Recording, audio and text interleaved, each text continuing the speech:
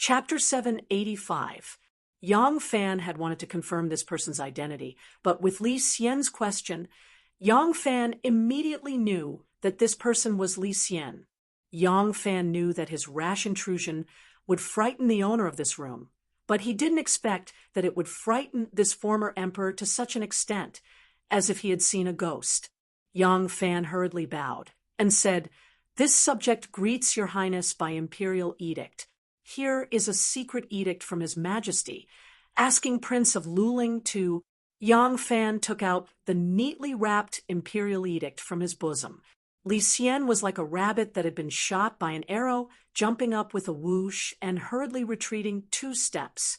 Waving his hands, he said in a trembling voice, "I won't look.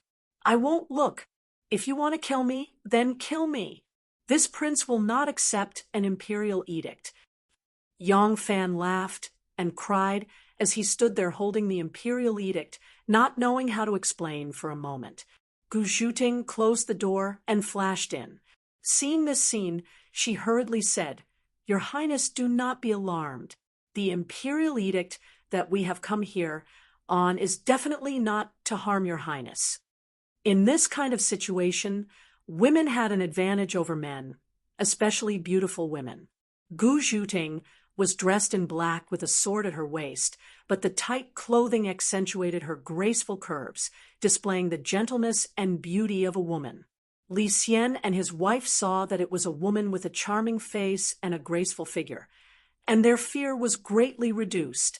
Madame Wei forced herself to remain calm and stepped forward to ask, You have come on imperial edict. Why are you like this?" Yang Fan understood and said, "This must be Princess Consort."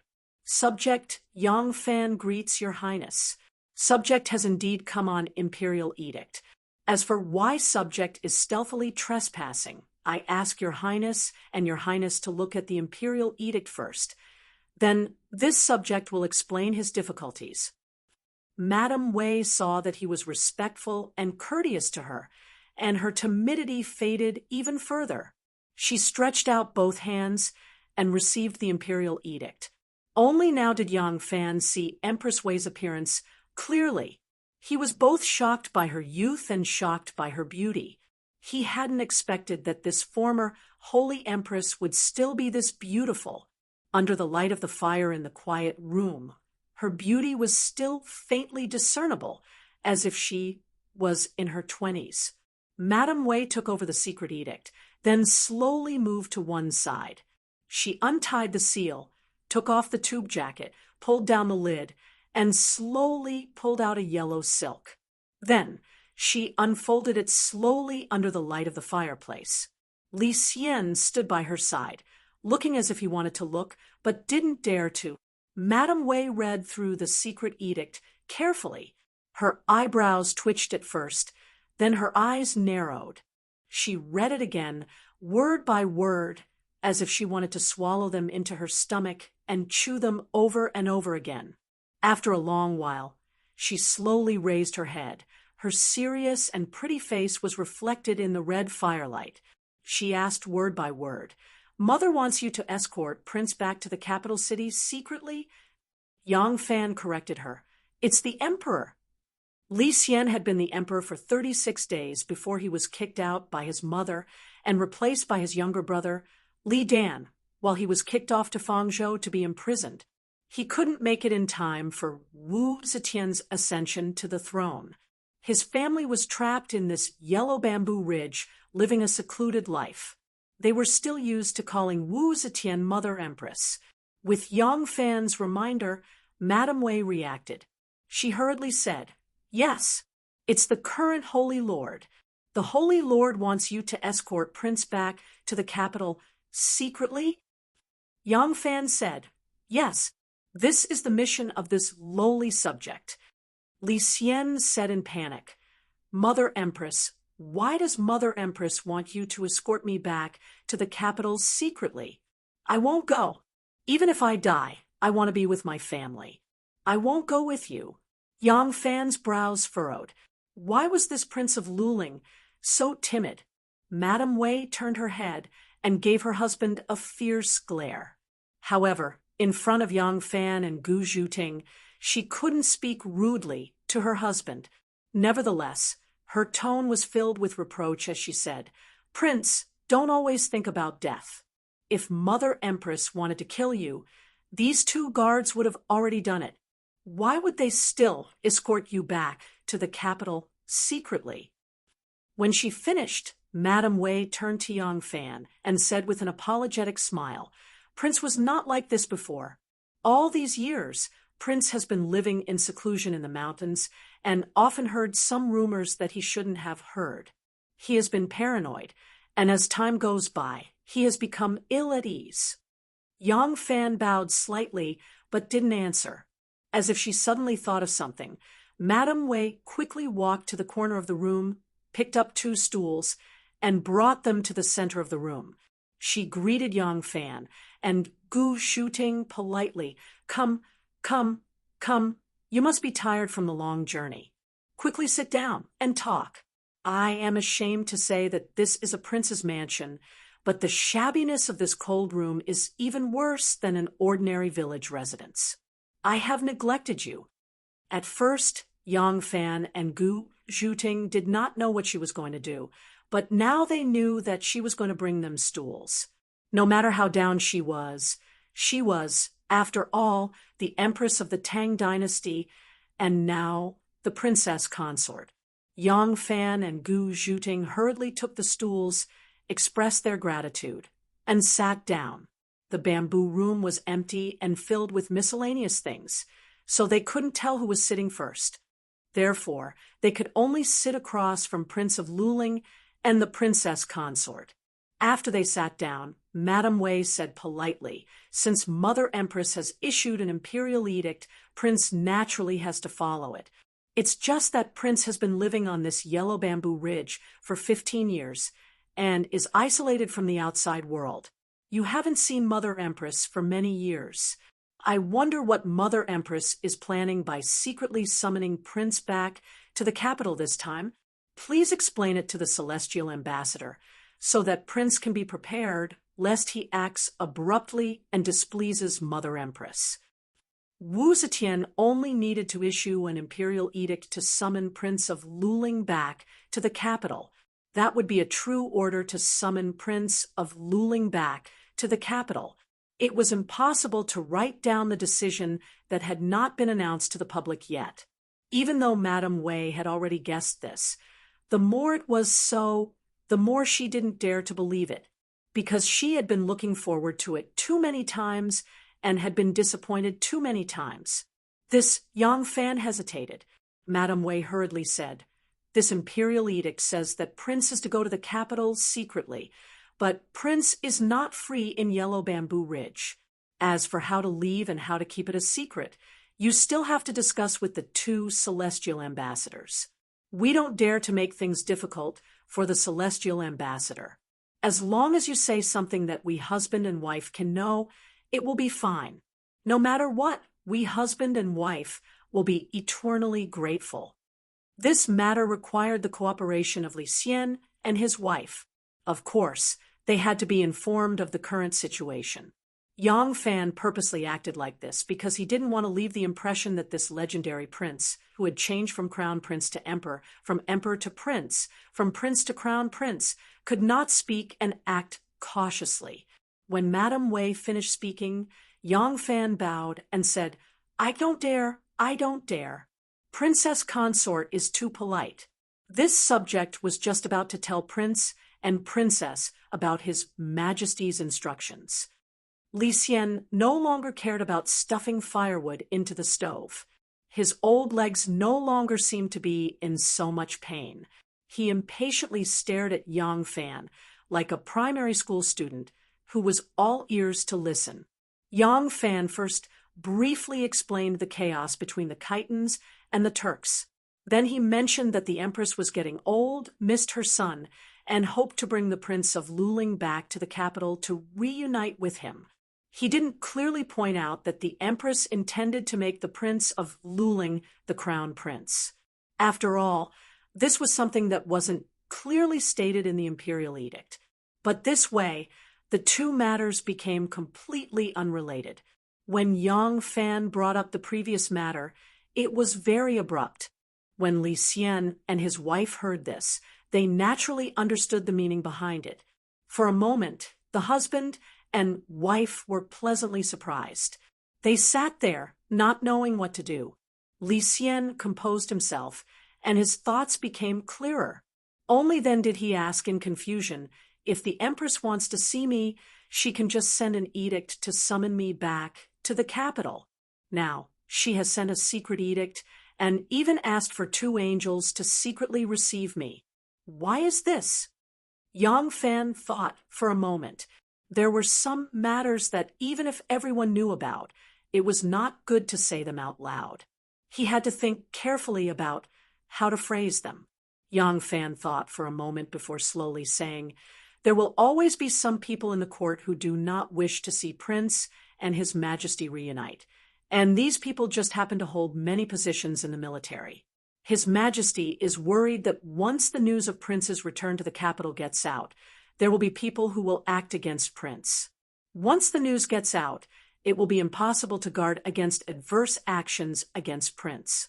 Does Prince and Princess understand what this subject is saying?" Li Xian and his wife naturally understood. The so-called some people were naturally members of the Wu clan. The troops guarding them at Yellow Bamboo Ridge belonged to the Wu clan. Every year, the Wu clan would send people to inspect this place. During and after each inspection, the days of their family would be the most difficult.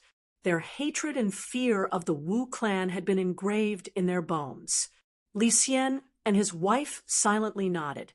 Yang Fan sighed and said, "Thus, this subject snuck in late at night to seek an audience with Prince.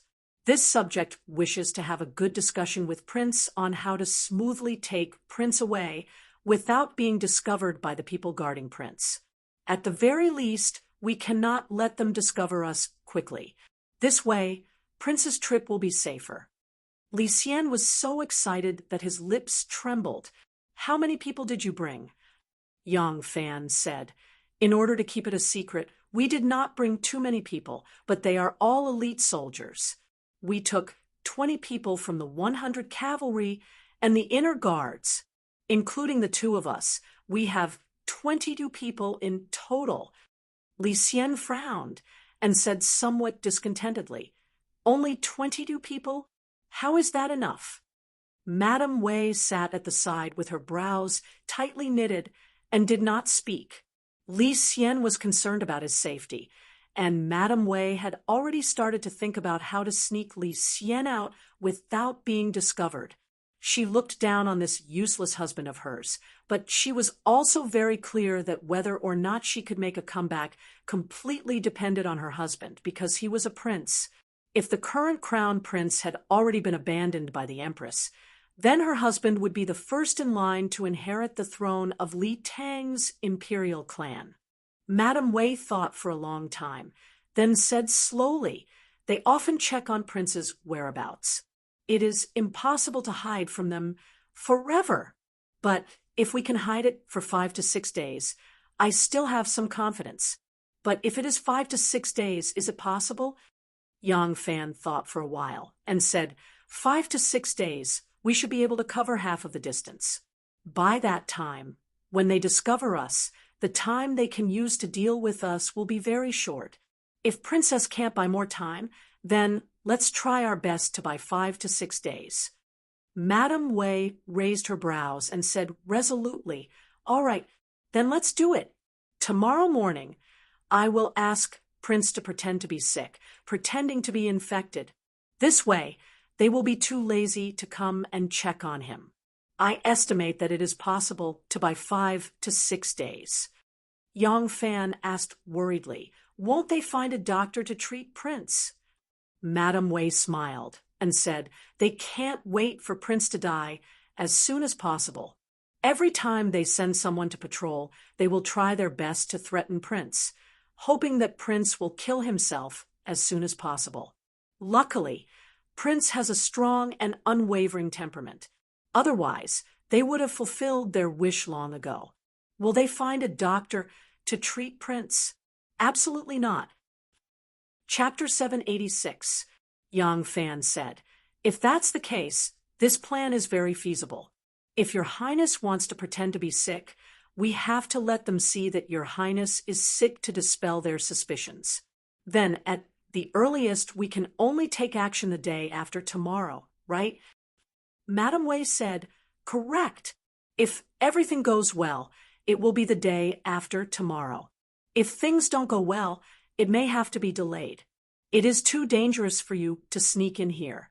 Once they find out, it will be hard to avoid falling short of success. Therefore, from now on, before we take His Highness away, don't take the risk to come here again. If everything goes well here, I will hang a red bedsheet in front of the building. You will be able to see it clearly from the bamboo forest in the distance. If you see this red bedsheet, you must make preparations to take His Highness away tonight." Hearing this, Yang Fan was filled with deep veneration. This Empress Wei, who had been trapped in Huangjuling and lived the life of a village woman for more than 10 years, was still able to maintain such a mind and imposing manner. It was truly rare. Uneasily, Li Xian asked, "Wife, aren't you and the children coming with me?" Perhaps in front of the most powerful and callous mother in the world, this former member of the royal family had lost his pride, his courage, and his self-confidence. But because of this, he cherished his family even more. It was often said that there was no family love in the imperial family. However, this son of the Son of Heaven, after losing everything, had only family love, the family love that came from his wife and children. How could he not cherish it? With a hint of joy in her eyes, Madame Wei held his hand tightly and said softly, "Lang Jun, follow the two angels back to the capital first. The most important thing is your safety. As long as you can safely reach the capital, we can leave easily. At that time, no one will make things difficult for us." Li Xian opened his mouth, speechless, and nodded. Seeing this, Yang Fan stood up and said, "In that case, this subject will take his leave. After returning, this subject still needs to make some careful arrangements so that we can immediately return to the capital after taking His Highness away." Hearing this, Madame Wei hurriedly stood up and bowed to him, saying, "Everything, I will leave it to the two angels." Li Xian and his wife escorted Yang Fan and his wife to the door. The rain was still falling, but the husband and wife didn't open an umbrella. They stood under the curtain of rain, foolishly watching the two's figures quietly disappear into the night, their eyes filled with hope.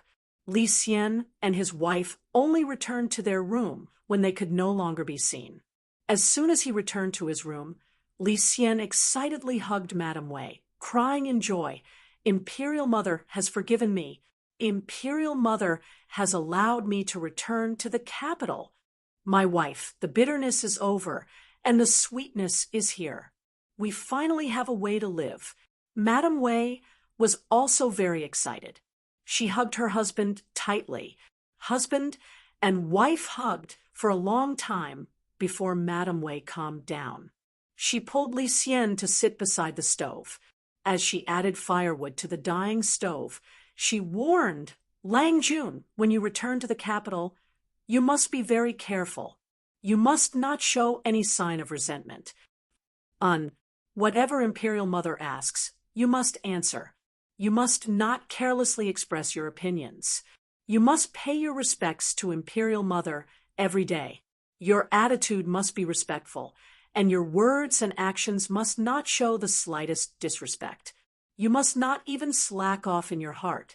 Imperial Mother is not so easily deceived. No matter what you think in your heart, you must always remember to tell yourself that Imperial Mother is someone who can let you live and also let you die. In the future, whether you will ascend to the throne of supremacy and become an emperor or once more become a prisoner, it all depends on a single thought of Imperial Mother. Also, Lang Jun can only get close to the people of the Wu clan, not alienate them. Moreover, you must not show the slightest hatred or dissatisfaction.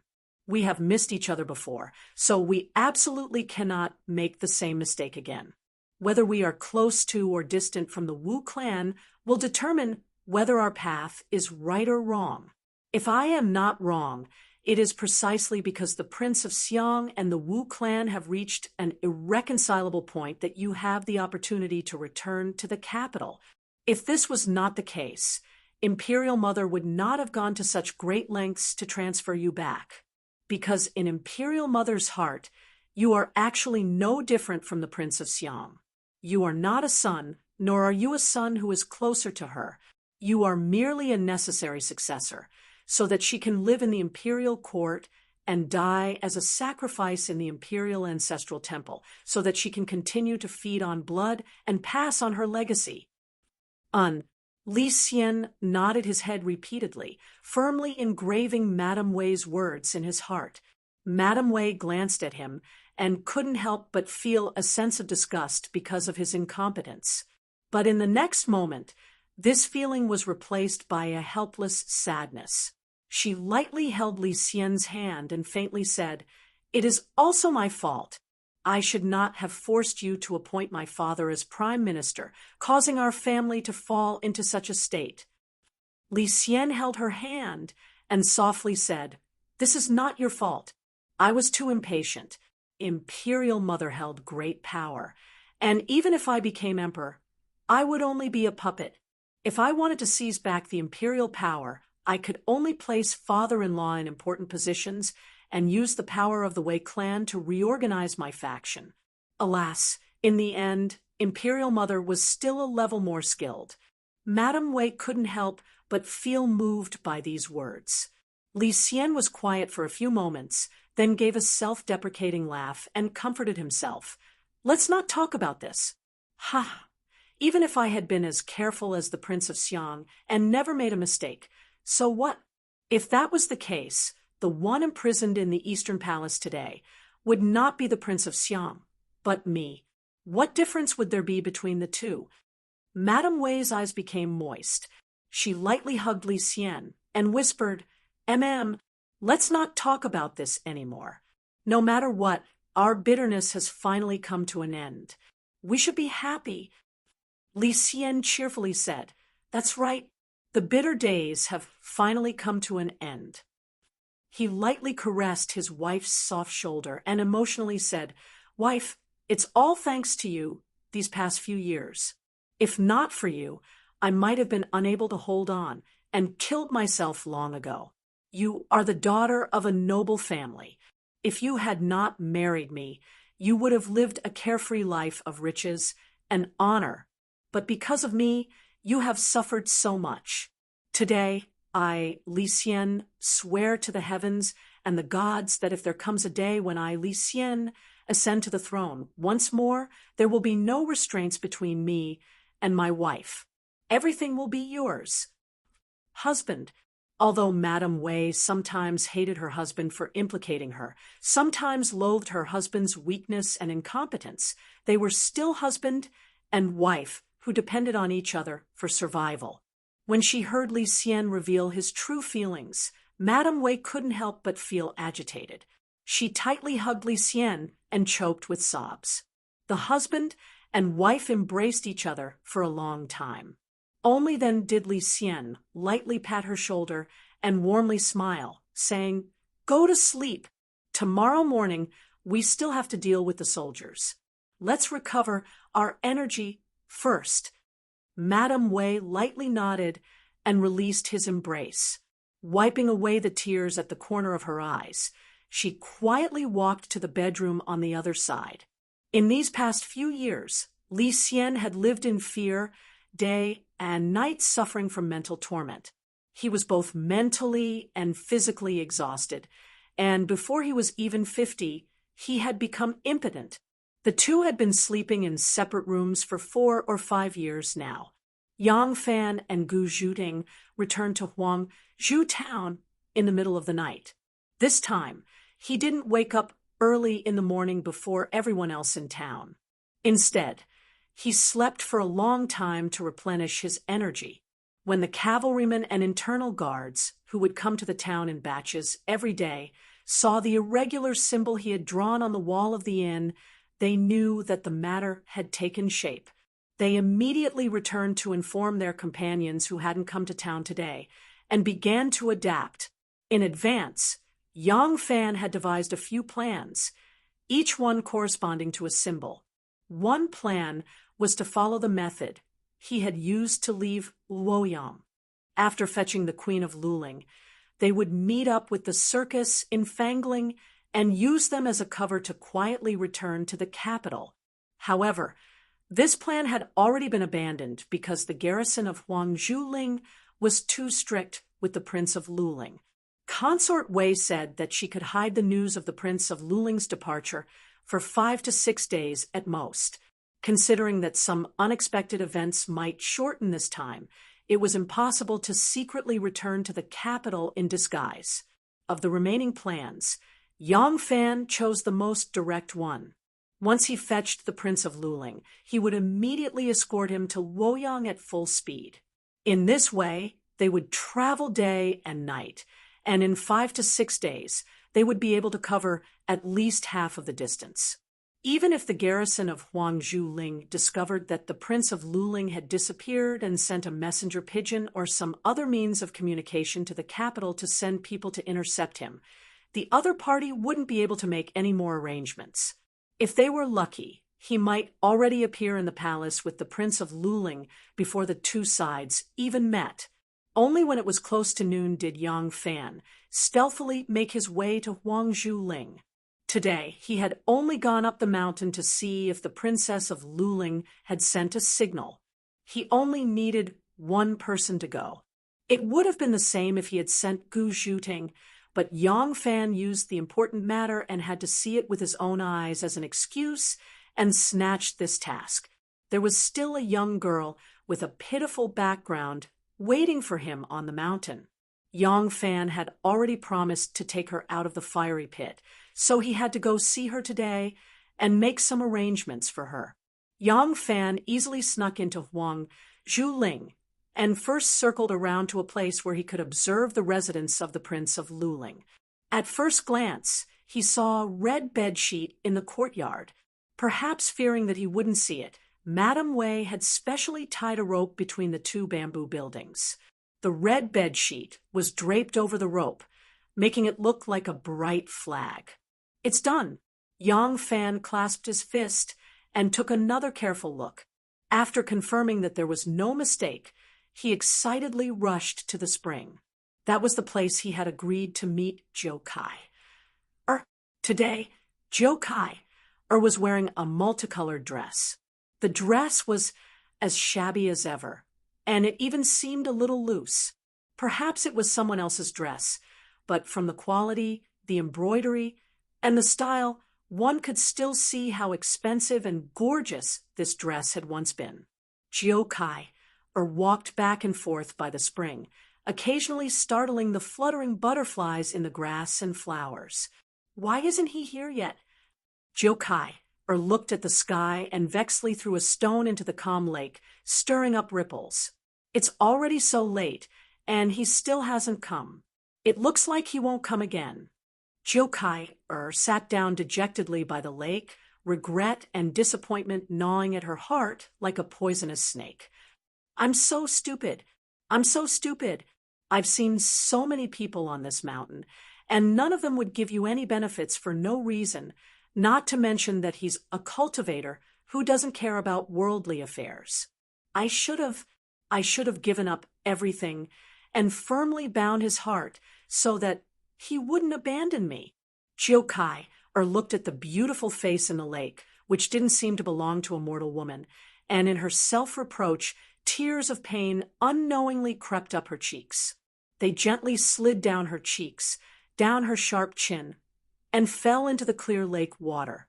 She had originally thought that her rough life was the greatest pain in the world, but now she realized that the greatest pain was when someone gave you hope only to cruelly take it away. Zhou Kai. In her daze, she seemed to hear Yang Fan's call again, and this call was like a needle stabbing into her heart. "No, it seems to be real." Hearing the call getting clearer and clearer, suddenly quivered and turned around in surprise. Chapter 787. Brother Chow. Was like a happy little magpie as she dove into Yang Fan's embrace, wrapping her arms around his neck.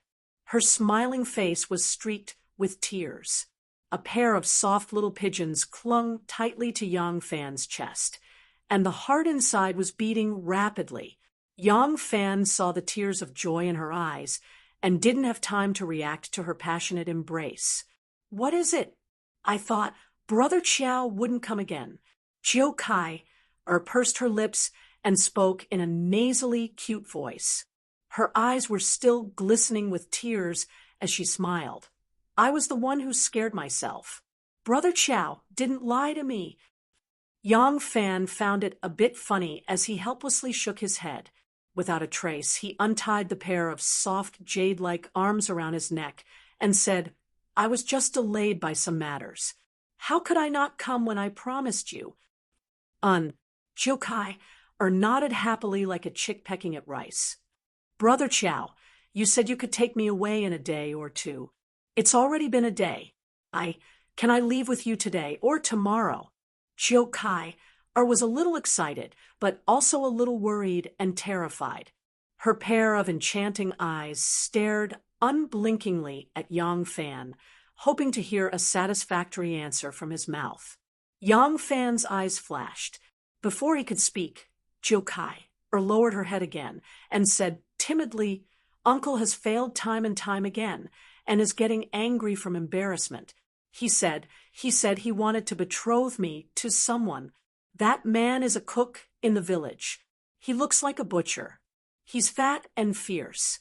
He used to have a woman, but he beat her to death when he was drunk. I'm scared.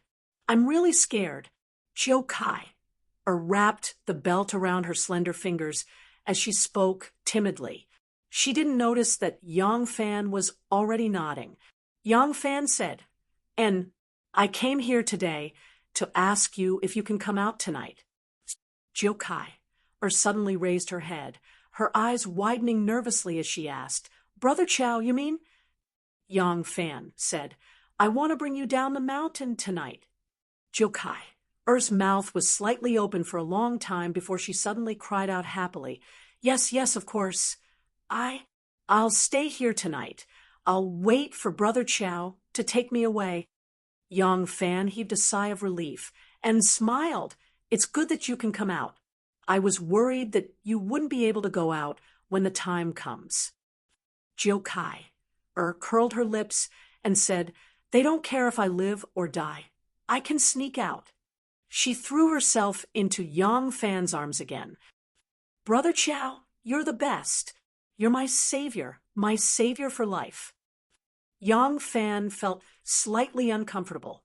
He wasn't used to such intimacy and was about to gently push her away when suddenly let go of him and said urgently, Brother Chow, we're leaving tonight. Can you stop looking for the bamboo treasure for now? Yang Fan thought to himself, I've already found the bamboo treasure I'm looking for.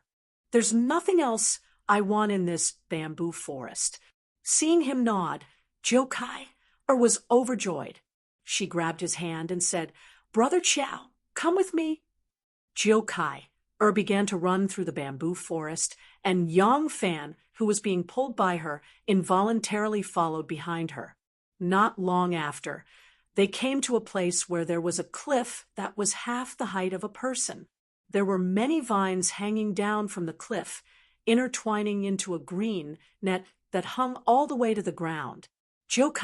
Let go of Yang Fan's hand and spun around. As she spun, her large skirt opened up like 5 colored petals, revealing a pair of jade-like calves. Panted, and her eyes lit up. Brother Chow, come in and see. This is my little house. Parted the vines and crawled in. Yang Fan curiously followed her in. The top of the rock was about the height of a person, so it was not difficult to stand on it. It was about 7 feet deep, and the ground was covered with a thick layer of bamboo branches and soft grass. It was like a big bed. Joe Kai's legs moved together, and she jumped happily. Her skirt rose and fell again. When it fell, she was already happily sitting on the soft grass bed. The 7-colored skirt spread out around her. The grass was like lotus leaves, and the skirt was like lotus flowers. She sat in the middle like the pistil of a flower. Brother Chow, come. Jiu Kai smiled and patted the soft grass bed. Yang Fan sat down on the side of the bed and smelled the natural fragrance of the grass. He smiled and looked around. Not bad, just like what we cultivators call a paradise. I didn't think that there would be such a place in Huangzhou Ling. Moreover, there is a beautiful fairy in this blessed enclave. Yang Fan turned around and smiled at Jiu Kai, touched her face and said happily, Brother Chow, am I really beautiful? She knew that she was beautiful. She knew it since she was young, and as she grew into a young girl, she understood this even more. It wasn't like she didn't see the lustful gazes of the men in the village, but she didn't know just how beautiful she was. This was an isolated mountain village. How beautiful could a village girl be? It was said that there were many beauties in Chang and Luoyang. Beauties from all over the world would gather there, whether they were willing or not. Brother Ma Chiao was someone who had seen the world and was a cultivator with a strong will. Jiu Kai didn't have the confidence that her beauty would be able to charm him. Hearing Yang Fan say this, Jiu Kai was very happy and her confidence increased, but she still lowered her head shyly and rolled up her clothes. She pretended to be shy and said, That's not it. Brother Chow has seen many things and must have seen many beautiful women. How am I compared to them? Yang Fan smiled. Indeed, there are many beautiful women in the world. Especially in the big cities, there are many beauties, and they know how to dress. Many times, a person who looks like a goddess will become a horrible sight once they take off their makeup. So to see if a woman is truly beautiful, you can only know after she takes off her makeup. Jiu Kai bit her thin lips and thought for a moment. Then she suddenly crawled towards Yang Fan. An extremely beautiful girl was like a wild and untamed raccoon in a wild cave with hanging vines. She was like a wild and untamed raccoon, twisting her perky buttocks as she climbed toward a man with an enchanting elegance. What kind of feeling was that? Yang Fan's heart couldn't help but beat faster. He wasn't a saint. When a type of beauty reached its peak, his heart would also be moved. Then, Brother Chow, can you see if I have makeup on? So close. Her breath was like orchids, and her nose was like goose fat.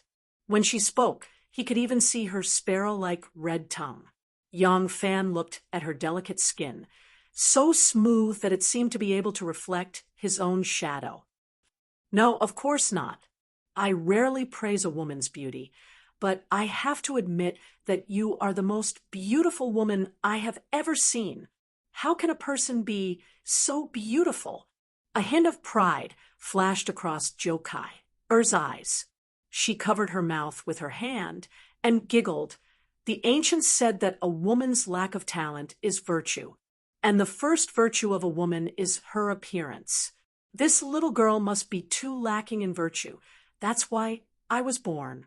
Jiu Kai giggled, and Yang Fan couldn't help but laugh as well. Jiu Kai smiled. The smile on her face was like a ripple in the water, slowly fading away. Then she slowly calmed down.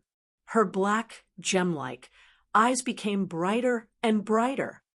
Big Brother Chow, Jiu Kai likes you. And Yang Fan's eyebrows rose. What entered his eyes was a small pink mouth. A soft and light mouth gently kissed his. Yang Fan's body froze. Jiu Kai, we can't. Yang Fan refused, but his tone was not firm. This was a place that could easily bring out one's true nature. With such a beautiful person, it was hard for people to not have any desires. Why not? I can see that Brother Chow likes me, and I also like Brother Chow. Liking doesn't mean you have to possess. Yang Fan did not finish his sentence. This time, Jiu Kai was like a nimble kitten pouncing on a skylark that was pecking at its feathers. Her body was very soft, but it was enough to push Yang Fan down, throwing him onto the soft and bouncy bed of grass. Brother Chow, take me, Jiu Kai, whispered in Yang Fan's ear, her trembling voice causing Yang Fan's blood to pump even faster. I am still a virgin, but if I stay on this mountain, I don't know how long I can stay. Brother Chow, you are willing to take me away. You are not only saving this servant's body, but also this servant's heart. This servant is willing to serve brother for the rest of my life. I am willing to be a servant or a servant. Jiu Kai, hugged Yang Fan tightly, muttering intimately as she tore at his clothes. Yang Fan had always believed that men were the ones who took the initiative. He had never thought that he would encounter such a situation, where he would be in a situation where he was reluctant to give in, but facing such a beautiful girl, he really couldn't hold on to his will. Jiu Kai boldly took off his clothes as she shyly buried her jade-like face into his chest. Yang Fan did not notice that there was a seductive smile on Jiu Kai's face. There was a trace of slyness hidden in her eyes, the slyness of a prey that had fallen into her trap. She was still worried, even though she could see that Yang Fan's promise was sincere. But it was said that women's hearts were fickle and men were the same. One moment they could sweat and bleed for you. The next moment they could change their minds and heartlessly deny any promise they made to you. She had enough of this Huang Zhuling. She had enough of this life. She wanted to leave. She wanted to jump out of this little world and jump into a bigger, more exciting space. But what did she have?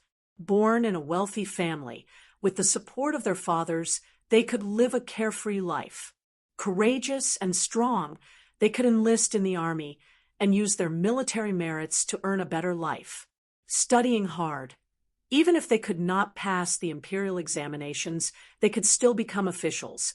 All of this was the path of a man. She was a woman, so what did she have? The heavens had only bestowed upon her an incomparably beautiful appearance and a snow-white body. These were her only assets. She wanted to change her way of living, so she wanted to invest her only capital into the man who could change her life.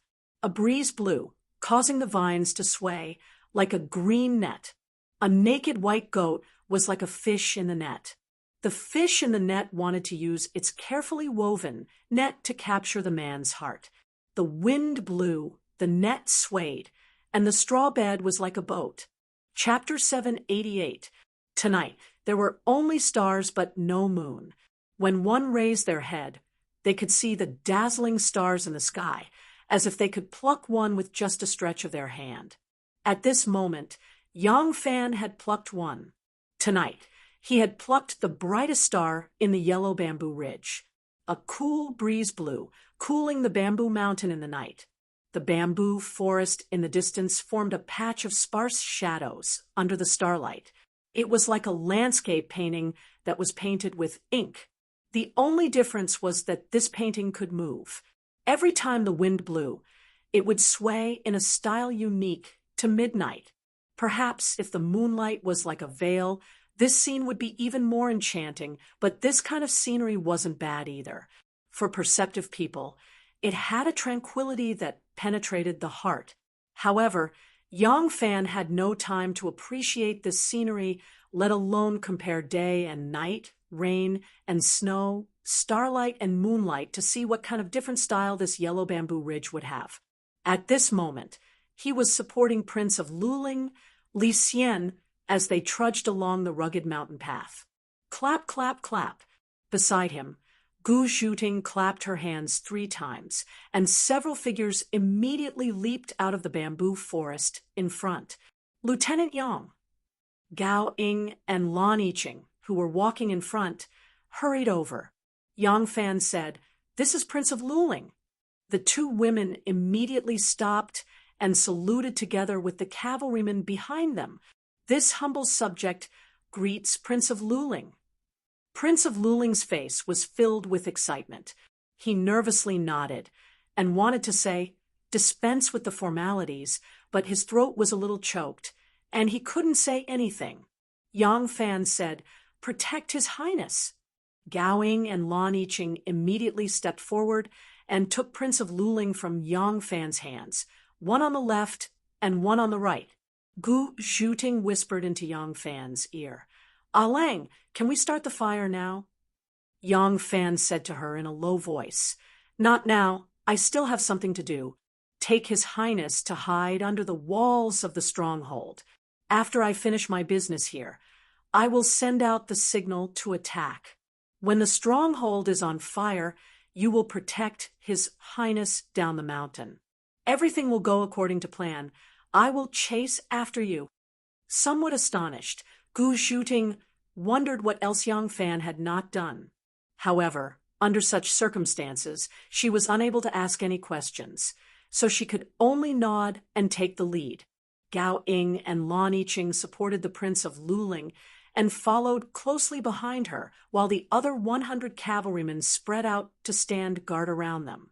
With a series of rustling footsteps, the group disappeared into the bamboo forest up ahead. Seeing that they had already left, Yang Fan immediately dashed into the bamboo thicket. He still had to bring Jokai to the spring.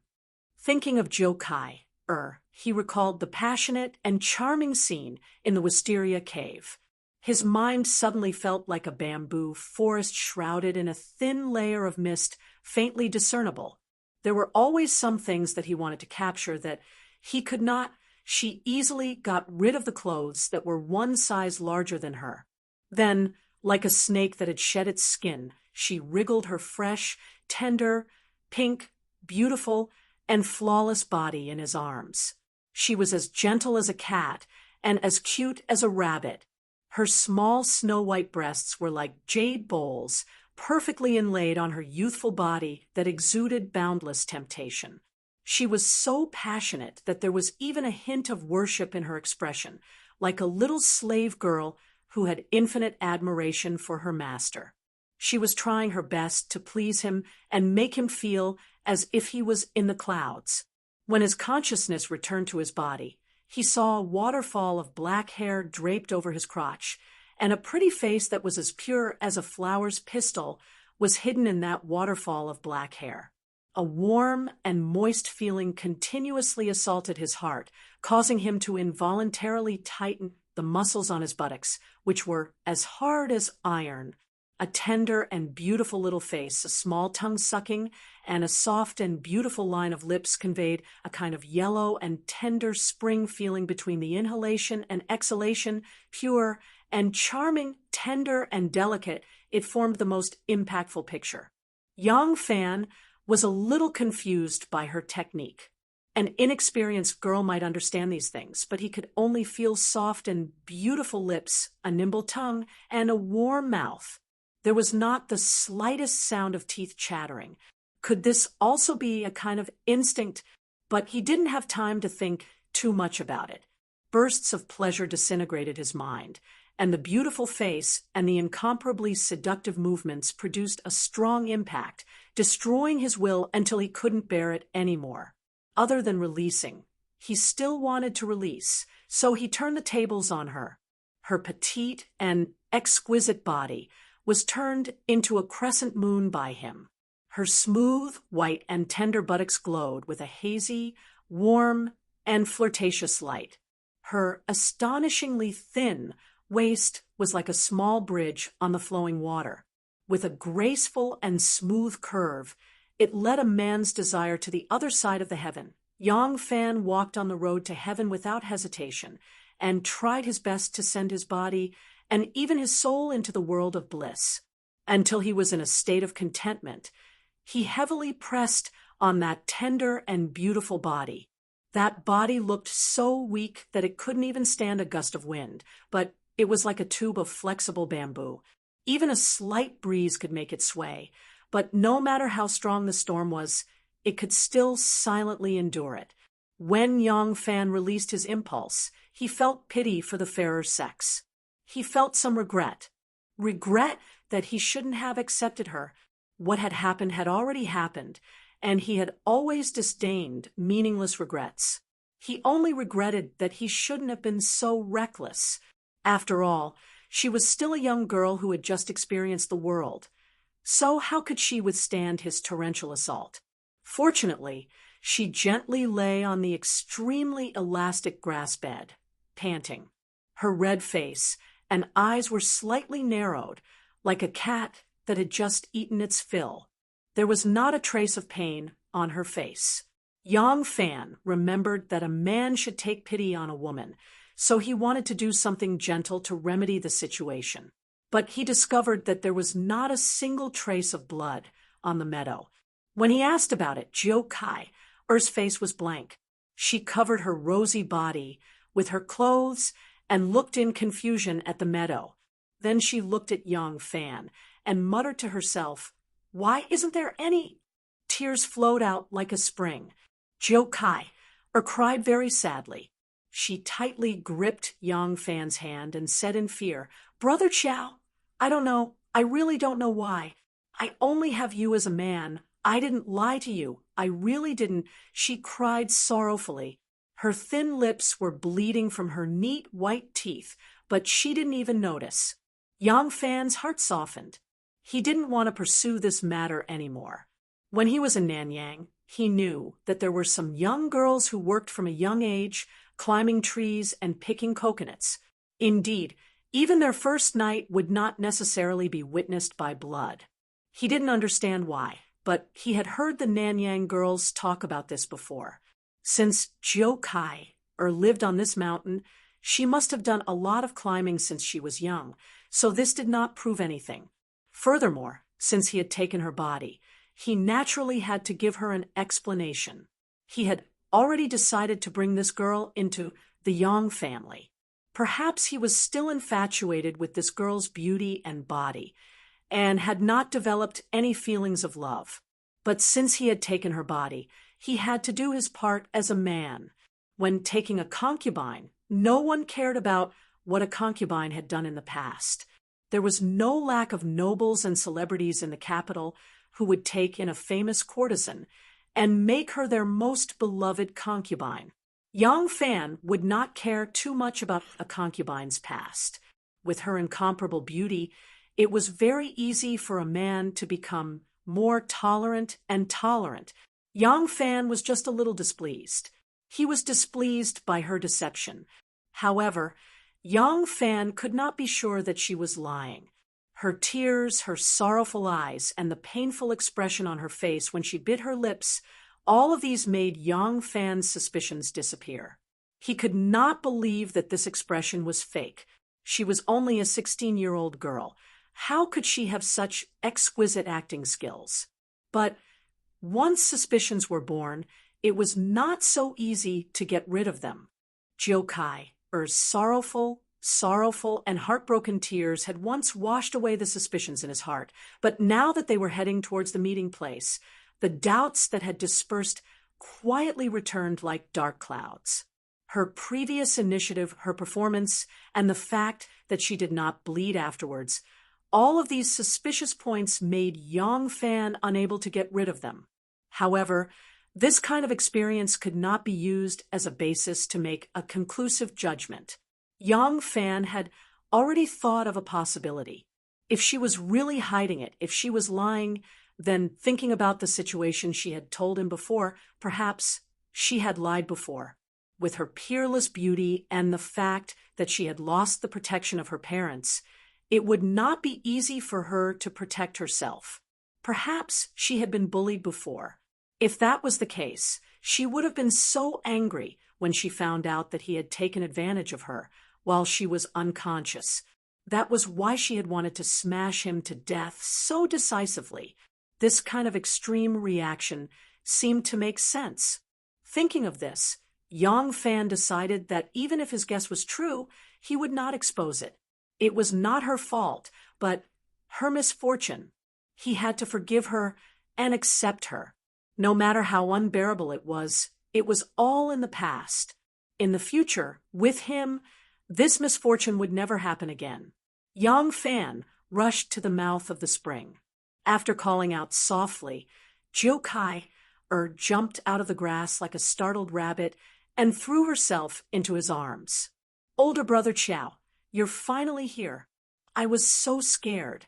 I've never been hiding here so late at night. Having put down the knot in his heart, Yang Fan smiled softly and stroked her hair. He said in a low voice, "Did your family notice?" Jiu Kai replied in a cute nasal voice and nodded in his arms. "No, I snuck out while they were asleep." Yang Fan said with relief, "That's good. This is not a place to stay for long. Let's go." "Okay." Jiu Kai happily agreed before realizing something was wrong. "Older brother Qiao, this is not the direction to go down the mountain." Yang Fan said, "I know, I still have something to do. Come with me." Yang Fan pulled the confused Jiu Kai to a protruding rock and said to her, "Wait for me here." After saying that, Yang Fan leaped onto the rock and took out a match from his bosom. He pulled out the stopper and blew it hard. The match emitted a flame.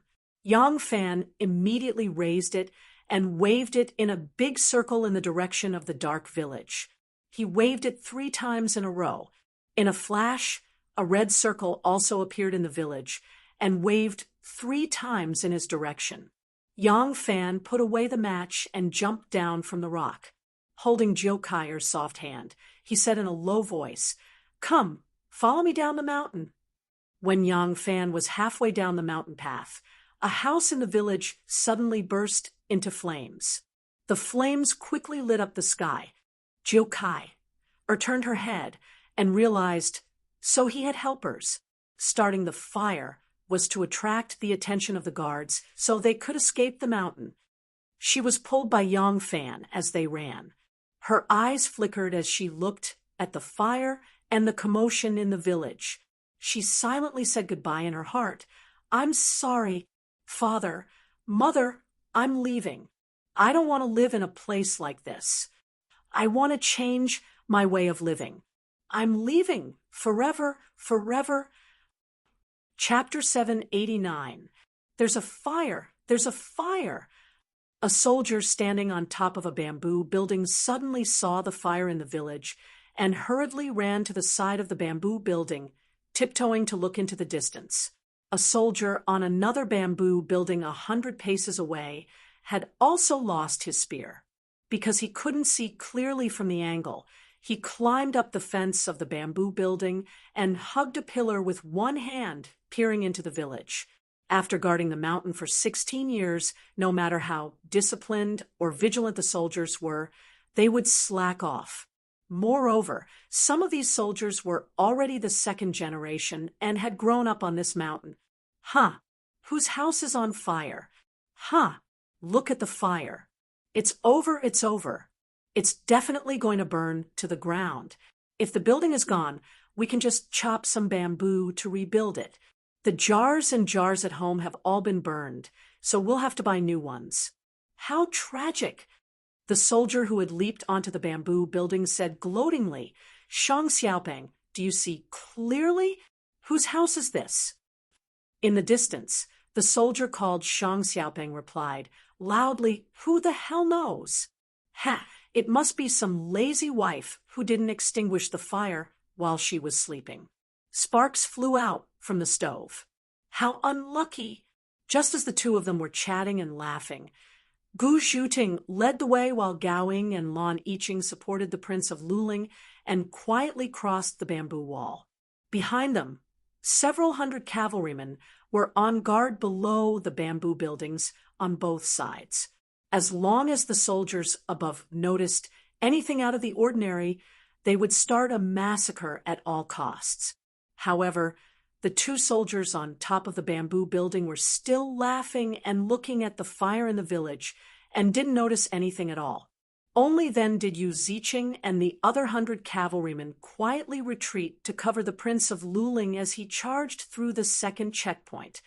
That house seems to be burning, seems to be Shang Xiaopeng. who was watching the commotion, suddenly climbed up the fence and stretched his neck to look into the distance. F***CK. That's my house. That's my house. Plop. He lost his footing and fell from the top of the bamboo building. Luckily, the ground was soft and overgrown with weeds, so he wasn't injured. Shang Xiaopeng immediately got up and ran into the village. As he ran, he wailed like a ghost and howled like a wolf. Wife, Yaji, my newly married wife, you better not. Burn your face. Yang Fan pulled Zhou Kai, and hid in the bushes. He watched as Shang Xiaopeng ran past him like a bull. He held Zhou Kai's hand and said, "Let's go." Outside the yellow bamboo ridge, there was a forest that extended out. This place was no longer just bamboo, but all kinds of plants. The further out one went, the more trees there were. It was a very good hiding place. The hundreds of cavalry and internal guards who were camping in the surrounding villages of Yellow Bamboo Town had already settled their tents and left their residences in the evening, gathering here.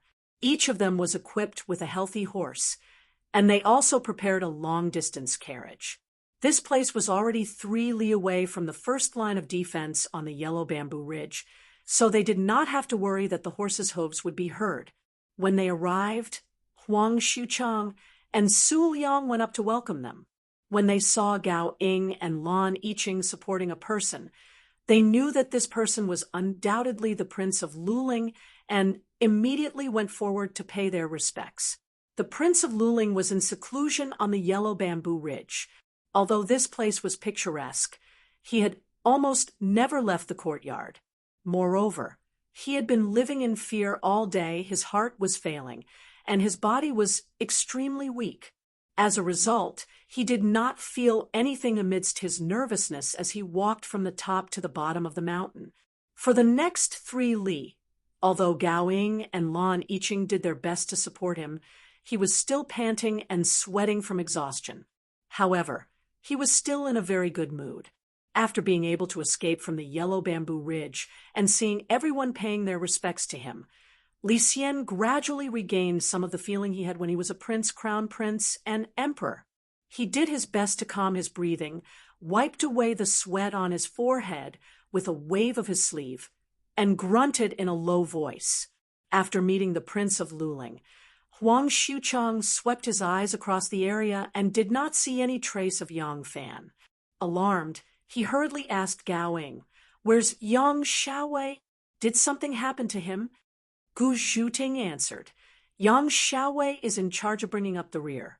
He specifically told us to immediately take His Highness and set off. He will naturally catch up." Gu Zhuting paused, then said, "I'll stay behind to provide support." Huang Xuchang and Su Liang did not have time to ask any more questions.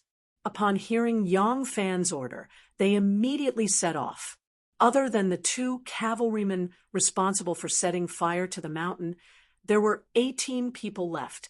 17 of them mounted their horses. One of them helped the Prince of Luling onto the carriage, and then sat on the driver's seat. Reaching out to shake the reins, the light carriage galloped away. This place was still close to the Yellow Bamboo Ridge. The hoofs of the horses were all wrapped in soft cloth, and their mouths were reined in so that they could not neigh. Landing on the ground with a soft thud, they soon disappeared into the boundless night. When Shang Xiaopeng found his wife and found that the fire did not burn her face, he relaxed and began to scold his wife for not looking after the fire when she was sleepy at night. His parents, brothers, and neighbors who lived in the neighboring courtyard hurriedly came forward to mediate. While they were busy, Yang Fan had already left the Yellow Bamboo Ridge and arrived at the dense forest 3 li down the mountain. "Aleng!" Gu Zhuting quickly went forward to greet him. As she called out to Yang Fan, she glanced in astonishment at Zhou Kai, who was standing beside Yang Fan. Just now, when she saw the figure, Gu Zhuting knew that it was a woman and not one of the 100 cavalrymen left behind on the mountain. Now that she had come closer, although the sky was not very bright, due to the starry sky, she could still vaguely make out the girl's appearance. She saw that her beautiful hair was draped over her shoulders, her eyebrows were picturesque, and her eyes were as beautiful as the stars in the night sky. She could not help but be slightly stunned. When Zhou Kai saw that the person who came to greet Yang Fan was actually a beautiful woman with a short sword in her hand, she could not help but roll her eyes. Didn't Ma Qiao say that he is a Taoist cultivator of external alchemy? Why does he have such a beautiful woman as his maid? Don't tell me she is from the dual cultivation sect. Her eyes were bright and intelligent. In the eyes of men, they might only feel that she was charming and cute, but in Gu Zhuting's eyes, it was a kind of cunning that did not belong to a girl of her age. No, it was cunning. Gu Zhuting felt a kind of disgust in her heart. Sometimes a person's impression was only at the first glance. With just one glance, Gu Zhuting already disliked this girl. Already left? Yang Fan glanced at the forest and asked Gu Zhuting. Gu Zhuting looked at him curiously, but he did not explain Zhou Kai's origin to Gu Zhuting. Other than his wife, the one who was in charge of this matter with him, Huang Xuchang and Gao Ying, he did not need to explain to anyone else. Seeing that Yang Fan had no intention of explaining, Gu Zhuting withdrew her inquisitive gaze and said, "Yes, according to Lang's instructions, they have already left. They have been gone for about half an hour." Yang Fan breathed a sigh of relief and turned to Zhou Kai. This is Sister Gu." Zhou Kai was pondering what Yang Fan meant by already left. Listening to his conversation with this beautiful woman, it seemed that his identity was not as simple as a Taoist cultivator who came to the mountain to collect herbs. However, Zhou Kai was not too worried. She could feel that Yang Fan did not have any malicious intentions towards her. Moreover, she was now much more confident in her own beauty and charm. Although she felt that Yang Fan was not as simple as a Taoist cultivator, she discovered that Yang Fan still had a considerable amount of strength. Perhaps he was even more impressive than a Taoist cultivator. This made her secretly happy. She did not choose the wrong person. With this man, she would definitely be able to live a different life. Hearing Yang Fan's words, Zhou Kai immediately calmed herself down and bowed to Gu Zhuting, saying with an innocent expression, "Zhou Kai greets Sister Gu." Gu Zhuting responded indifferently and didn't say anything else. Yang Fan then said to Gu Zhuting, "You guys stay here. I'll go back and pick up the brothers who stayed behind." Gu Zhuting nodded and watched as Yang Fan flew away. She turned to the side and stroked the horse's mane before leaning her back against the tree and closing her eyes to rest.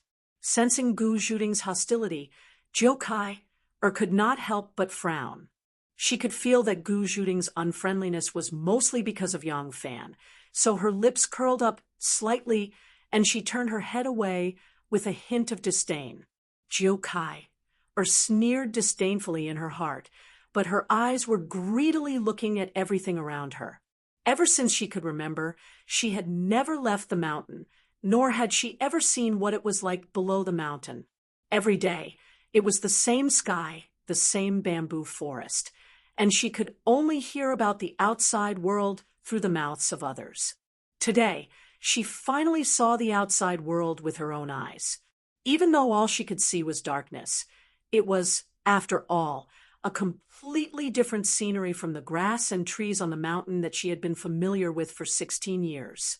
Yang Fan had brought back 200 guards. The ones who were responsible for setting the fire were Zhang Qi and Tian Yen. The two of them were not very skilled in martial arts, but their movement techniques were not bad.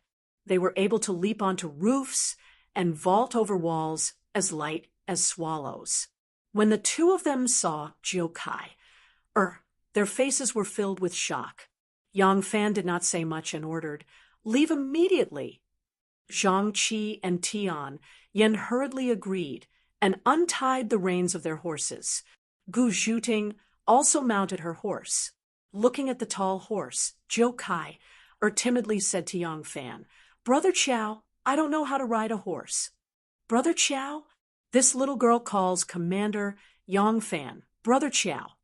There seems to be some unspeakable story here. Zhang Qi and Tian Yen looked at the beautiful girl who could not hide her natural beauty in the darkness, and then looked at Yang Fan. Their curiosity was suddenly aroused. "I didn't prepare a horse for you in the first place. I'll carry you," Gu Zhuding said coldly. Her legs pressed against the horse's abdomen, and she went to Zhou Kai's side.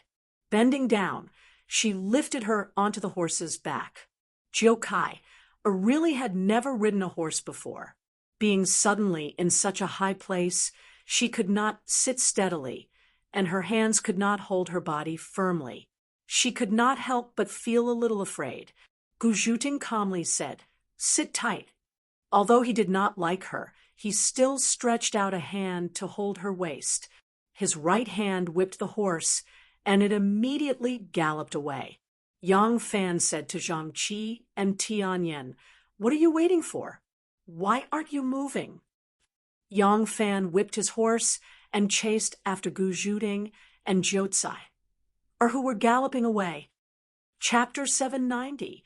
Leaving Zhushan district, they followed Jushui all the way north, heading straight for Mount Yong near Gu City. By the time the sky brightened, Yang Fan's party was already 40 li away from Huangzhuling. They were exhausted and sweating profusely. The route Yang Fan had deliberately chosen did not have any villages or towns ahead. Once they were tired, they turned into a kernel. The carriage carrying the Prince of Luling still had several large bundles on it. At this time, they rested their horses, took out the bundles, changed their clothes, and had Gu Zhuting put on some makeup for them. The soft pads on the hooves of the war horses were removed, and their night clothes were changed into the casual clothes that they were used to wearing on long journeys. It was impossible for such a group of people to not attract attention, but if they disguised the female guards as men, they wouldn't attract too much attention. It was impossible for Gu Zhuting to disguise everyone in such a short amount of time. It should be known that it took her 4 hours to disguise Yang Fan for the first time. After that, it would take her at least half an hour to touch up her makeup. There were more than 20 people here. So how could she have the time to do it one by one? Riding a fine horse for the entire journey, Zhou Kai was on tenterhooks at the beginning. Her muscles tensed up. After a while, she realized that there was no danger and that the feeling of riding the wind was rather good. As a result, she relaxed her body and mind and began to enjoy this novel feeling that she had never experienced before. Along the way, the scenery that was completely different from the scenery on Yellow Bamboo Ridge entered her eyes one by one. Every one of them was a novelty. She even observed the carriage that had its curtains tightly drawn and did not know what important person or thing was hiding inside for a long time with great interest. She was very interested in the wheels that turned normally despite the bumpy road and did not fall apart as she had expected. Her special experiences gave her much more experience than other girls of her age. Perhaps it would take an ordinary person several decades to gain, but in other aspects, her knowledge was even inferior to that of a 3-year-old child. Ever since she was born, she had never seen those things. Gu Zhuting was helping some of the female guards to make up their appearances. Yang Fan first rushed to the carriage and secretly discussed something with the people in the carriage. After that, he hid in the forest, changed out of his martial attire, and changed into a very ordinary set of clothes. At this time, it was not Zhou Kai's turn to change her appearance. She was idly looking around on the hillside. The actions of Yang Fan and the others were extremely strange, causing Zhou Kai to suspect that they were a group of bandits. But she was only curious, not afraid. The dangerous environment she had been in had given her the ability to sense whether others had good or bad intentions towards her. perhaps she would be wrong about one or two people's attitudes. But with so many people, she could be sure that they didn't have any ill intentions towards her. Therefore, as long as the other party had no ill intentions towards her, then she would not care who the other party was. No matter who the other party was, no matter what the other party's identity was, no matter where the other party took her, was there a place more annoying to her than the Huangzhuling where she was trapped? Ouch! Zhou Kai'er was so focused on looking around that she didn't pay attention to her feet. A shallow dent appeared on the ground, causing her to sprain her ankle. It didn't hurt her tendons, but it hurt a bit. Zhou Kai'er hopped a few times with a pained expression on her face. "You're so careless, looking around while walking." Yang Fan walked over and asked her, "Is it serious?" Zhou Kai'er stepped on the ground with the tip of her foot and smiled sweetly at him. "It's nothing. It doesn't hurt." Yang Fan said, "That's good. Let's go. I'll take you to change your clothes. You need to change your appearance as well." Oh, Zhou Kai'er hopped a few times on her tiptoes before changing to a normal pace. She followed obediently by Yang Fan's side and asked softly, "Brother Qiao, why do you have to be so secretive? Are they picking herbs with Brother Qiao?" Yang Fan's footsteps paused, and he said hesitantly, "The situation here is very complicated. I can't explain it to you in a short amount of time. Don't ask too much. Don't worry, you are my woman now. I won't harm you. I will explain this matter to you later." Zhou Kai'er bit her lips and nodded obediently, saying in a soft voice, "I won't ask, I'll listen to Brother Qiao, but I only have one thing to ask of Brother Qiao." Yang Fan didn't think much of it at first, but now that the two of them had the most intimate relationship, it was a little awkward to hear her call him Brother Qiao again. But if he wanted to explain now, it would be a lot more long-winded. As long as he listened to her request, he asked, "What is it?" Zhou Kai'er blushed a little and said in a small voice, "I want to ride with Brother Qiao when we travel. Is that okay?" Yang Fan smiled and said, "Okay. What's wrong with that?" Yellow Bamboo Ridge, the Prince of Luling's home. Consort Wei looked at the children gathered in the hall with a gloomy expression. Even though Li Xian's health had been deteriorating in recent years, and he was gradually losing the ability to have sex, he used to be very productive and had many children. He had 4 sons, Li Zhongruan, Li Zhongfu, Li Zhongjuan, and Li Zhongmao, and 7 daughters. Among them, only the eldest son, the 3rd daughter, the 4th daughter, and the youngest daughter, who was also the most doted upon by him and his wife, the 7th daughter, were Wei Shi's biological children. At this moment, the family was so nervous because 7th Princess Li Guo had disappeared. When they woke up in the morning, the sisters didn't see Guo.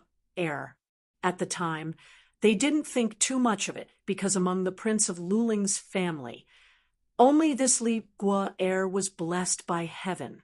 She could roam around Yellow Bamboo Ridge without being criticized. Even the commander of the garrison, Jia Xing, liked her. Guo was a princess, so Jia Xing didn't dare to officially take her as his adopted daughter. But in the stronghold, Guo had always called him godfather, and Jia Xing didn't deny this.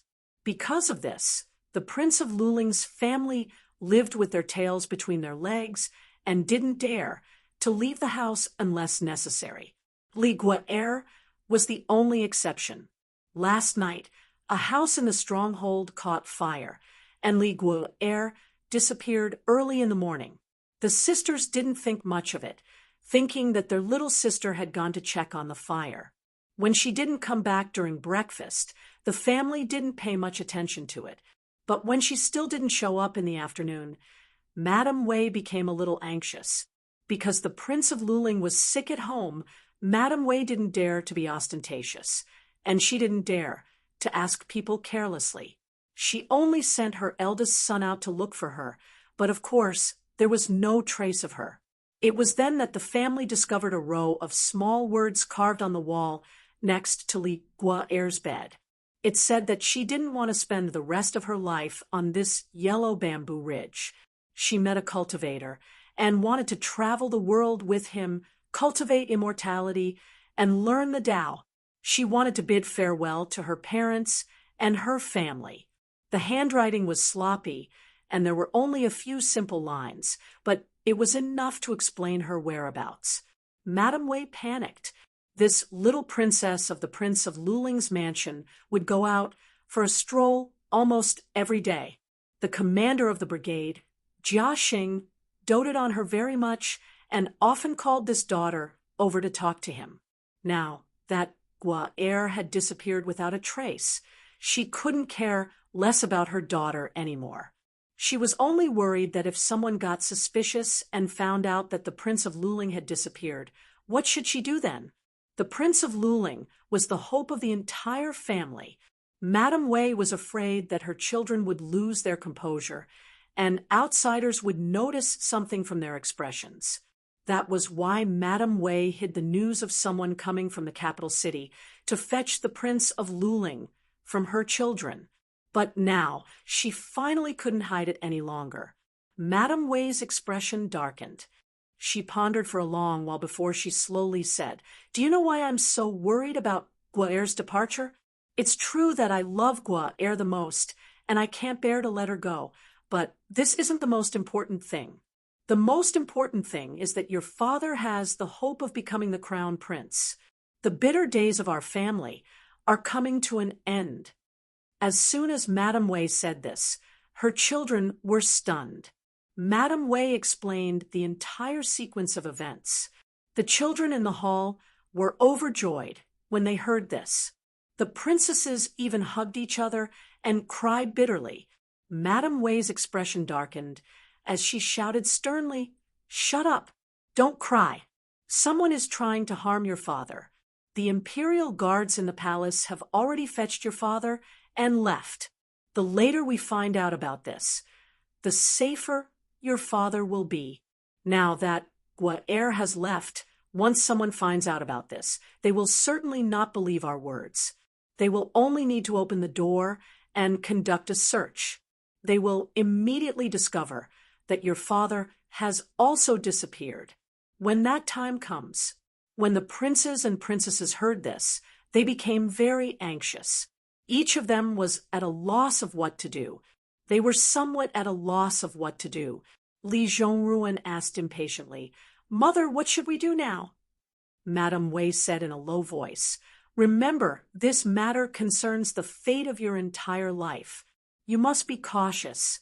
If there are outsiders who don't see Guaer and become suspicious, when they ask about you, just say that your father is seriously ill and that Guaer is attending to him at his bedside.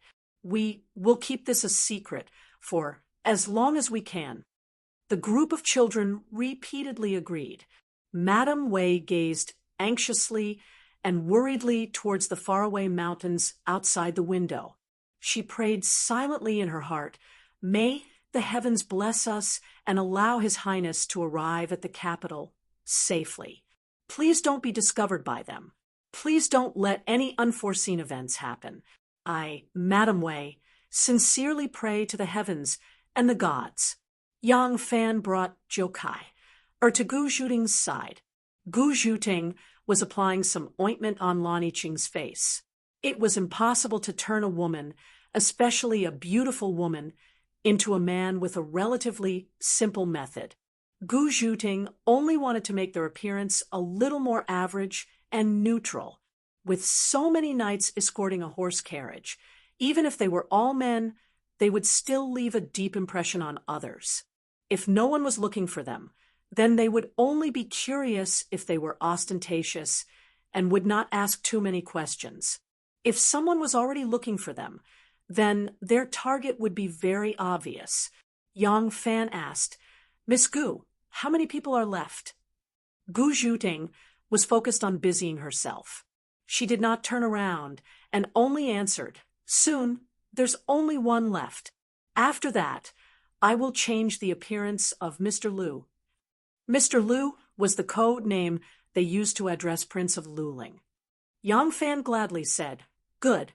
In a while, change the appearance of Jokai. As well. Make sure she doesn't stand out too much during the journey. While Yang Fan and Gu Zhuting were talking, Huang Xuchang, who was standing guard beside the carriage, heard a call from inside the carriage. He went over to ask.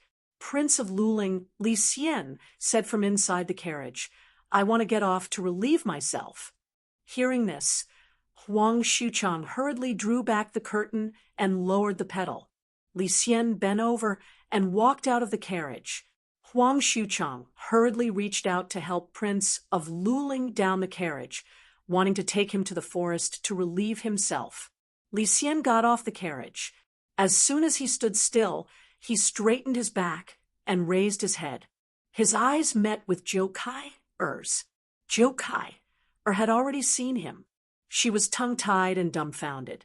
When Li Xian saw Jokai-er, he immediately cried out as if he had seen a ghost. Chapter 791. Li Xian rushed forward and grabbed Jokai-er's shoulder, exclaiming in shock, "It's really you? Why are you here?" Everyone looked at them in shock, and even Gu Zhuting temporarily stopped. However, no one was particularly surprised, including Yang Fan, because Jokai-er had been brought out of Huangzhuling, and the Prince of Luling had been imprisoned there all these years. Wasn't it normal for him to know a girl who lived there? What puzzled Yang Fan was does Jokai have another name? However, Jokai-er's next words petrified everyone present. Jokai-er's face was also filled with shock and confusion, crying out involuntarily, "Father, why are you here?" "Father?" When these words came out, everyone was tongue-tied, unable to speak. Yang Fan looked at Jokai-er in shock, his pupils constricting into a line. "She's the Prince of Luling's daughter? Is Li Gua her real name? How many lies has she told?"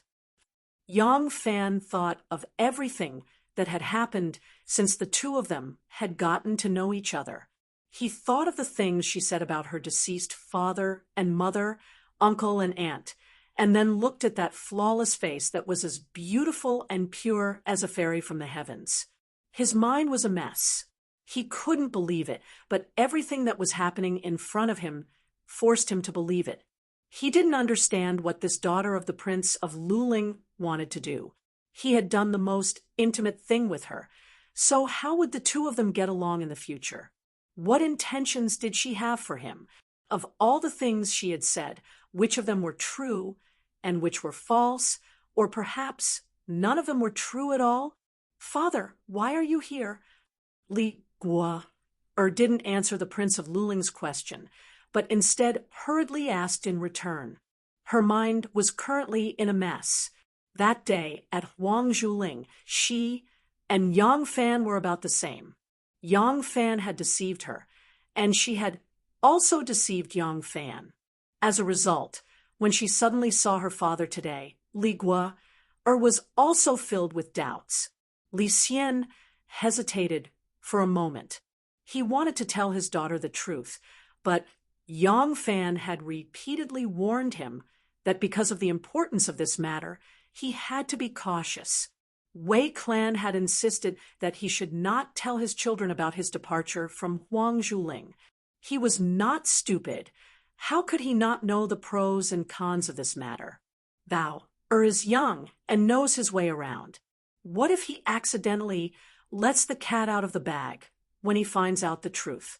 Seeing Li Xian's hesitation, Li Gua ignored Yang Fan's puzzled gaze and the surprised gazes of all the inner guards and cavalrymen. She tugged at Li Xian's sleeve and said coquettishly, "Father, I am your daughter. What is it that Father has to hide from me?" When Li Gua started acting like a spoiled child, Li Xian was at his wit's end. He could only say, "Fine, fine, fine. Father will tell you. Here's the thing." Li Xian explained the sequence of events to her before he asked concernedly, "Gua, why are you here? Where are your mother, brothers, and sisters? they well. Li Guo's beautiful big eyes were misty. They quickly condensed into a pool of tears. She suddenly threw herself forward and hugged Li Xian as she cried loudly. Li Xian was anxious. After being trapped in the deep mountains for 16 years, he had nothing left except for his wife and children. In his heart, his family was already more important than anything else in this world. When he saw Li Guo crying, he thought that the news had been leaked and his family had been murdered. His heart couldn't help but sink. He urgently asked, Guo, quickly tell me, what happened to your family? Li Guo choked with sobs. Father, don't worry. Nothing happened at home. Li Xian was relieved. When he saw his daughter crying like a pear blossom in the rain, his heart ached. He hastily lifted his sleeve and gently wiped away his daughter's tears. He asked, Then why are you crying? Li Guo answered while sobbing. Guo went to the bamboo forest to pick mushrooms and coincidentally met this warrior. Li Guo glanced at Yang Fan and said to Li Xian, Your daughter was accidentally bitten by a poisonous snake. It was this warrior who saved your daughter's life. When Li Xian heard that his most precious seventh daughter had been saved by Yang Fan, he felt indescribably grateful. Although the decision to pardon him and return to the capital was made by his imperial mother, the person responsible for this matter was, after all, Yang Fan. When a person is in danger, he is most grateful to those who lend him a helping hand. Now that he heard that Yang Fan was not only the great benefactor who saved his entire family, but also the benefactor who saved his daughter, Li Xian hastily straightened his clothes and solemnly bowed to Yang Fan. He gratefully said, Commandant Yang's kindness to my Li Xian's family is greater than the heavens. Such righteousness, Li Xian will engrave it in my heart. Yang Fan quickly returned the courtesy and said, Your Highness is too serious. This is this subject's duty. At this point, Yang Fan quickly glanced at Li Guo. When their eyes met, Li Guo coincidentally withdrew her gaze and lifted her sleeve to wipe away her tears. Li Xian then turned his head to look at Li Guo and asked in confusion, What happened afterwards? Why did you appear here? Li Guo said, Your daughter did not know that Benefactor Yang had the heavy responsibility of saving my father. I asked Benefactor for my name and origin. Benefactor did not know my identity and naturally would not tell me the truth. He only knew that he came from the capital and came to this mountain to pick medicinal herbs. When your daughter heard this, I was immediately moved. Li Guo said, Father and mother were trapped deep in the mountains, suffering from bullying and intimidation. Their lives were unspeakably bitter. Your daughter thought that in the past, father made a grave mistake and was punished by grandmother. Letting father cultivate and reflect on his mistakes in the yellow bamboo ridge was grandmother's original intention. Father is grandmother's biological son. Grandmother would definitely not harm father, nor would she treat father so harshly. It must have been those officials who falsely spread the emperor's will, like a fox borrowing the tiger's might. Your daughter thought that if I can let Benefactor Yang take me away, I can go to the capital to see grandmother in the future and report everything that happened here to her. These evil slaves who bullied their master will definitely be punished according to the law. Father and Mother's days will definitely be better. Your daughter will also tell grandmother that father has already repented these past few years and misses mother very much. Grandmother is soft-hearted and may even let father return to the capital to serve her, to fulfill the filial duty of a son. Daughter, father did not dote on you for nothing. You are really father's good daughter. Li Xian heard this, and tears flowed down his old face. He hugged his daughter, his old chest comforted. Yang Fan looked at Li Guo's expression of true feelings, and a chill suddenly rose from his heart. From the top of his head to the bottom of his heart, there was a feeling of coldness all over his body, as if he had entered an ice house. Li Xian patted his daughter's back with relief and said to Yang Fan, "Yang Xiaolian is careful and prudent. Although it is for my safety, there is really no need to hide the news that my daughter came with me." Li Gua hastily said, "Father, you have misunderstood Benefactor Yang. At that time, I did not know Benefactor Yang's original intention of coming up the mountain, so how could I tell the truth to Benefactor Yang? Actually, I made up a set of lies." Li Gua repeated what she had told Yang Fan to Li Xian. She blushed and stuck out her tongue. She lowered her head shyly and said, "At that time, I had no choice. I did not know that he came to save Father. I was afraid that if I told him the truth, he would be afraid and not dare to help me. So I wanted to trick him to take me away and leave Huang Zhuling first." At this point, Li Gua leisurely walked towards Yang Fan and curtsied in a charming manner. She said shyly and timidly, "Yang Xiaolian, great benefactor, did not know your background. I really did not dare to tell you my real identity, so I used you. I hope benefactor will not take offense." It doesn't matter. It doesn't matter." Yang Fan returned the bow. He was confused again.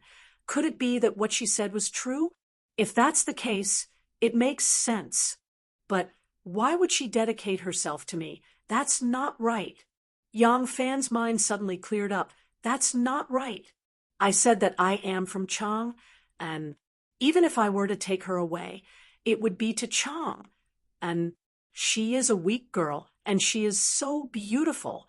Without my help, how could she go to Luoyang? Yang Fan thought again. Perhaps, as she said, she is taking things one step at a time. She wants to leave Huang Zhuling first and find a way to go to Luoyang after arriving in Chang. And this thought only turned around in Yang Fan's mind. In the end, he did not dare to confirm it. He now looked at Li Gua, as if she was floating in the clouds. He really could not figure out her intentions. He had never seen a girl like this before.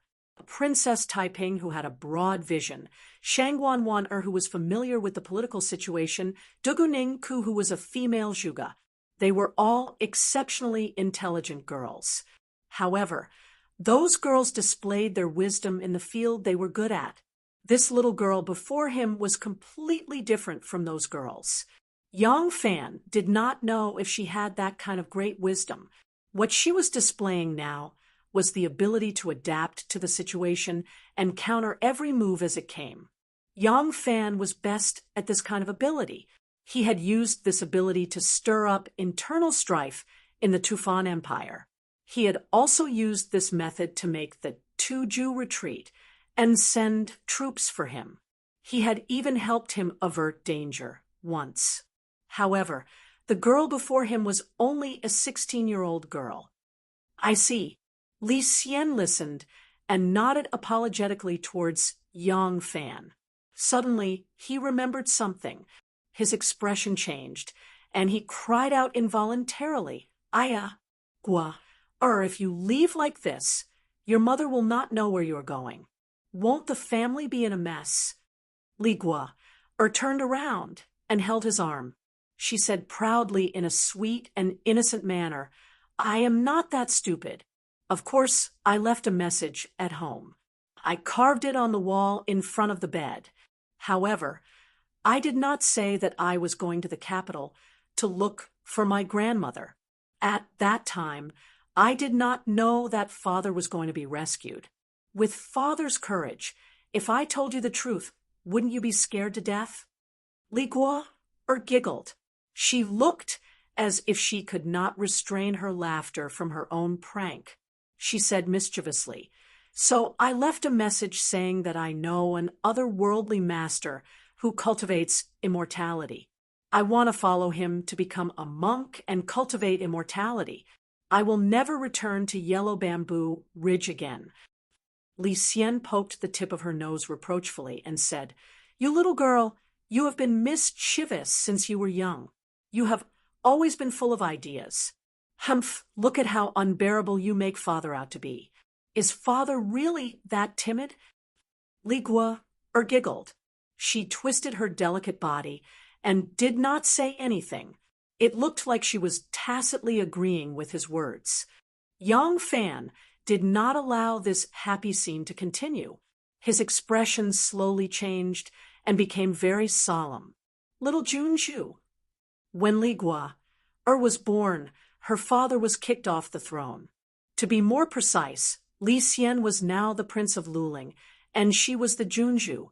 However, she had lived on the mountain for 16 years. Ever since she was born, no one had ever called her Junju. Therefore, when she heard Yang Fan calling her that, she did not immediately react. Yang Fan continued.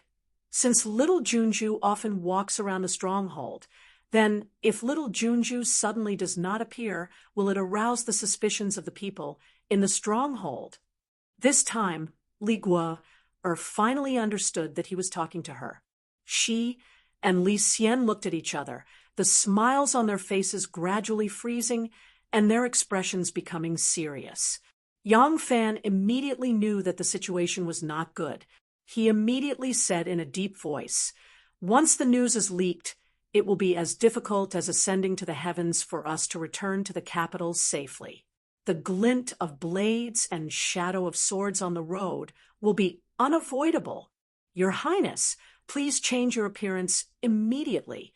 We need to leave as soon as possible." Hearing this, Li Xian could not be bothered to speak with his daughter anymore.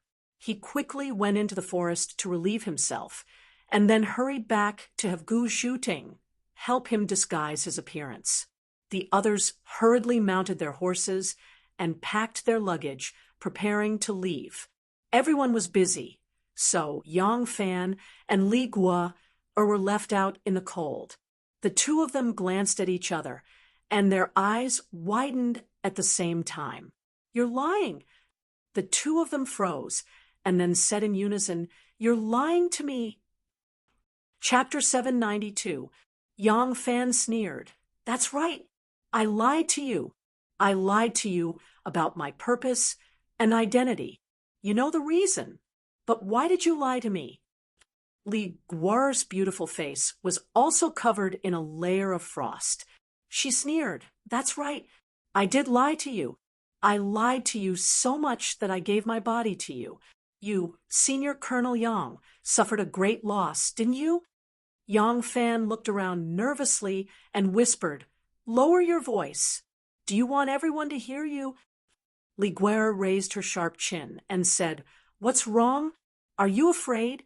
I'm a woman, and I'm not afraid of losing face. You're a man, and you're afraid." Yang Fan furrowed his brows and said in a deep voice, "Don't try to change the topic by being unreasonable." Li Guo glared at him with her beautiful big eyes and said, "Then tell me, what did I lie to you about?" Yang Fan said, "Identity." Li Guo interrupted, "I've already told you the reason. Do you want me to repeat it?" Yang Fan's thoughts were a little messy.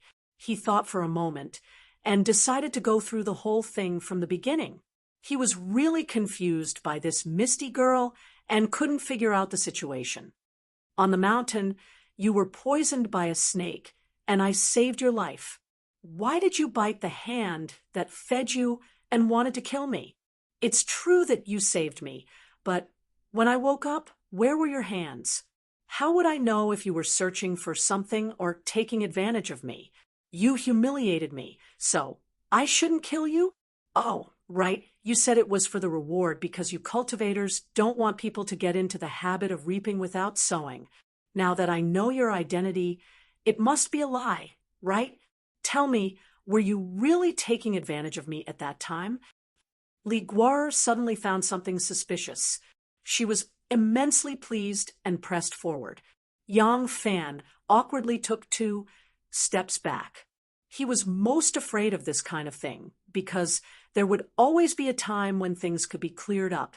Even if it couldn't be cleared up, there would always be family and friends who would believe in you and stand on your side. But when it came to women, especially beautiful women, it was hard to explain. The more he tried to explain, the worse the ending would be. Fortunately, Li Guer didn't want to make it public. Yang Fan took 2 steps back and composed himself before saying, "That's right. That reason was obviously a lie, but I didn't want to take advantage of you. Why did I touch your waist? It's very simple.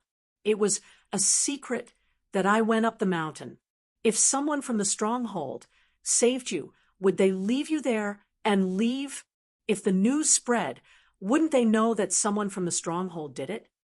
If you want me to watch you die, I can't do it. But if I save you, I can't expose myself. That's why I thought of stealing some of your things. That way, if I slip away again, you can suspect that it was done by the people in the stockade when you wake up. I'll take away your belongings, so naturally, I can't keep you as my benefactor." Li Guer squinted her bright eyes and made a very cute sneer. Her voice was still a little cute. That's right. So you stole my body. Humph, if my father finds out, Senior Colonel Yang, you're dead meat. By the way, you haven't even told me your name. Brother Ma Chiao, you big bastard. Yang Fan was a little exasperated by her unreasonableness. Can't you be a little more reasonable? You seduced me on purpose. Li Guer stuck out her chest. So you want it? Yang Fan wanted to cry, but had no tears. Oh God, Li Guer curled her lips. God, I'm still the earth. Let me ask you, if we both have our own stories, who will believe us? Yang Fan was tongue-tied. He was completely stunned. When it came to this kind of thing, no matter how innocent or strong a man was, he was still the weak one. Li Guer raised her slender eyebrows. She looked at him with a playful and seductive gaze. What? Nothing to say? Yang Fan's voice suddenly turned cold. Were you really a virgin before you met me? Li Guer took a step back. Her eyes were filled with tears of grievance. You still don't believe me. Yang Fan began to fight back aggressively. He said coldly, It's not that I don't believe you. It's just that you're suspicious. It's not the first time I've been in contact with a woman. Your reaction and the fact that you didn't bleed are all suspicious. Li Guer took another step back. The tears in her eyes became thicker. They were about to form a spring. I don't know why. I really don't know. Otherwise, what do you think I would do? I'm a princess. Why would I give myself to someone so easily? Yang Fan's words were sharp. I'm sorry, Your Highness. You gave yourself to me so easily. Li Guer said angrily, That's because I'm cheap. Li Guer raised her voice. Although the people who were busy in the distance could not hear what they were talking about, some of them still turned around to look. Yang Fan hurriedly said, Can you lower your voice?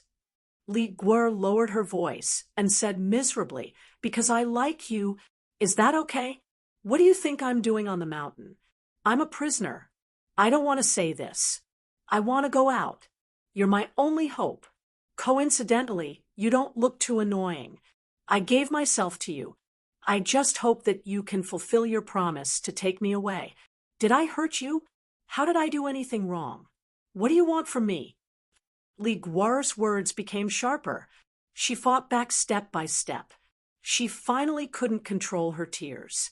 They flowed down her delicate and beautiful cheeks. Yang Fan shook his head gently. Some people say that men like beautiful faces. Women like sweet words. So, women put on makeup and men lie. I don't know why you're lying as a beautiful woman. Li Guer was so angry that her body started to tremble. She looked at him with a pained expression. She said in despair, No matter what I say, you don't believe me, right? Yang Fan said, Maybe I often lie to people, but I don't want to lie to you now. I'll tell you the truth. I only half believe what you said.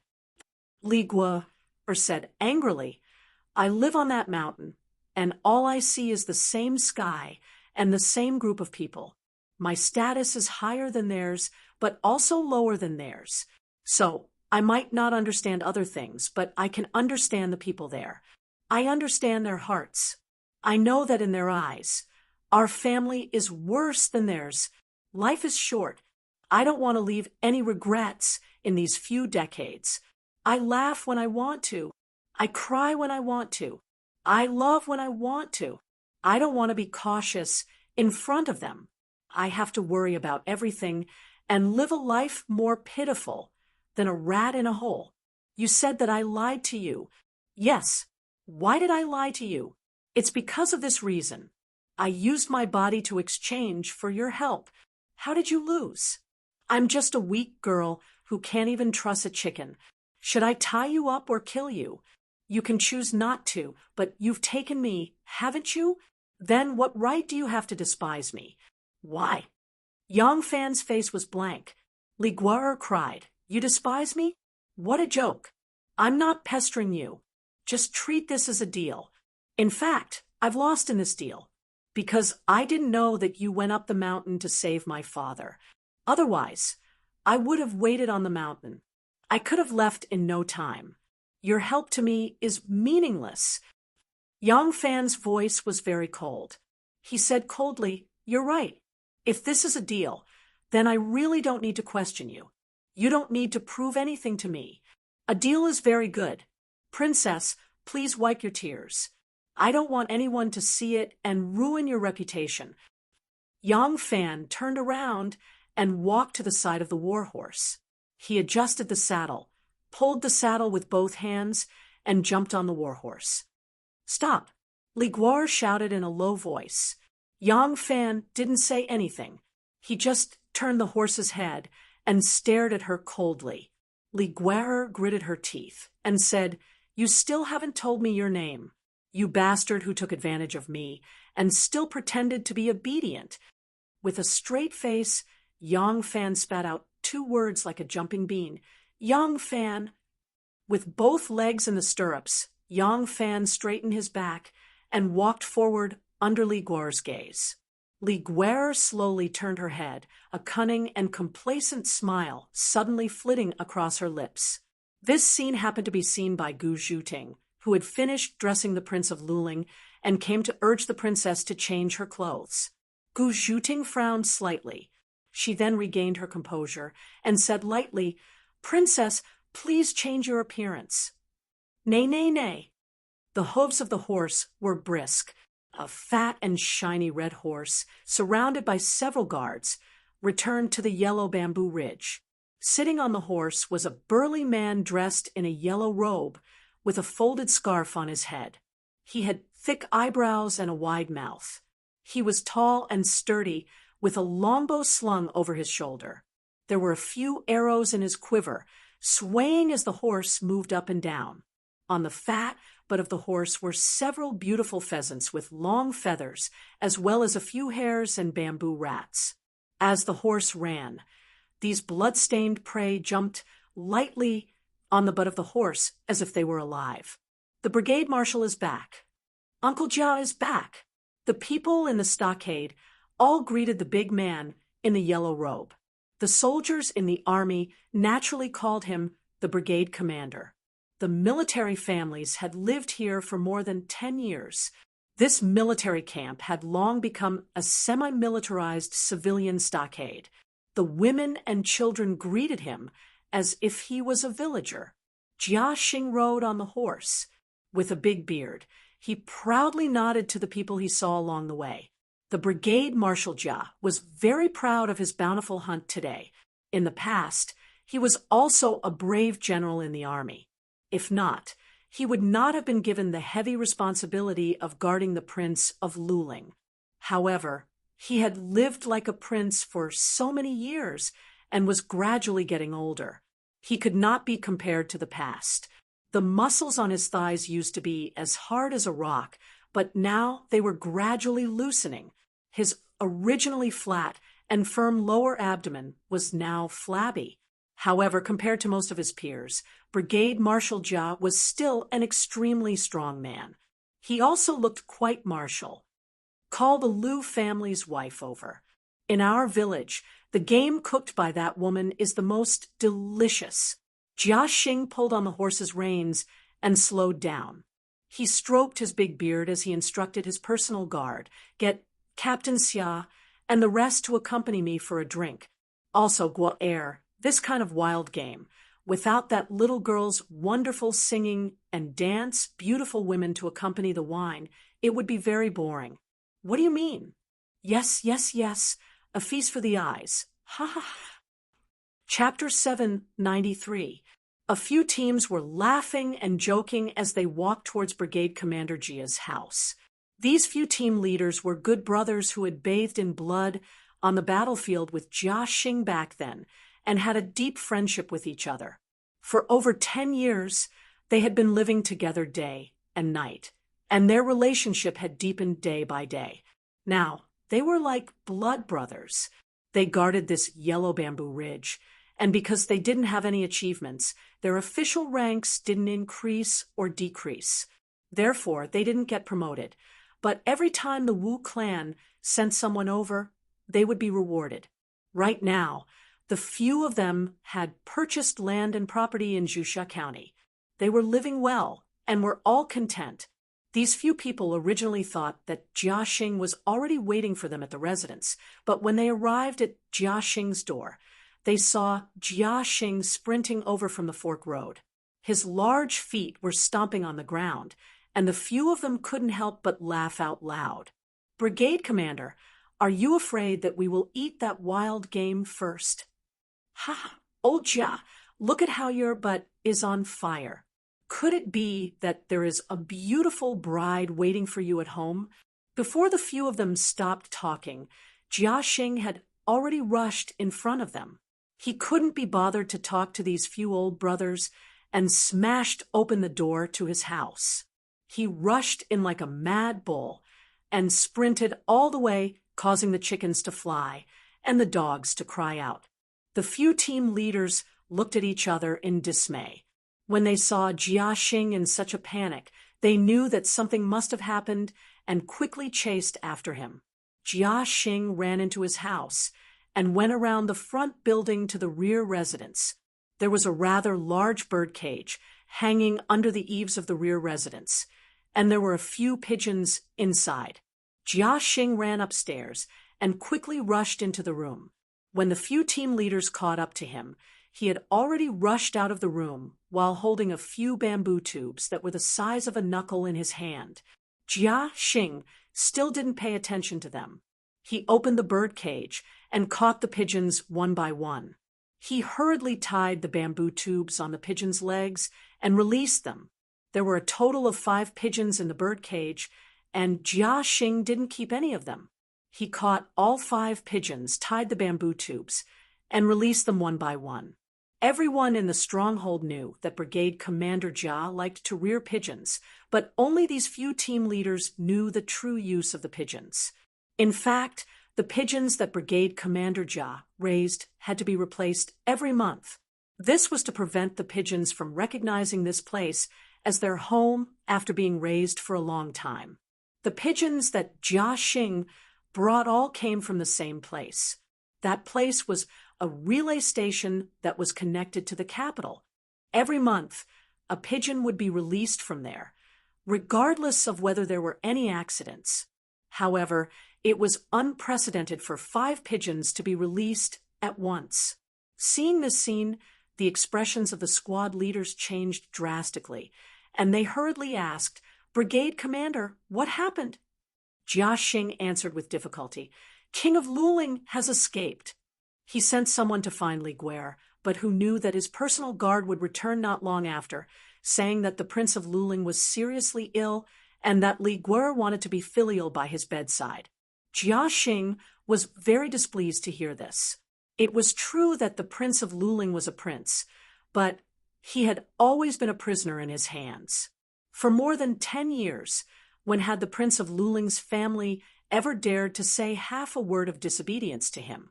The Prince of Luling is sick, and has to be filial by his bedside. Filial piety, my ass. The Prince of Luling has 4 sons and 7 daughters. Even if he eats, drinks, and defecates all on the bed, does he need so many people to serve him? That little wench has grown bolder. She actually dares to disobey my summons. Isn't it because she thinks that the bead I reward is too small? Bah! So what if I don't reward you? You still have to obediently fawn over me, just like a courtesan raised by me.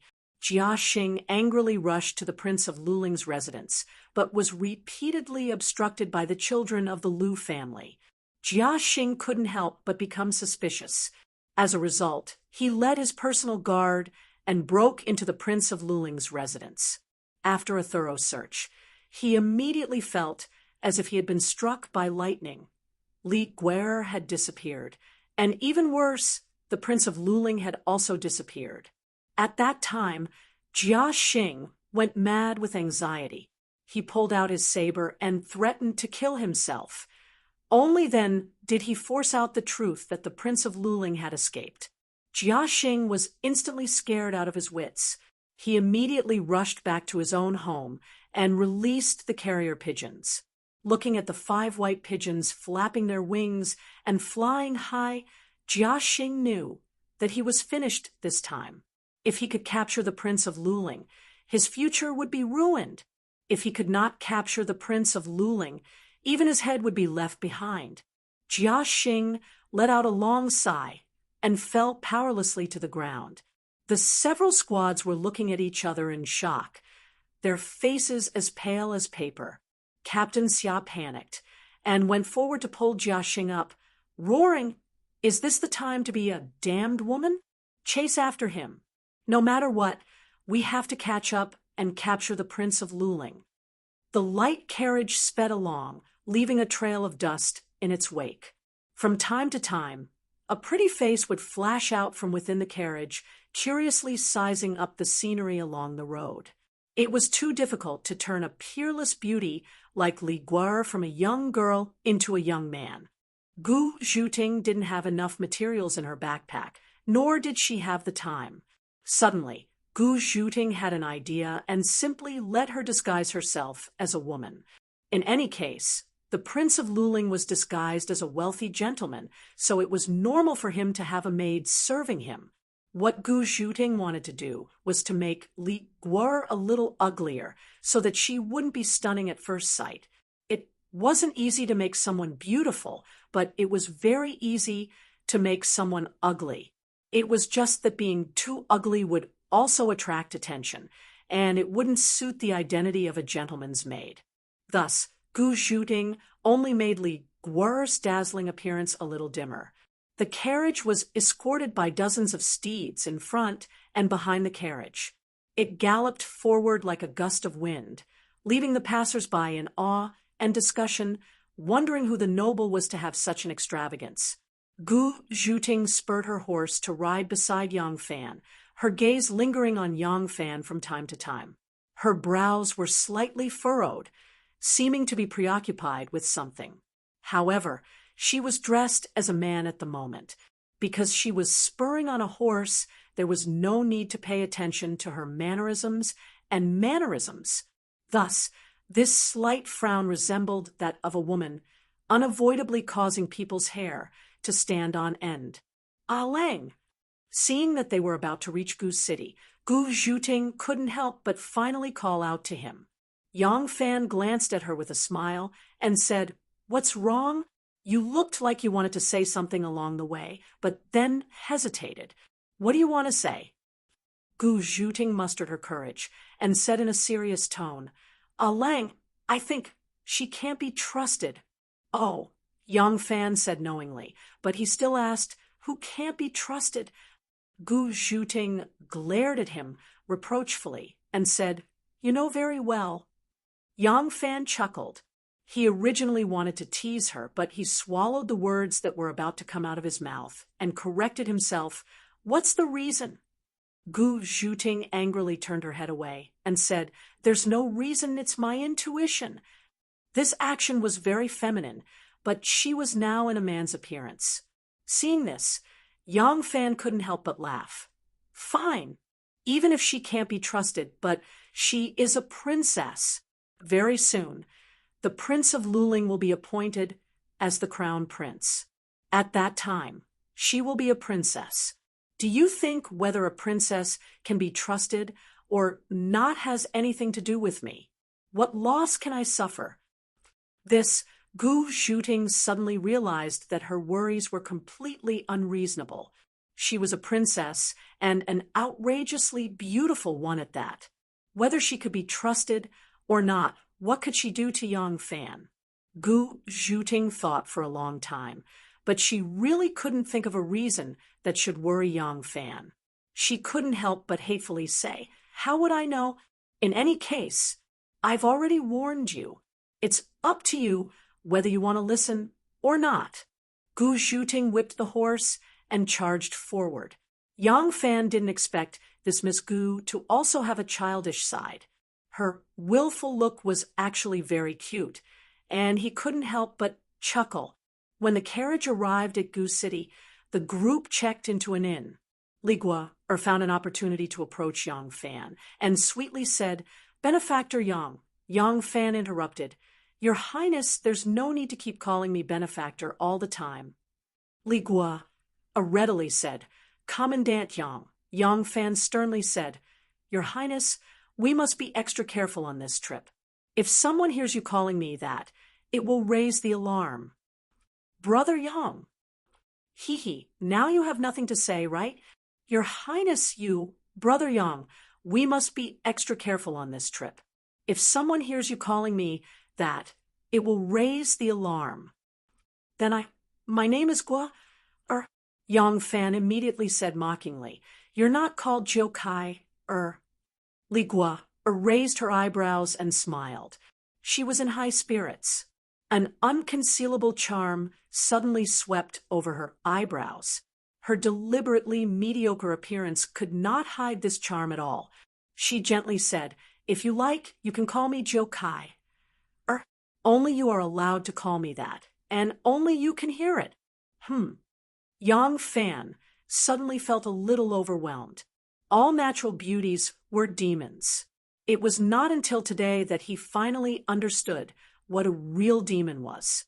Yang Fan shut his mouth and decided to respond with silence. Li Gua did not care and was still in high spirits. "Brother Yang, what do the cavalry and the internal guards do?" Yang Fan said in a low voice, "You'd better talk about the topic that can reveal our identity." Li Gua said, "This is the horse gallery. There are only you and me who can hear it." Yang Fan just quarreled with her, only to find that they had led the horses through the side corridor to the horse gallery at the back of the inn. Yang Fan had no choice but to answer, "The cavalry and the internal guards are both armies. Let's put it this way. Among the armies in the world, the border military army is not as good as the imperial army, because the imperial army is the direct line of the imperial court. Among the imperial army, the South Palace Imperial Army is not as good as the North Palace Imperial Army, because the North Palace Imperial Army is the most direct line of the Imperial Army. And among the North Palace Imperial Army, the cavalry and the internal guards are the most trusted by the Emperor." "I see." Li Gua's eyes sparkled. "That is to say, the cavalry and the internal guards are the most direct line of the Imperial Army, right?" "Yes, you can say that," Li Gua asked excitedly. "Grandmother asked you to bring father back, and also asked you to command the cavalry and the palace guards. Then you are the most trusted of my grandmother's most trusted, right?" Li Gua chattered like a naive girl who was ignorant of the world. Yang Fan took a deep look at her and thought, "Is this girl extroverted and lively or scheming? Is she pure and innocent or as cunning as a fox?" Li Gua gently lowered her head and said faintly, "Brother Yang, you saved my life and took my father back to the capital. My father is very grateful to you. You and I are. Her cheeks were slightly red, and she shyly rolled up her belt and said, "So no matter what, our family in Luling regards you as the closest person to us. Grandmother has forgiven my father. When he returns to the capital this time, my father will be appointed as the crown prince. But there are many bad people in the capital who want to harm my father. Li Gua slowly raised her head and stared at Yang Fan affectionately, saying, "Brother Yang, you are so capable and so trusted by my grandmother. You must be able to provide a lot of help to my father, right? If my father can successfully ascend the throne, then Brother Yang will be the great benefactor of my family. Maybe you can even be the son-in-law." Speaking of this, her voice was as thin as a gossamer. Not only did her face turn red, but even her white ears turned red, like a peach blossom that was shyly bowing its head. Chapter 794.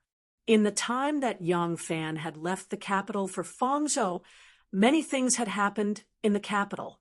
With Wang Xiaojie's death, the 4 garrisons of Anqi no longer had a great general standing guard, and Wu Zetian placed great importance on the greatest military achievement of the Wuzhou dynasty. Helpless, Wu Zetian could only appoint the Western Turkic Khagan Huzuro as the grand supervisor of the Western Pacifying Army to guard Suiye. Ever since Huzuro had settled in Luoyang, his greatest hobbies had become fine wine and beautiful women. He had recently obtained a Japanese beauty called Ah-chan, a girl whose smile was as dazzling as the sun. Unlike the beauties of the Central Plains and the Western regions, her candid personality and bright and beautiful face had quickly made her Huzuro's new favorite. But just as he was enjoying his time with this beauty, he suddenly received an imperial decree ordering him to take up his post in Suiye. Huzuro had spent many years in the capital, causing his prestige among his tribesmen to drop by the day. He had not been able to contend against Wuzheil in the past, and it was even more impossible now. But he could not defy an imperial decree, so he could only brace himself and take up his post. He was well aware that he would be ostracized by Wuzheil. Fortunately, he was going to Suiye on the imperial decree as the grand supervisor of the Western Pacifying Army. Wuzheil would never dare to kill him, so he did not have to worry about his life. But it wouldn't be long before Wuzheil would push him out of the post. Therefore, he didn't even bring his favorite Japanese girl, Ah-chan. Anyway, it wouldn't be long before he had to pack up and come back. So he went alone. Now that he had become a beauty collector, he didn't know if he would bring back another Slavic beauty or another beauty from another ethnic group. Meanwhile, the surrendered Khitan generals Li Kaigu and Luo Wuzhen, deeply trusted by the imperial court and moved to tears of gratitude, had transformed from the vanguard of the rebellion into powerful figures in suppressing the rebellion. The Khitans were now divided into 3 groups. One had defected to the Turks, one had surrendered to the imperial court, and one had remained neutral. In addition, there were also a few people who had participated in the rebellion who had become bandits. Li Kaigu and Luo Wuzhen were currently in charge of mopping up these bandits. They were familiar with the Khitans and the terrain of the north, so they won repeatedly. Wu Zetian received the news and praised Di Renjie and Yang Fan for their foresight. These 2 scourges in the past had indeed become pillars of the imperial court. However, Di Renjie, who had protected these 2 surrendered generals for the imperial court, was not doing well now. He was sick. Di Renjie's body had always been strong and healthy, and he rarely suffered from headaches or fever. However, once someone like him who didn't get sick often got sick, it wasn't easy for him to recover. Di Renjie had been bedridden for many days, and Wu Zetian was very worried. She specially sent an imperial physician to treat him, but Di Renjie was already very old and couldn't be cured by medicine. During this period, Wu Zetian also changed the Crane administration to Fengchen residence, with Zhang Yizhi as the Fengchen magistrate and Zhang Changzong as the Fengchen supervisor. After the name change, the Zhang brothers began to search for a large number of handsome youths in the capital to fill the residence. The second Zhang brothers took this opportunity to bring many elegant youths who were on good terms with them into the palace. They became Wu Zetian's concubines and obtained various official positions for them. further expanding their own power. At the same time, in terms of internal affairs, the ban on slaughter that the court had implemented for 7 years was also stopped. In the past 7 years, those with power and influence always had fish and meat. The truly unlucky ones were those fishermen who lived in peace and kept to themselves. Most of these pitiful people were concentrated in the Jiangnan water villages. When the edict to lift the ban arrived, they had long been exhausted. Another thing was related to Yang Fan. After the magistrate of Fangling reported to the capital that the footprints of God had been found in the prison, for some reason, Wu Zetian actually attached great importance to this auspicious sign. Perhaps it was because no one had reported auspicious signs in the past 2 years. After sending people to investigate and confirming that the footprints of Giant Foot had been found, and after questioning the 2 prisoners, Wu Zetian was overjoyed. She announced that the next year would be the first year of Dazu, and the year would be changed. However, at this time, Yang Fan still did not know that in Fangling, he came up with an idea in order to get out of trouble, which actually prompted the country to change the year name. In terms of personnel, another thing happened in the court. Ji Su, who had just been promoted, was demoted to be the county lieutenant of Angu. The reason was that he quarreled with Wu Yizong, who had just returned from Hebei, in the court over a matter. Wu Zetian did not say anything in the court, but she was very unhappy. She was considering making her son the crown prince, and Ji Su also supported the idea of making the Li family the crown prince. No matter how bad Wu Yizong's performance was in Hebei, he was still a member of the Wu family. Now Ji Su dared to confront Wu Yizong in the court, after she became famous. How would Ji Su treat the members of the Wu family with his contributions to the Li family? Thinking of this, the next day Wu Zetian found an excuse to demote Ji Su to the county lieutenant and kick him out of the capital. After this incident, the pig-riding General Wu Yizong, relying on his aunt's trust and the power to station troops in Jingdo, became even more unscrupulous and arrogant. On the sickbed, Wu Chengxi's cheeks were sunken and his eyes were lifeless. He looked very haggard. He covered his hand with a handkerchief and coughed hoarsely for a while. Panting, he said to Zhang Jiafu, "Yizong is now the commander-in-chief of the troops stationed in Jingdo and can be of great use. We have to recruit him. It is his birthday in 3 days. I have already prepared a generous gift. At that time, my son will go with you to celebrate Wu Yizong's birthday. My son is slow-witted and can't be of great use. I still need you to mediate and explain my intention to recruit him." Zhang Jiafu said worriedly, "I will naturally serve your highness. However, I think that the most important thing now is to cure your highness's illness. Your highness's health has been getting worse recently." Wu Qingxi waved his hand and said disapprovingly, "It's nothing. It's an old illness. When I was exiled, it was too hard and left behind. Now that I'm getting older, the illness has come back. I won't die." The door was knocked a few times. Without waiting for a reply, the door was opened. The head steward hurriedly walked in and handed Wu Qingxi a bamboo tube about the length of a finger. Although Zhang Jiafu didn't know what had happened for the steward of the manor to dare to barge in without permission, it was clear that he had long received Wu Qingxi's orders, telling him what kind of situation he could immediately report without permission. This meant that something big had happened. Zhang Jiafu couldn't help but become nervous. Wu Qingxi saw that it was a bamboo tube. At first, he was at a loss, as if something had happened too long ago and he had forgotten about it.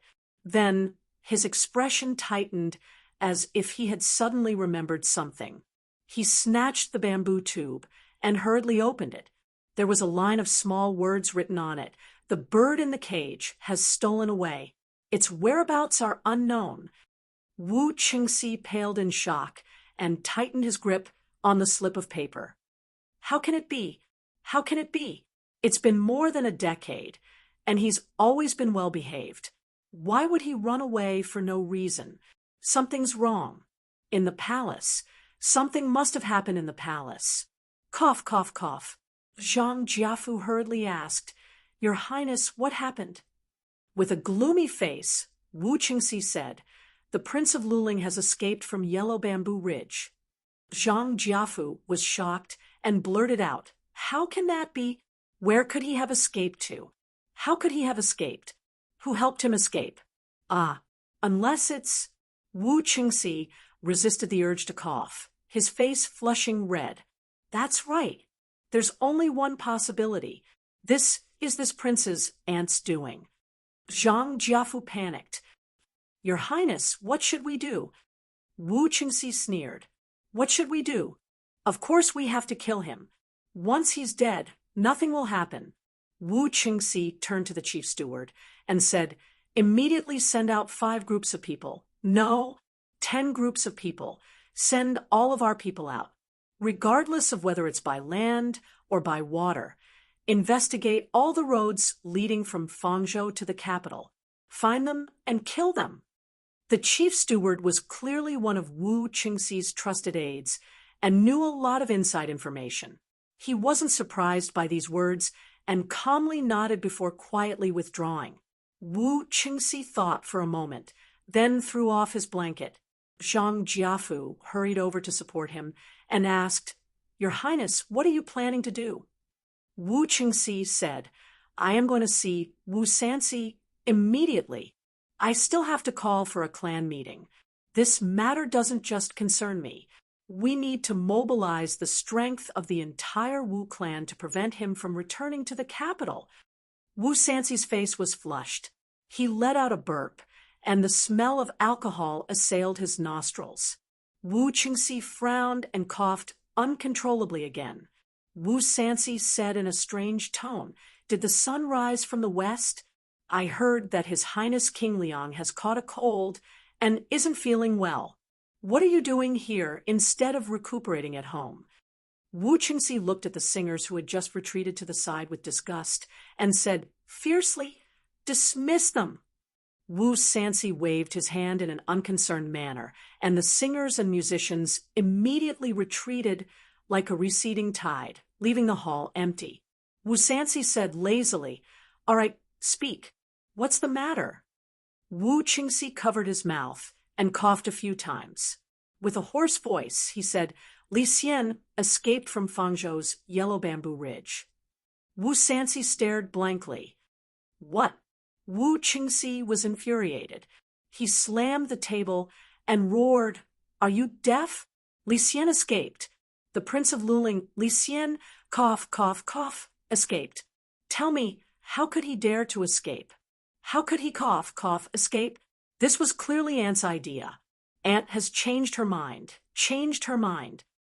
Wu Sanxi seemed to be petrified. He sat there with his eyes wide open, not saying anything. Wu Qingxi said, "This matter doesn't just concern me, it also concerns you and our entire Wu clan. Cough. I came here personally just to tell you this. Do you understand?" Wu Sanxi nodded blankly. Wu Qingxi said, "What to do? Do as you see fit." With that, Wu Qingxi stood up and left.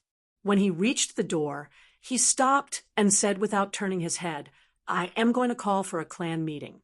I hope that this time you will not obstruct your people from participating, and that you can come as well."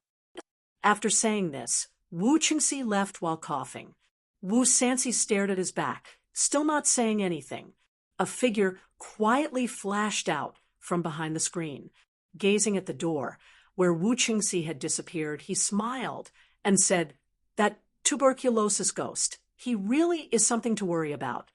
The person who spoke was shockingly the General Wu Yizong, who had stirred up trouble in Hebei, forcing the state of Xi to defect to the Turks, establishing a country of its own, and forcing half of the Khitans to surrender to the Turks. After returning to the capital, he had been appointed as the commander-in-chief of the capital's troops. Chapter 795. Wu Sansi heartily laughed, no longer arrogant. Standing up, he said, "It must have been hard on him. Even with such a sickly body, he still had to rush over to report to me." Wu Yizong replied, "This is only because he wants you to help, not because he has any good intentions." Wu Sansi smiled. "I naturally understand this." How laughable! He doesn't know that not only did I already know of this matter, I also know the whereabouts of those people like the back of my hand. His belated speech was not timely. At this point, Wu Sansi's expression became stern, and he hatefully said, "Yang Fan, this king treated him with sincerity in vain, yet he dared to do such a thing. If he can return alive, I will definitely find a reason to take his life." Wu Yizong lazily replied, "What's so difficult about that? Doesn't he want to return to the army? If he can kill his way out of the encirclement and return to the capital, you can transfer him to my camp. In less than 3 days, I will definitely find a reason to chop off his head. Isn't he Taiping's lover? Taiping specializes in cursing husbands." Ha ha ha. The two wildly laughed for a while before Wu Sansi stopped laughing and sternly said, "Yizong, has everything been taken care of? Li Xian can't be allowed to return to the capital alive. Once he returns and publicly reveals himself to all levels of society, it will be very difficult to kill him." Wu Yizong proudly replied, "Relax. I've already set up ambushes on all sides, and with your spies serving as eyes and ears, he won't be able to escape." "Good." Wu Sansi forcefully patted his shoulder and sighed. "As long as the Prince of Luling is killed, and the Prince of Xiang and my Wu clan are like fire and water, Ant will have no choice but to let my Wu clan be the crown prince. I don't think that sickly Wu Qingxi will be able to last much longer. When the time comes, the crown prince will definitely be mine. I will not forget your great service. Once I ascend to the throne, you will be the Grand Marshal commanding the entire army in my place." Wu Yizong happily cupped his fists. "This subject thanks the sage." The two looked at each other and roared with laughter. Amidst their carefree laughter, the two brothers each had their own thoughts. Wu Yizong thought, "With Ant still alive, I don't dare to act rashly. If Ant dies with military power in my hands, will I still support you as emperor? Dream on." Wu Sansi thought, "In front of the throne, even his own son may not be able to be relied on. How can I hand over the world's troops and horses to you? Then I must be tired of living. After this is done, I will send you to Jingzhou to raise pigs and become a real pig-riding general." The two brothers were proud of their own plans, and their laughter became even more cheerful. Yang Fan and his entourage traveled for half a day. The riders did not feel very tired, but Li Xian, who was sitting in the carriage, could not bear it anymore. As the carriage sped along, Li Guo, who was also sitting in the carriage, opened the curtains and shouted, "Brother Yang, please stop. My father is not feeling well." Everyone hurriedly reined in their horses. Huang Xuchang and Su Liang, who had been guarding the car like a shadow, hurried forward and asked, "Mr. Lu, what's wrong?" Yang Fan circled the horse and came back from the front. He saw Li Guo, helping Li Xian out of the carriage. Li Xian's face was pale, and his forehead was covered in cold sweat. He said with difficulty, My stomach is not feeling well." Before he finished speaking, he threw himself to the side of the carriage. Holding the shaft, he began to vomit. Li Guo pinched her nose and pouted coquettishly at Yang Fan. "This carriage is shaking like it's riding on clouds and fog. Even I feel dizzy. How can my father stand it? Brother Yang, please think of a way." Yang Fan looked at the 4 layers of bedding in the carriage. It was even thicker than a woman's bedding. He frowned and said, "The earlier we leave, the safer we will be. The road is difficult, and there is no other way. I wonder if Mr. Lu can ride a horse?" Li Xian vomited for half a day. Su Liang had just handed him a water bag to wash his mouth. Hearing this, he panted and smiled bitterly. Of course I can ride a horse. It's just that these past few years, my body has been deteriorating. Even riding a carriage is difficult, let alone riding a horse. Yang Fan lifted the reins and looked left and right. Pointing forward, he said, "There is a village over there. Let's go and rest for a while. It would be best if there is a doctor here. He can prescribe a medicine for Mr. Liu to regulate his stomach and stop dizziness." Li Xian said, all right, I need to rest. If this goes on, I won't be able to stand it. Gua, help me down the carriage. I want to walk there. I can't ride anymore." How could Gua support him? He tried twice, but he couldn't get up at all. Huang Xuchang and Su Liang hastily stepped forward to help him down the carriage. Yang Fan and the rest had no choice but to dismount and follow Li Xian slowly into the village. At the entrance of the village, there were locust trees, elms, and willows. The locust trees and willows formed a shade. Under the shade of the trees, Yang Fan and the rest rested. Li Xian lay back down on the carriage. He lifted all the curtains to let in the cool breeze. There really was a doctor in the village who could prescribe medicine that was suitable for the illness. This doctor's name was Luo Jiu. He was also a veterinarian. When Gu Zhuting came to the village to look for him, he was helping a donkey deliver a baby.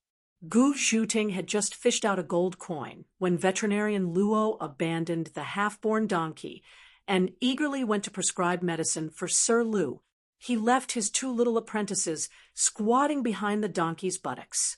They were so busy that they were drenched in sweat. After Li Xian drank the medicine, his complexion looked much better. However, it seemed that he wouldn't be able to leave anytime soon. He could only rest under a tree. The rest could also eat something and rest. There was a patch of wild grassland next to the village entrance. A few naked children were playing a war game there. The arrival of the group of strangers at the village entrance did not affect them. The naked children were still very focused on playing the role of their great generals. They were all generals, there were no soldiers. Every great general was riding on a pig. The great generals were shouting and shouting on the pig's back while the fat pig was snorting under their buttocks. Gua watched with great interest. She sat on a rock under the forest. Her skirt was pressed tightly to her body. Her long and elegant neck, straight and smooth back, waist that could not be grasped, and round and charming buttocks outlined a smooth curve. It was captivating. Giggle, this was the umpteenth time she had laughed. Very few girls would be interested in those fat pigs that were covered in mud and had a foul smell. They would also not like those little children riding on the backs of the pigs. Only Gua was watching with great interest. Yang Fan had just picked up his water bag and drank some water. He swallowed the last piece of jerky in his mouth. When he heard the laughter, he could not help but turn his head and glance at her. Li Gua supported her chin with both of her hands. It was like two pieces of white jade leaves were supporting a white jade flower. Her eyes did not turn towards Yang Fan, but she seemed to have noticed Yang Fan's gaze. Hence, she looked at the children who were fighting on the pigs with great interest. She spoke as if she was talking to herself. I had also ridden a pig when I was young. I had even won a fight. That was my happiest memory. Unfortunately, it was only once, just once, her expression darkened. Her voice was faint. Those children's parents told them not to play with me. We grew up together, but they treated me as a jinx. Everyone avoided me and pointed at me behind my back. I knew they were talking bad about me. Li Bauer's eyes slowly turned misty, and a vengeful sneer slowly appeared on her pretty face. There was a family who had a cat, and it was so cute. I couldn't help it, so I just touched it. Just a touch. And that child hit me with a tree branch. He hit me so hard that my hand was swollen for a very, very long time. Li Guo gently stroked the back of her hand. The back of her hand was as clear as jade. The scars from her childhood had already healed without a trace. There were no longer any scars on her body. Later on, I caught a wild cat. I wanted to keep it for myself. Wild cats are hard to tame. If I'm not careful, they'll run away, so I locked it up for a long time and fed it every day. I couldn't bear to eat the food that Dad and Mom saved for me. I saved them for it. I want to raise my own cat, the most beautiful one. Yang Fan gazed at her. There was an indescribable feeling in his heart. He could see the sadness of the girl in front of him. He could feel the hurt she had suffered since she was young. Putting aside the complicated relationship between the two of them, he sympathized with this girl. He knew how painful it was for him to go from a happy family, from a child who was cherished like a pearl in the palm of her family, to a beggar on the streets. Li Guo was a proud daughter of heaven. She was the descendant of the emperor. It was obvious that her feelings were deeper than his. What happened after that? Yang Fan could not help but ask. Li Guo held her chin in her hands. She foolishly looked at the children who were playing. However, her blurred eyes showed that her thoughts had clearly drifted to a faraway place. After that, the stray cat was trained. I was so happy that I jumped and screamed. I didn't waste my time. I washed its fur until it was shiny and shiny. I even tied a red hair rope that I didn't want to use around its neck and took it out to play. At this point, Li Guo's voice suddenly turned cold. She retracted her beautiful hands that were propping up her chin and clenched them into fists. Her nails pierced deep into her palms. But that ungrateful wild cat actually bit me. It actually bit me. I was so good to it, but it actually bit me. Li Guo could not control herself. Her delicate body began to tremble. Yang Fan frowned and said, "Even a natural house cat will go wild sometimes. Moreover, it is a wild cat. Why are you arguing with an insensible animal?" Li Guo suddenly turned her head and glared at him. There was a hint of fierceness and hostility in her eyes. This kind of gaze appeared on the face of a young girl. Moreover, it was such a pure and flawless face. It was as if the body of an angel had suddenly been possessed by a demon. Even Yang Fan felt a chill in his heart. Li Guo glared at Yang Fan. She enunciated each word clearly. "I treated the children in the stronghold very well. How did they treat me? I couldn't do anything to them. I endured it. That cat, I treated it even better than I treated my parents. How did it treat me? I still have to endure it. In this world, do I deserve to be wronged forever?" When Yang Fan saw her sad and helpless look, a feeling of pity rose in his heart. However, he instinctively felt repulsed by her current expression and attitude. That's just an animal. Can it be reasoned with? Li Guo said, "If it can't be reasoned with, then there's no need to be reasoned with. It just needs to know regret and fear." Yang Fan frowned and said, "How are you going to make it regret and fear?" Li Guo looked at him. The corners of her mouth slowly curled into a strange smile. It was very beautiful. However, it was not playful, charming, joyful, or cynical. The feeling was indescribably strange. It was like a cat playing with a mouse under its paws for a long time. It finally swallowed it and burped contentedly. Chapter 796. Leohiku was a small town between Dengzhou and Gu City. About 10 miles west of the town, there was a wooden bridge that spanned across the river. It was about 30 feet long. When the water was low, the river was mainly concentrated in the center of the river, about 30 feet wide. During the flood season, the river would fill the entire riverbed. Because there was a lot of sediment, the river was muddy. Although the shallow water near the banks was not deep, the muddy water could not see the bottom of the river. Looking at the mighty current, it was quite like a big river. In fact, the big river that flowed through this place had long changed its course. On both sides of the wooden bridge, there were often people from the town who came here to do business.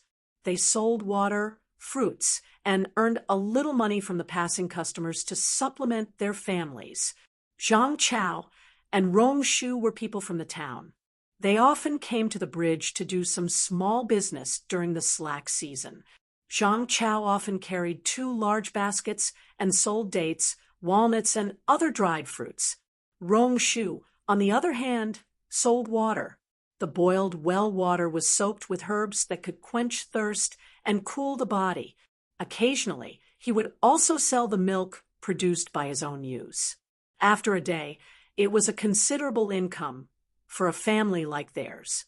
One day, when the sun was high up in the sky, Zhang Chao and Rong Shu were chatting and laughing as they arrived at the bridgehead. Suddenly, they discovered that there were already a lot of people doing business there. The two couldn't help but be startled. Aside from them, there weren't many people doing business there, not to mention that they didn't recognize any of these people. The two were surprised. Laohiku was the only town nearby. It was impossible for outsiders to travel dozens or even hundreds of miles to do small business here. In addition, the number of passers-by was limited. Usually there were only 2 or 3 people doing business at the bridge. What were these people doing out of nowhere? Seeing that the people doing business were all very strong men, the two couldn't help but feel a little scared. They hesitated and didn't dare to go forward. At this time, a woman in her 30s walked over with a basket in one hand and a little girl in the other.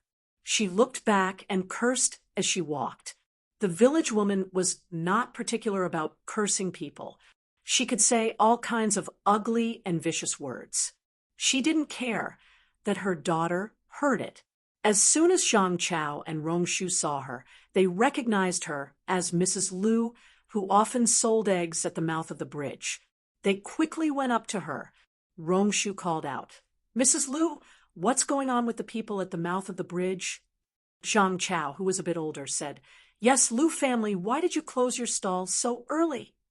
When Madame Lu saw that they were acquaintances from town, she hurriedly came forward to complain, "Uncle Zhang, Brother Rong Shu, you're here. I don't know where these people at the bridgehead came from, but they suddenly swarmed over here to do business, and even chased us away, not allowing us to set up our stalls there. Don't you think it's strange?" When Zhang Chao heard this, he said angrily, "You dare to rebel against them. Where did these people come from? How dare they be so arrogant in front of our Laohiku people?" Lu Dasa said, "Heaven knows. Judging from their accents, they are all foreigners. The things they sell are also strange. There are needles, insoles, fruits, vegetables, and even live chickens. Who would do such a business in a place like this?" When Rong Shu heard that it was a foreigner, he became even more courageous and angrily said, "Go, let's go back and call for help from the town. Mother ***, foreigners dare to bully us locals." "Don't mind me, Brother Rong Shu." Lu Dasa grabbed him and whispered mysteriously, "I reckon that something big is about to happen." Zhang Chao and Rong Shu were startled and hurriedly asked, "What do you mean?" Lu Dasa said, "I accidentally saw that they were carrying weapons. They have sabers. It doesn't look like a good thing. But when they chased me away, they said that they would only be occupying this bridgehead for one day and would leave tomorrow. In my opinion, we should just close our stall today and talk about it tomorrow." When Rong Shu heard that these businessmen were carrying weapons, he couldn't help but jump in fright. Zhang Chao was older and more experienced, so he immediately sensed that something was amiss. He hurriedly said, "Lu family's words make sense. I don't think these people are doing business. So something must have happened. Let's leave quickly and don't invite trouble upon ourselves. As the three businessmen spoke, they quickened their pace and hurried back to the town. 20-some guards escorted the Prince of Luling's carriage to the bridgehead. Ever since the Prince of Luling vomited in the carriage and was forced to stop and rest for half a day, Yang Fan had no choice but to slow down. Fortunately, he had yet to see any pursuers. So Yang Fan could only console himself that the guards on Yellow Bamboo Ridge had yet to discover the Prince of Luling's disappearance. The ornaments being sold at the bridgehead are so beautiful. Li Guo-er, who had been trapped in the mountains since she was a child, poked her head out of the window and looked back at the bridgehead with some reluctance. Although she was a daughter of the imperial family, she had never seen any decent ornaments before. In her opinion, she liked those crudely made ornaments of various colors. Ornaments. When Yang Fan, who was riding his horse, heard this, his heart skipped a beat. He had only been thinking of crossing the bridge as quickly as possible when he had urged his horse forward, so he really hadn't paid attention to those peddlers at the bridgehead. Now that he heard that they were selling ornaments, Yang Fan immediately went on high alert. Along the way, the nearest village was several dozen li away. In this era, many people would spend their entire lives within a radius of 10 li from their village. There were very few people who traveled far away from home, and even fewer women. Selling ornaments at the bridgehead? What kind of business was this? Yang Fan immediately pulled on the reins and sternly shouted, "Halt!" At Yang Fan's shout, the horses charging at the front immediately pulled on the reins and looked back. Yang Fan shouted, "Something's wrong, quickly retreat." The others still didn't know what was going on, but upon hearing Yang Fan's cautious words, they quickly turned their horses back. It was just that the Prince of Luling was riding in a carriage, so it wasn't that easy to turn back. Almost at the same time, when the businessmen at the bridgehead saw that they had stopped and retreated, they knew that they had been exposed. They immediately pulled out their weapons from under the baskets and stalls and launched an attack on the cavalrymen nearby. At this moment, Gu Zhuting was at the very back of the procession, together with Gao Ying and Lan Yiqing. The three of them had just stepped onto the bridgehead when they happened to be enveloped by the assassins' weapons. Gu Zhuting and the other two reacted quickly and immediately drew their swords. Like three tigresses, they began to fight with the assassins. The assassins had set up a trap at the center of the bridge, hiding two people under the bridge. Once the procession was halfway across, they would destroy the bridge, split them in two, and then ambush them. Unexpectedly, the Prince of Luling suddenly stopped and retreated, rendering the two people hiding under the bridge useless. They could only climb up from under the bridge with sabers in their mouths and fiercely hack at the horses' legs. On the other side of the bridge, other than the few people guarding the bridgehead, there was also a group of archers lying in ambush behind the thicket. They had originally planned to wait for the Prince of Luling's group to cross the bridge before suddenly launching an attack.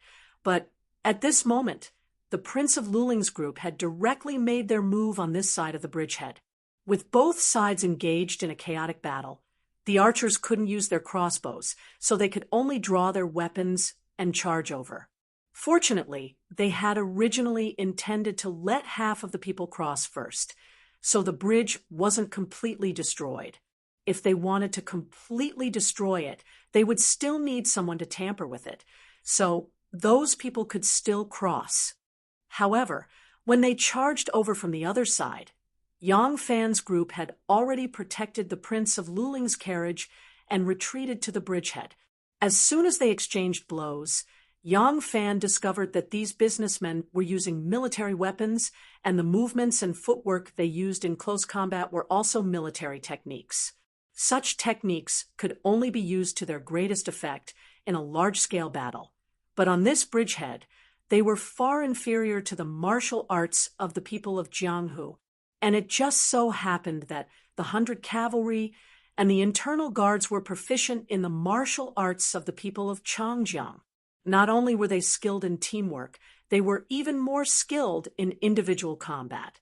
By the time the group of people at the other end of the bridgehead had caught up, the two assassins who had climbed up from under the bridge had already been killed, and nearly half of the assassins on this side of the bridgehead had also been killed.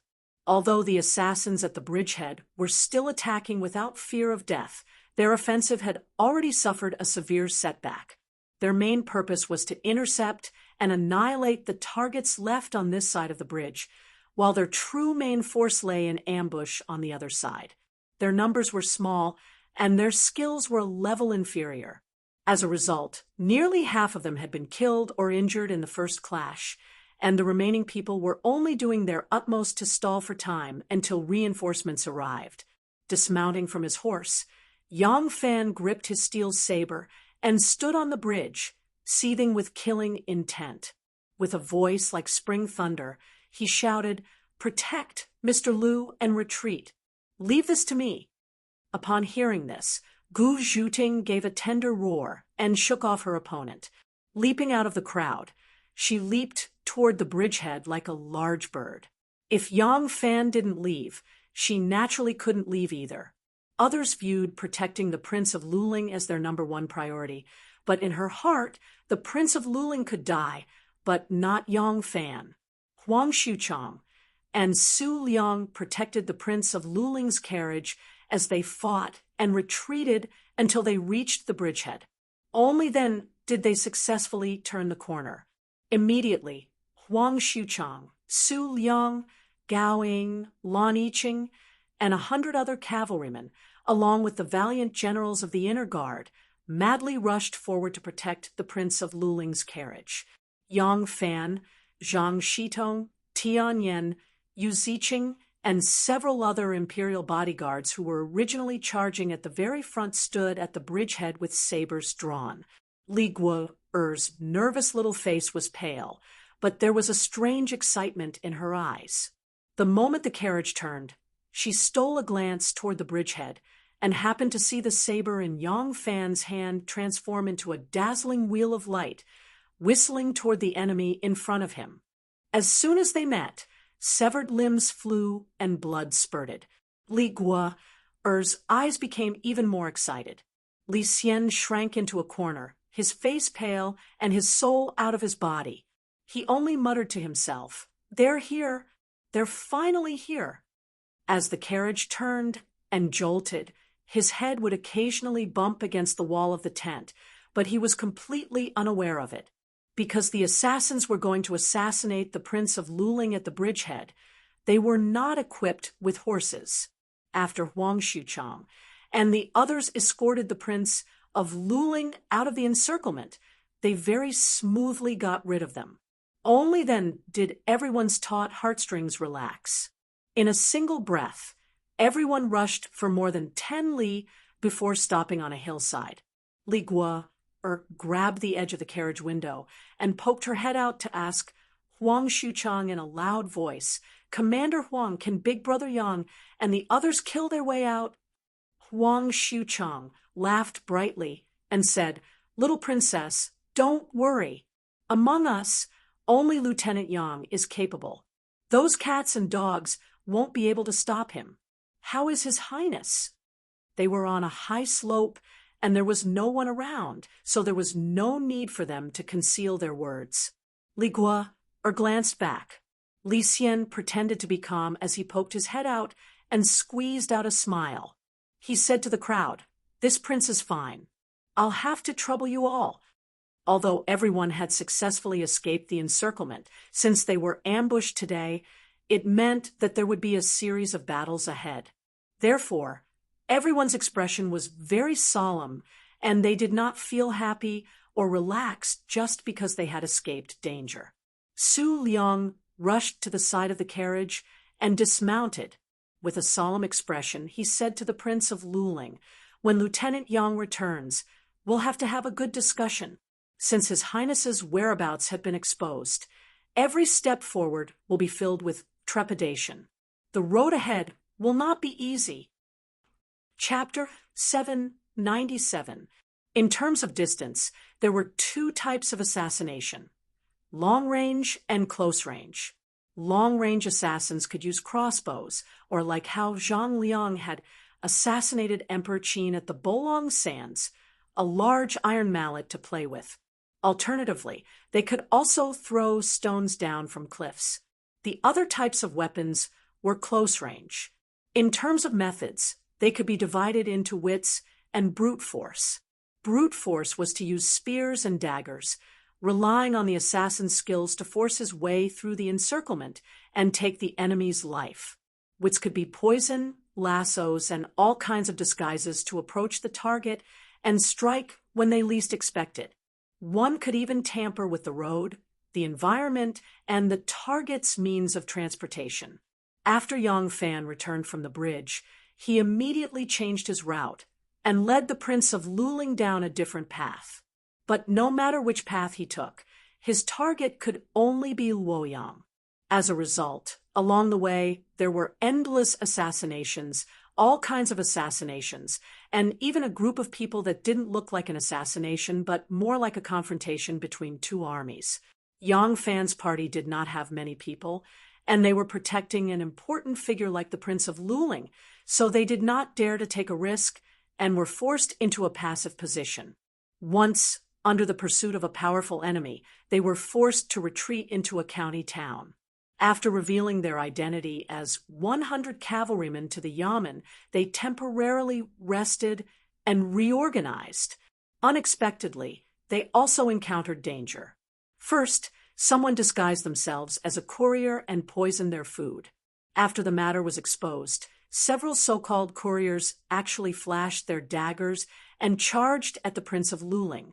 Fortunately, after the danger at the bridge, Yang Fan knew that the Prince of Luling's escape had already been discovered and increased his vigilance, preventing the assassins from succeeding. After an investigation, it was discovered that these assassins had kidnapped the couriers and replaced them. However, the county magistrate, who had hurriedly rushed over, was terrified, begging for forgiveness, and pretending not to know who Mr. Lu was.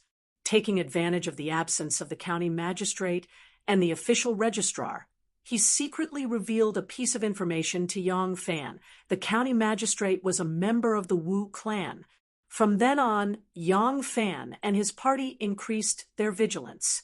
If there was an internal infiltration, it would be even more difficult to guard against than an external enemy. They were unwilling to ask for help from the authorities anymore. Now, the news that the Prince of Luling was on his way back to the capital had probably been heard by all levels of officials through their own channels. No local official was a monolithic block. If one did not know which official had the backing of the Wu clan, it was better to completely cut off all connections until the Prince of Luling was safely sent to the capital. Thus, this group of people became an isolated army of running for their lives against the endless enemies of both in the open and in the shadows. Over the past few days, they had been circling east and west, rushing forward and retreating. They had already lost 4 of their 100 horsemen, and 2 of their inner guards had been injured. In the countryside, insects chirped, and the moon was as pale as frost. Others might not be able to see his expression, but Gu Zhuting, who was staying half a foot away from him, seemed to have sensed his thoughts. She suddenly said softly, "Lang doesn't seem to agree?" Gu Zhuting used to be a female assassin, so she was even more alert than Yang Fan in her sleep. Li Xian's strange cry could wake Yang Fan up, so naturally it could also wake her up. Yang Fan nodded his head, silently. Noticing that she couldn't see his action, he grunted softly and said, "The crown prince of the country, sigh." Gu Zhuting smiled softly and comforted him softly. Other than the founding emperor, most of the other emperors grew up in the palace. How strong could they be? You are the one who thinks that because he is the emperor, you instinctively feel that he should be wiser than everyone else, that his will should be stronger than that of a soldier who has been through hundreds of battles. How is that possible? Yang Fan grunted in a low voice and said, "Yes, The crown prince can only be from the Wu family or the Li family. After weighing the two, it is better to choose the lesser of the two. An emperor, even if he is mediocre, it is still better than a tyrant. Gu Zhuting turned over and lay down, looking at the stars in the sky. The stars were shining brightly, and thousands of stars gathered together, forming a magnificent celestial phenomenon like a nebula. Gu Zhuting looked at the stars in the sky and said slowly, "I am from the Chui family of Qinghe." When the young master was young, a group of companions of the same age acted as his protectors. Young Master Chui has been intelligent since he was young. When he grew up, he was very dignified in taking care of family affairs, managing external affairs, welcoming guests, and presiding over sacrificial ceremonies. Ever since he was young, the young master had always been the one who received the most praise among his peers.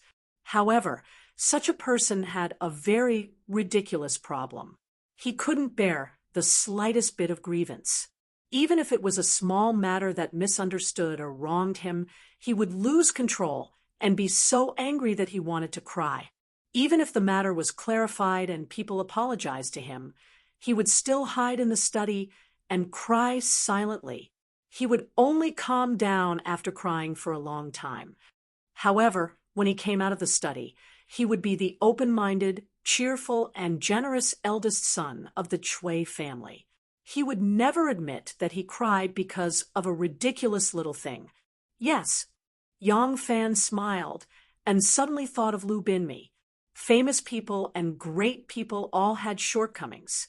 Sometimes it really wasn't that the shortcomings of others couldn't be tolerated, but because their status was too high. Therefore, those who couldn't reach their status would wishfully think that they were perfect and that they had to be perfect. Yang Fan couldn't help but ask, "Since you were young, you have been practicing martial arts.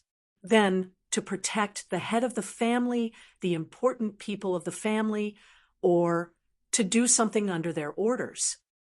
Gu Zhuting faintly said, "Yes, my family has been a servant of the Chui family since more than 100 years ago. There were some in the family who were born with weak physiques and couldn't practice martial arts. So they raised horses, drove carriages, planted orchards, or were servants who answered the door. Although practicing martial arts was hard and often didn't have a good ending, after all, when they were alive, their lives would be better and their status in the family would be higher. People want to go to higher places. Who would be willing to be a lowly slave from birth?" That night, Gu Zhuting said a lot. Yang Fan had never thought that a bodyguard beside him, a person who was usually ignored by others, would have so many life stories and such deep emotions. Until Yang Fan was sleepy, Gu Zhuting, who rarely spoke her heart, was still in high spirits. Yang Fan didn't want to disturb her mood, so he had to suppress his sleepiness and didn't even dare to yawn. In truth, with Yang Fan's intelligence, he had already sensed Gu Zhuting's closeness to him, but Gu Zhuting hadn't said anything, so he didn't want to take it a step further. He had Xiaoman and Anu at home, and when he married one in the future, it was enough to have 3 lovely wives to accompany him. It was impossible for Tai Ping to become his wife, even if Li Tang regained his power. He was well aware of this. At most, the two of them could maintain this kind of relationship. If it wasn't for Li Guerre's initiative on the mountain, if it wasn't for her beauty that made it hard for any normal man to resist, if it wasn't for the fact that he thought Li Guerre was just an ordinary mountain girl, if it wasn't for the fact that he felt that it would be better for him to keep his identity a secret by making this girl his woman, he wouldn't have broken his heart's defenses. In truth, he was very satisfied with the current situation. He had never been eclectic and had never had the ambition to take in all the beauties in the world, like Husiluo. As a result, this paper window had always been stuck there, preventing the 2 hearts from getting any closer. The Prince of Luling was like a bird startled by the mere twang of a bough, and he had 2 more palpitations during the night. As a result, no one slept well. At daybreak, everyone packed up, ate a simple meal, and continued on their journey. At this time, they had already arrived at the Crouching Bull mountain range. After crossing this mountain range, they would enter Duji province, but they did not take the Luyang Pass. It could be expected that there would be ambushes on the main road.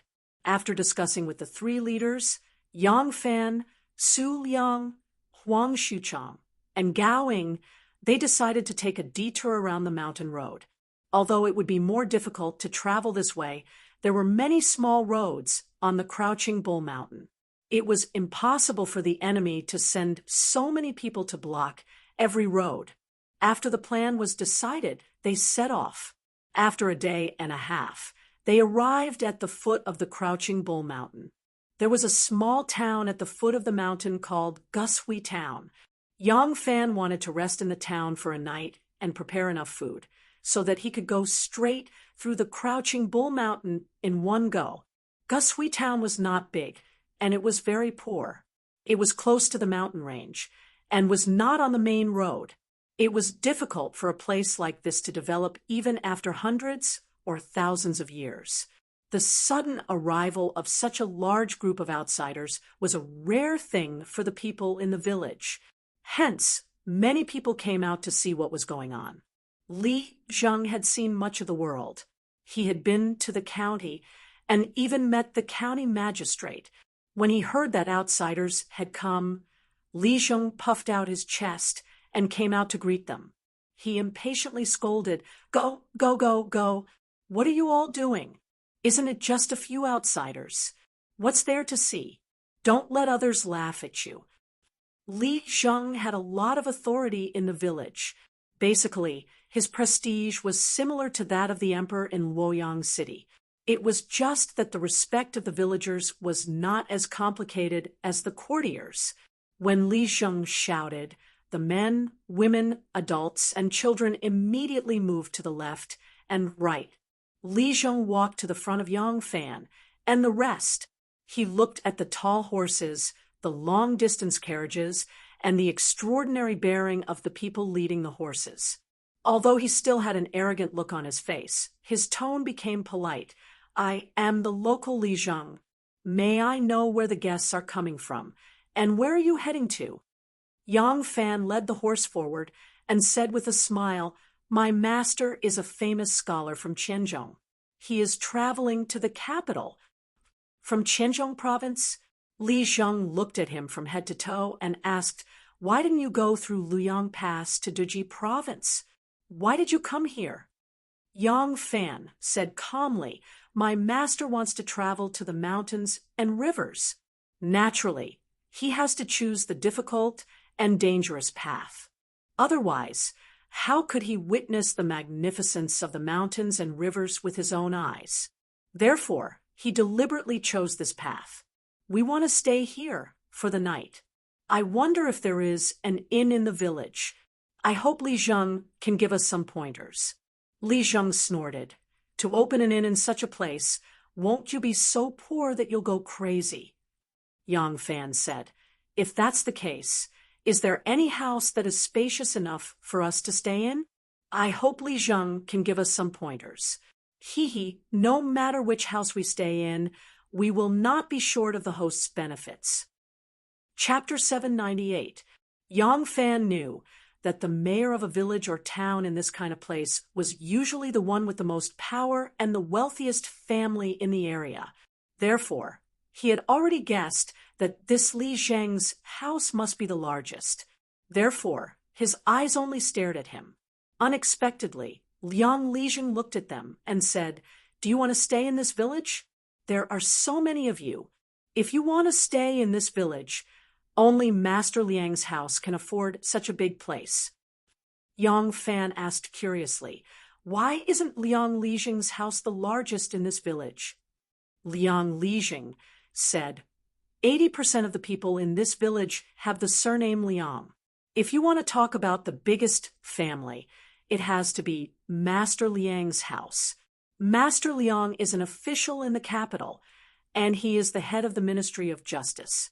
Because this is the ancestral home of Master Liang's family, they built a big house here.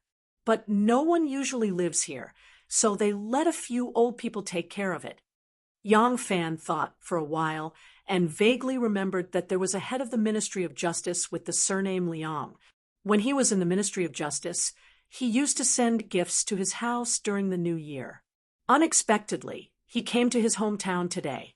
Yang Fan said, "If that's the case, can I trouble Liang Lijing to mediate and let us stay here?" With that, Yang Fan took a step forward and stuffed a pile of copper coins into Liang Lijing's hand. Liang Lijing took the money, and a smile immediately appeared on his face. He replied straightforwardly, "All right, come with me." Liang Lijing turned around and led the way.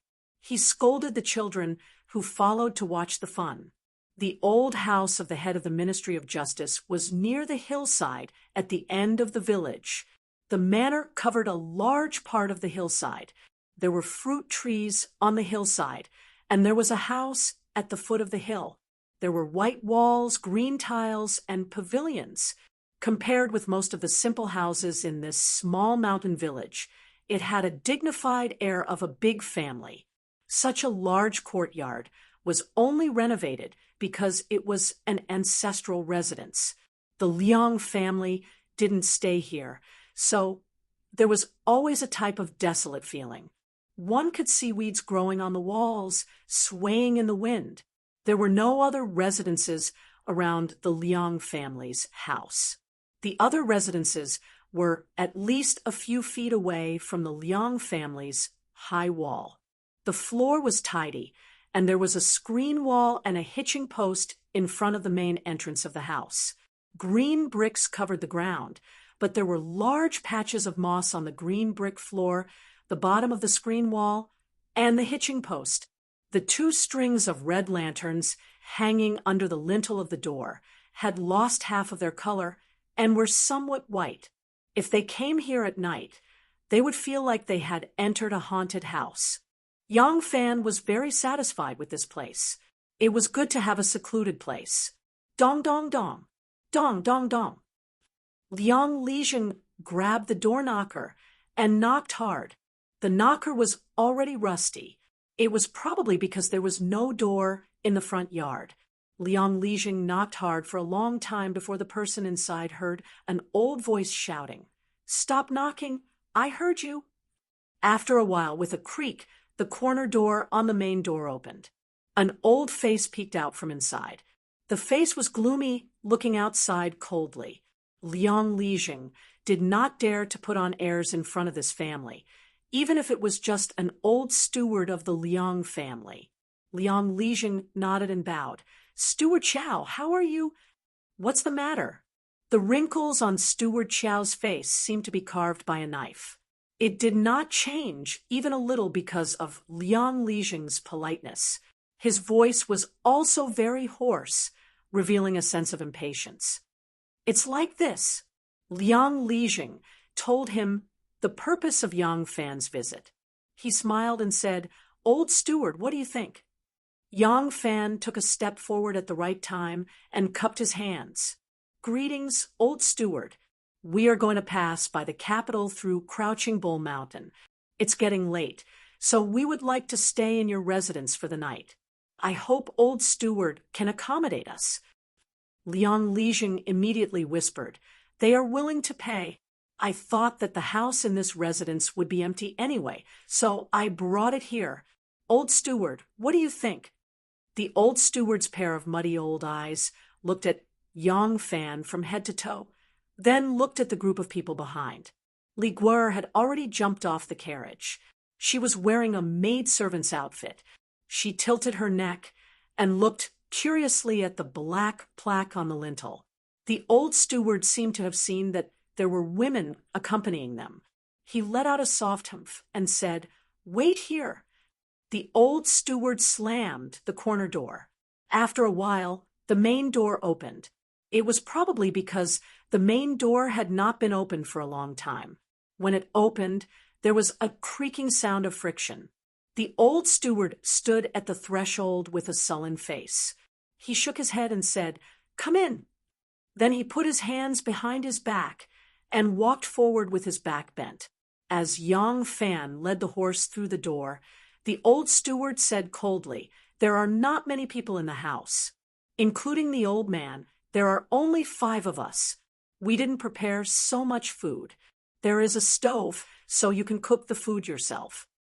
Li Guer had just followed them in, but when she heard this, she said angrily, "Why is this person?" Yang Fan grabbed her and shook his head gently. Then he said to the old man with a smile, "Yes, I am already very grateful to be able to stay in your residence for the night. I will give you my thanks once I have settled down." The Liang residence really had a lot of houses. It was unknown if Steward Liang had the mentality of returning home in glory, or if his relatives and friends would come every year when he returned home to worship his ancestors.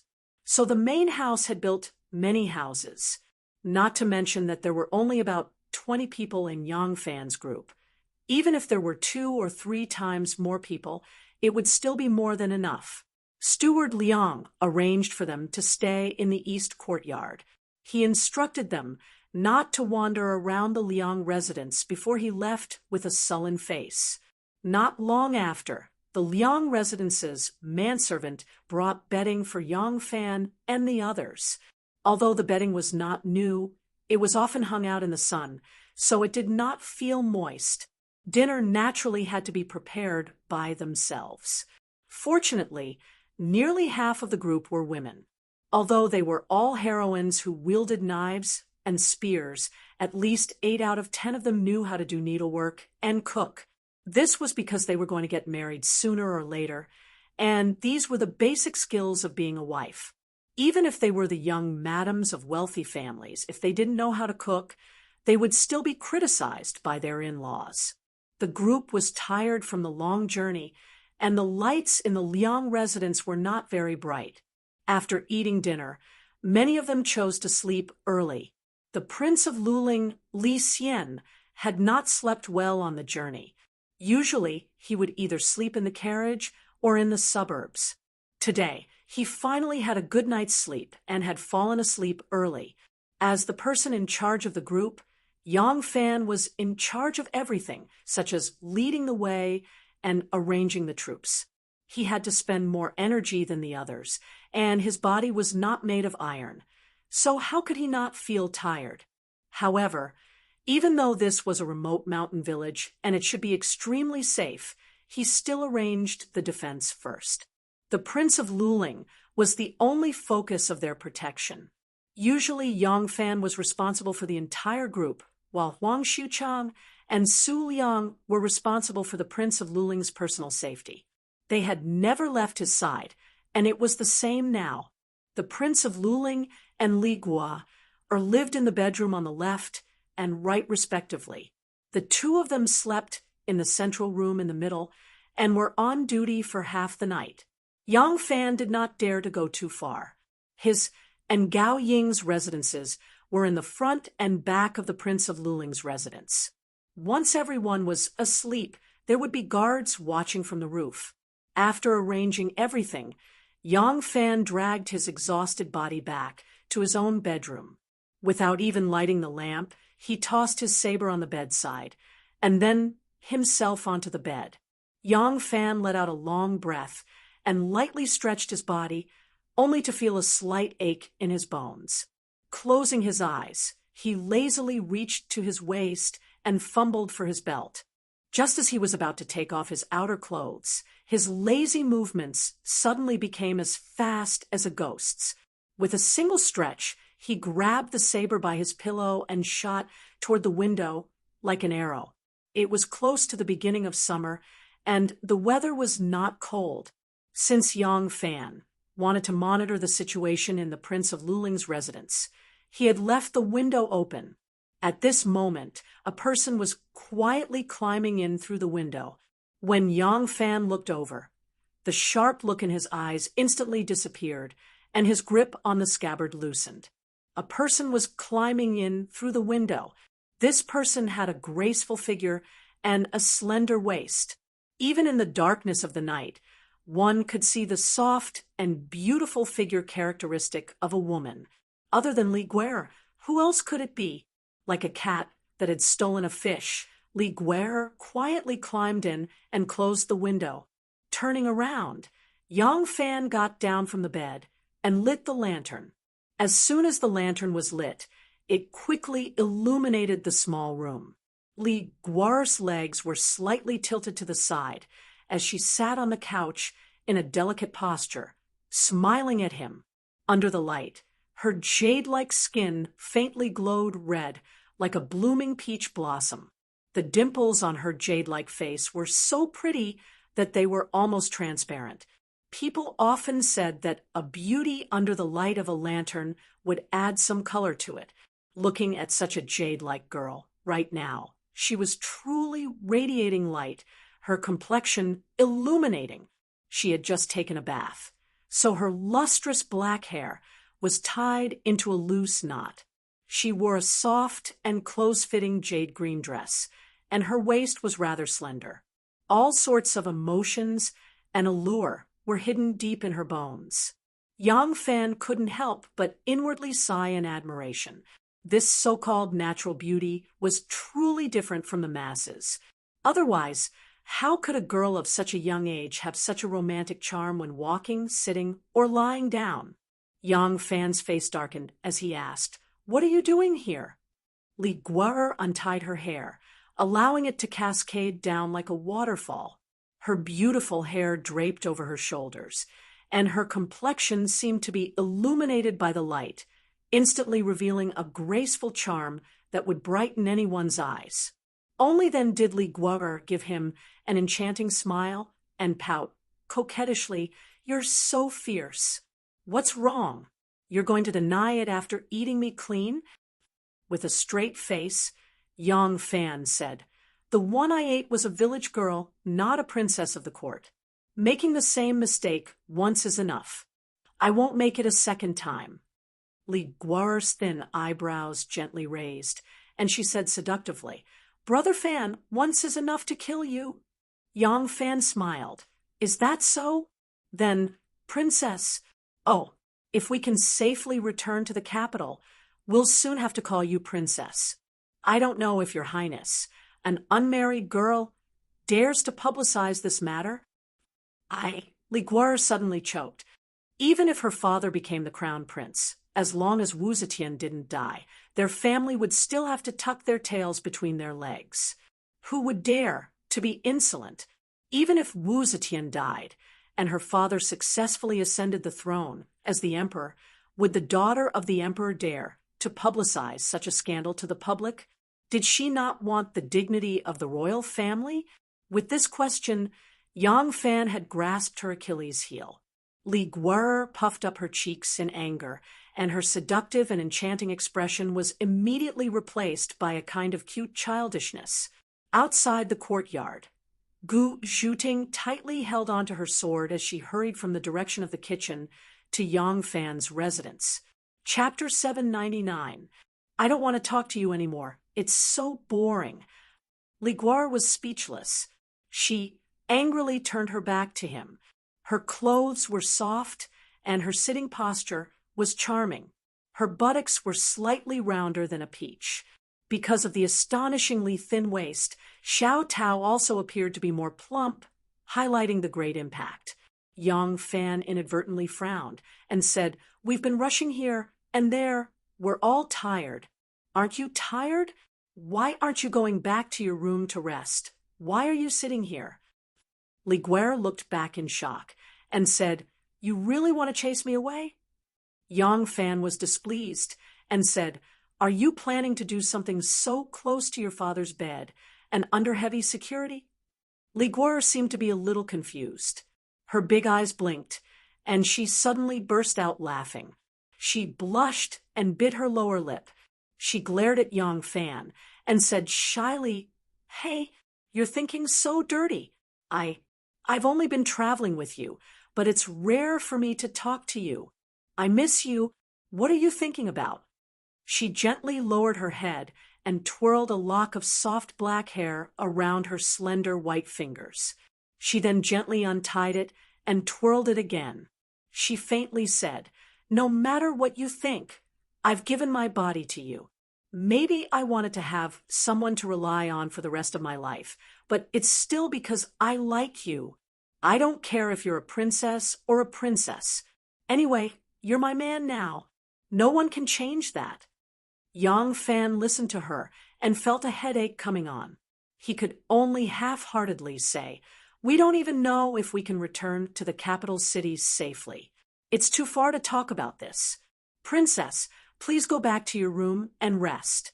We'll be entering Crouching Bull Mountain tomorrow morning. The journey will be even more difficult." "I'm not afraid."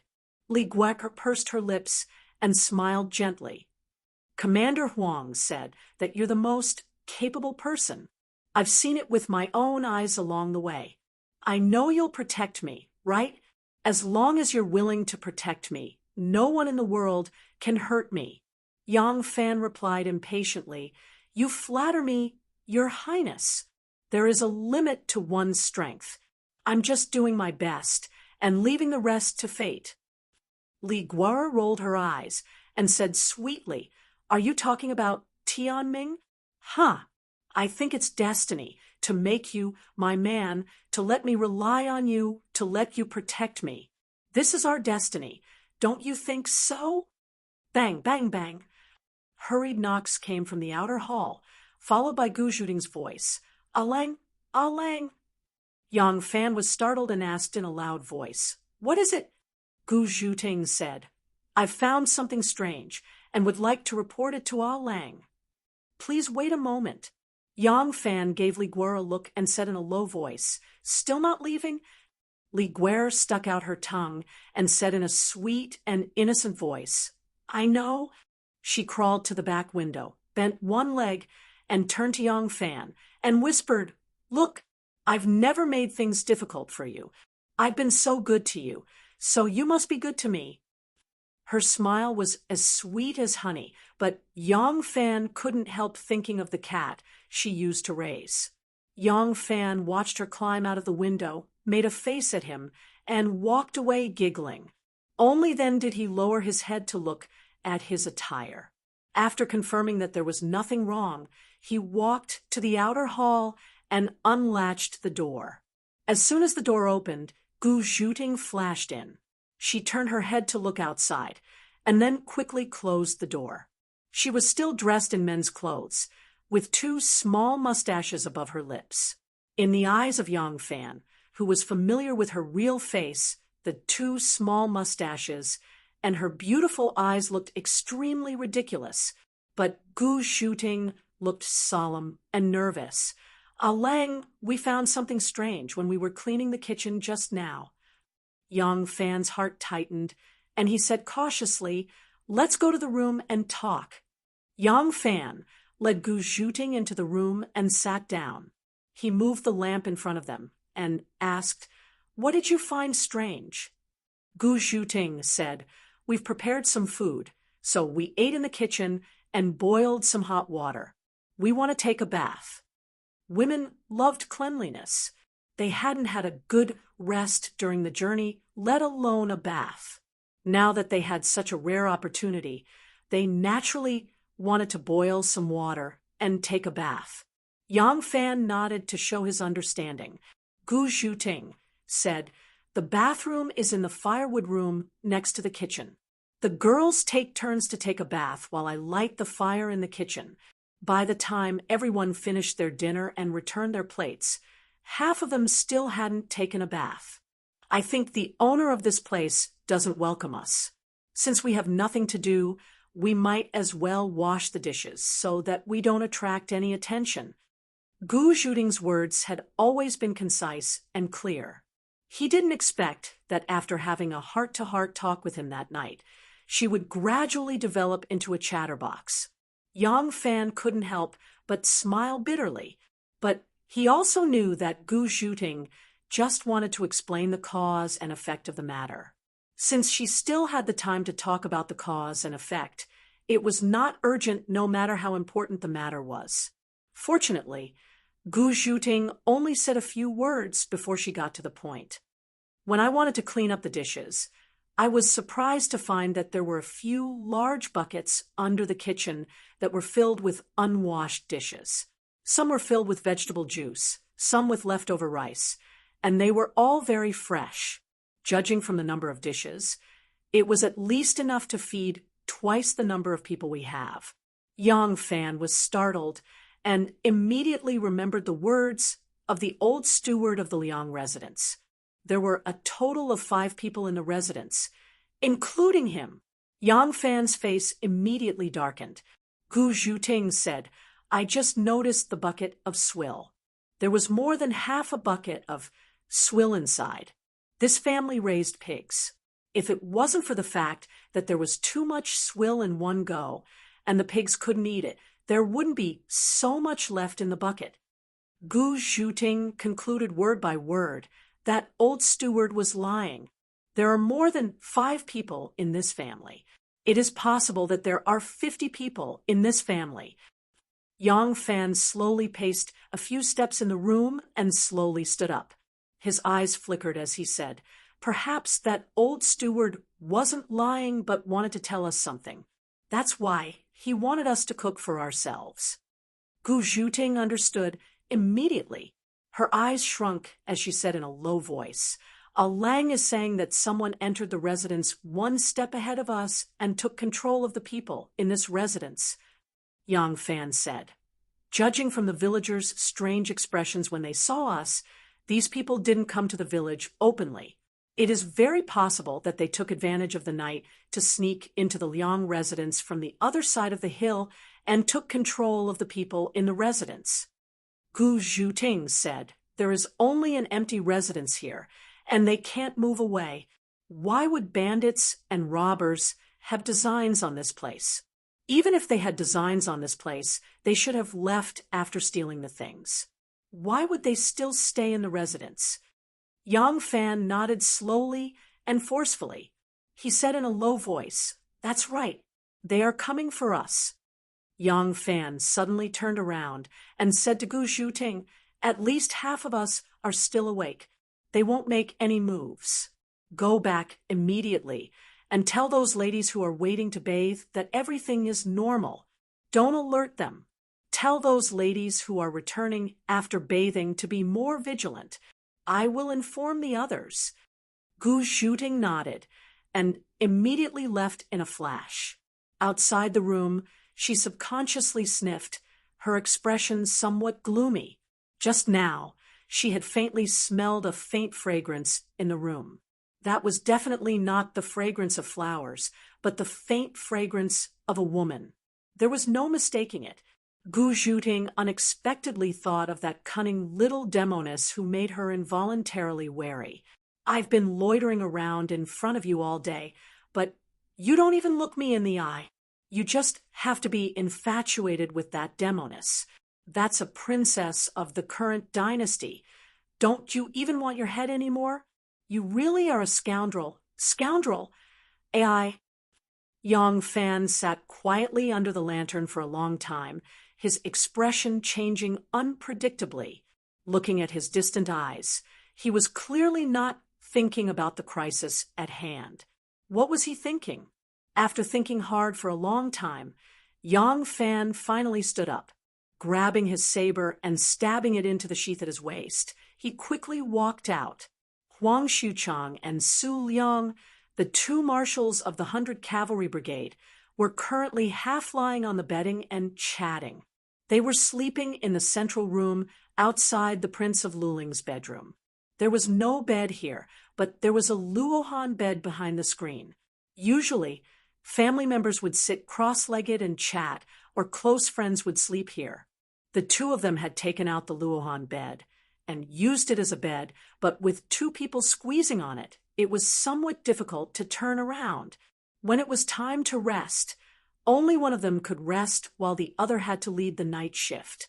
Because there were still many people who had not slept yet, they temporarily did not need to go out on patrol, so they lay down to rest. The one who had to lead the night shift tonight was Huang Xuchang. When they were in the palace, they often did night shifts, so even though they were somewhat tired, they were still much more energetic than the average person. The door opened, and Yang Fan quickly walked in, his hand on his saber and his expression cold. Huang Xuchang and Su Liang couldn't help but sit up in surprise and say, "Captain!" Yang Fan waved his hand, not letting the two of them speak. He quickly walked up to their bed and reported Gu Zhuding's discovery in a low voice. The two of them immediately tensed up. Yang Fan sneered. "I'm afraid we won't be able to sleep well tonight, but since we've already discovered something wrong, they'll be the unlucky ones. You too." Yang Fan lowered his voice and whispered to them, to which the two of them repeatedly nodded. Huang Xuchang said, "I'll go inform everyone right away." "Wait." Yang Fan flicked his palm and placed it on his shoulder. After a moment of thought, he said, "There's no rush. It's fine as long as you know what's going on. As for the specific arrangements, once everyone has returned, you can use the patrol to inform them one by one. At the same time, tell them to keep to their posts and not to move around without permission." Su Liang was curious. "Why didn't we make the arrangements earlier?" Yang Fan's gaze flickered, and he slowly said, "Since the first time we were ambushed at Leohiku, every time we safely passed through an important road, we would definitely be ambushed at the next one. Don't you find it strange?" Huang Xuchang and Su Liang looked at each other, their expressions suddenly changing. Yang Fan continued, "This mountain village is extremely remote, but they actually set up an ambush here in advance. If they made the same arrangements at every possible road we might pass through, think about it. How many people would they need? If they only made the arrangements at this place, then how did they know we were going to pass through here?"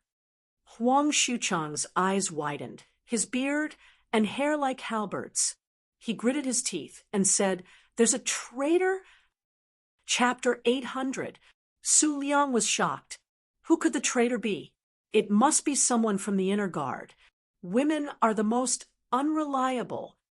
Huang Xuchang was a member of 100 Cavalry, so he had an instinctive trust and protection for them. He hurriedly said, "That's right, it must be someone from the inner guard. We 100 Cavalry are all brothers who have gone through life and death together. If the traitor causes the death of the Prince of Luling, then all of us brothers will die. No one would harm their own brothers like this." Yang Fan slowly said, "I still don't know who the traitor is. Before we can confirm who the traitor is, everyone is suspicious. You and I must not let our first impressions be the strongest, or it will only blind our eyes." Huang Xuchang and Su Liang slowly woke up from their excitement and agreed. Yang Fan solemnly said, "We'll deal with tonight's matter first. The most important thing we have to do next is to ferret out the traitor. Otherwise, we won't be able to return to the capital alive. The further north we go, the more dangerous it will become. So from now on, I'll only tell the most trustworthy people about our actions." Su Liang curiously asked, "Since you've already sensed the traitor, how can you be so sure that the two of us are trustworthy?"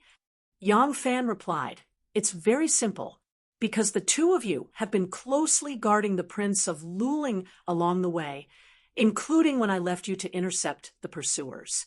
If one of you harbored malicious intent towards the Prince of Luling, you would have long since made your move." Yang Fan bent his fingers and calculated. "I can trust Gowing and Lan Yiqing. They were the ones who helped the Prince of Luling down the mountain. If they wanted to harm the Prince of Luling, they would have long since made their move. After tonight, give me a list of the 100 Cavalry and inner guards who protected them down the mountain. These people can also be trusted. Otherwise, as long as they purposely make some noise and alarm the guards on the mountain, it will be difficult for us to escape. Furthermore, Miss Gu can be trusted. Otherwise, there is no need for her to tell me her findings. If we are completely unguarded, even if we set up sentries at night, it will be difficult for us to defend against the assassins." Yang Fan had obviously calculated it carefully. He spoke in an orderly manner. Huang Xuchang and Su Liang nodded frequently. After counting, Yang Fan said, "You can tell these people that there are spies among them in advance so that they can be more vigilant of others. If there is someone guarding Prince of Luling and young commandery princess who is not one of these people, find a way to transfer him away and replace him with the most reliable one." The two of them nodded in acknowledgement. Yang Fan continued, "I'll tell you what I'm about to say next. After that, I'll go find Miss Gowing and tell her the same thing. You know your subordinates the best. When monitoring and guarding against others, the most important thing to pay attention to is—" Yang Fan glanced at the two of them and said word by word, "It's those with ordinary family backgrounds and a small population. They can easily disappear without a trace." Although Huang Xuchang and Su Liang were martial artists and had a rough temperament, they had been officials for a long time. They were definitely not fools who only knew martial arts but not the slightest bit of scheming. They immediately understood what Yang Fan meant. The situation the Prince of Luling faced upon his return to the capital was unprecedentedly complicated because the power of the Wu and Zhou dynasties was simply too chaotic and had too many factions. Wu Zetian was also well aware of this, but she could not reorganize the Wu clan, nor did she have the energy to do so. In order to ensure her son's safe return to the capital, she could only make the decision that if the Prince of Luling returned alive, all his guards would be rewarded. If the Prince of Luling returned dead, all his guards would be executed to ensure that the imperial decree was carried out. In this case, it was unlikely that the 100 cavalrymen and internal guards who had large families and could not easily disappear into the commoners would be bribed.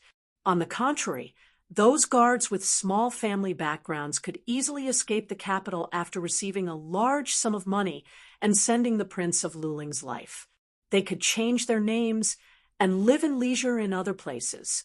Therefore, if there was a traitor, people with such family backgrounds would be the most suspicious. Huang Xuchang and Su Liang nodded in agreement. Yang Fan gave them a few more instructions before getting up and leaving to find Gowing. In the room to the right, Li Gueker stood barefooted at the door, her ear pressed against the door.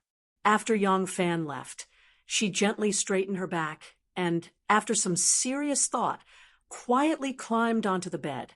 After a while, she came down again and rummaged through her outer clothes. She took out the sheathed dagger that Gowing had given her for self-defense and returned to the bed. Hugging the dagger to her chest, she finally fell asleep. Yang Fan's footsteps were heavy as he walked. The matter of the assassin had already caused him to carry a heavy psychological burden, and the appearance of a traitor made him even more worried. A traitor was hard to dig out, but he had to. If this traitor was not found, he would be in even more danger once he crossed the Crouching Bull Mountains and entered Duji province. This was because the Wu clan attached great importance to the development of their power in the capital regions, and the Wu clan's main forces were concentrated in this area. Bringing a traitor back to the capital was tantamount to entering a dragon's pool and tiger's den. But how could it be easy to find this traitor hidden in the cavalry or the inner guards? If they beat the grass and startled the snake, it would be very difficult to dig out this traitor. Furthermore, if too many people knew that there was a traitor among them, everyone would be paranoid and unable to sleep at night. It wouldn't be long before the enemy didn't even need to make a move, and the entire team would collapse. Late at night, in the backyard of the Liang residence, a group of night walkers gathered together sneakily. The lights in the house were lit, and blankets were hung on the windows to prevent the light from shining out. The white-haired old steward of the Liang residence with a wrinkled face sat in the corner and looked at them with a hateful gaze. But he couldn't do anything. He was an old man and couldn't do anything to this group of strong people. His family stayed behind to guard this residence, and now his wife, son, daughter-in-law, and little granddaughter were all in the hands of this group of people. He couldn't resist. The group of people that came in the afternoon fit the description of these people, but he didn't know who they were and why they wanted to deal with the famous scholar from Qianzhong. Old Steward Liang purposely acted as if he didn't want to be reasonable and let the group of people cook for themselves, hoping that they would notice something was wrong from the dishes in the kitchen that hadn't been washed in time. Old Steward Liang thought about it and sighed inwardly. I hope they will be more vigilant and escape from this disaster. This old man has been a vegetarian my entire life, and if they die here, this old man will have committed a great sin. Prepare to move. Li Feng, Lu Ruiyu, Sima Xiao, Wen Lin. The 4 people whose names were called took a step forward and said in a deep voice, Your subordinates are here. The leader said, The 4 of you are in charge of eliminating their patrols on the roof. Make sure to deal a fatal blow. Yes, old Steward Liang was someone who had seen the world, and when he saw the behavior of this group of people, he couldn't help but be suspicious. Could they be from the military? Look at their speech and actions. They are very much like soldiers. The leader then turned to the others and said, Chen Guang, Stan, Fang Ziyu, Xing Su. Another 4 people came forward and said, Present. The leader said, The 4 of you, lead your men and get ready. Once they succeed, you will immediately rush out and entangle the guards who are patrolling around that person's house. These 4 people didn't look like soldiers. Stan's appearance was clearly that of a Kunlun slave, while Xing Su was wearing a Taoist robe and had her hair tied up in a Taoist bun. Old Steward Liang was confused again. Could it be that my judgment was wrong? In fact, old Steward Liang wasn't wrong. The 4 people from before were indeed soldiers, and they were most proficient in archery. Each of them had the ability to shoot a target from 100 steps away. However, the 4 people from the second group were the family warriors of Wu Sanxi and Wu Yizong's residences. They were people from the pugilistic world, and they were experts in individual combat. The leader wasn't tall, but he was extremely sturdy. He had broad shoulders and a strong back, and he was as majestic as a mountain. The most eye-catching thing about him was his beard. It was as thick as ink, and each of his beard was like a halberd, giving him an extremely mighty appearance. The weapon that this person used was also extremely rare. In his hands was a pair of giant wheel-shaped axes. The back of the axes was heavy, and the edge of the axes shone with a cold light. This person's surname was Hua, and his full name was Hui Qilin. He was the number 1 warrior in Wu Sanxi's residence. He was also proficient in sumo wrestling and wrestling. In the past, he was very famous in the army, and he once competed with the number 1 sumo wrestler, Chu Kuanga. He lost in 1 move, and was later chosen by Wu Sanxi. Hui Qilin then said to the remaining people, After you enter the East Stride courtyard, immediately kill your way to the houses. While they're unprepared, kill those guards. The more chaos you create, the better. I will bring 5 people to that person's residence and take his head. Once we succeed, you and I will enjoy endless glory and wealth. Even becoming a high-ranking general will be as easy as flipping our hands. Hui Qilin had arranged for a clever subordinate to dress up as a servant of the Liang residence. Taking the opportunity to deliver bedding to Yang Fan and the others, he had already carefully arranged the living quarters of the people in the East Striding courtyard. At this moment, everything was arranged in an orderly manner. Although old Steward Liang was old, he wasn't muddle-headed. When he heard this, his heart turned cold. He knew that he was in trouble.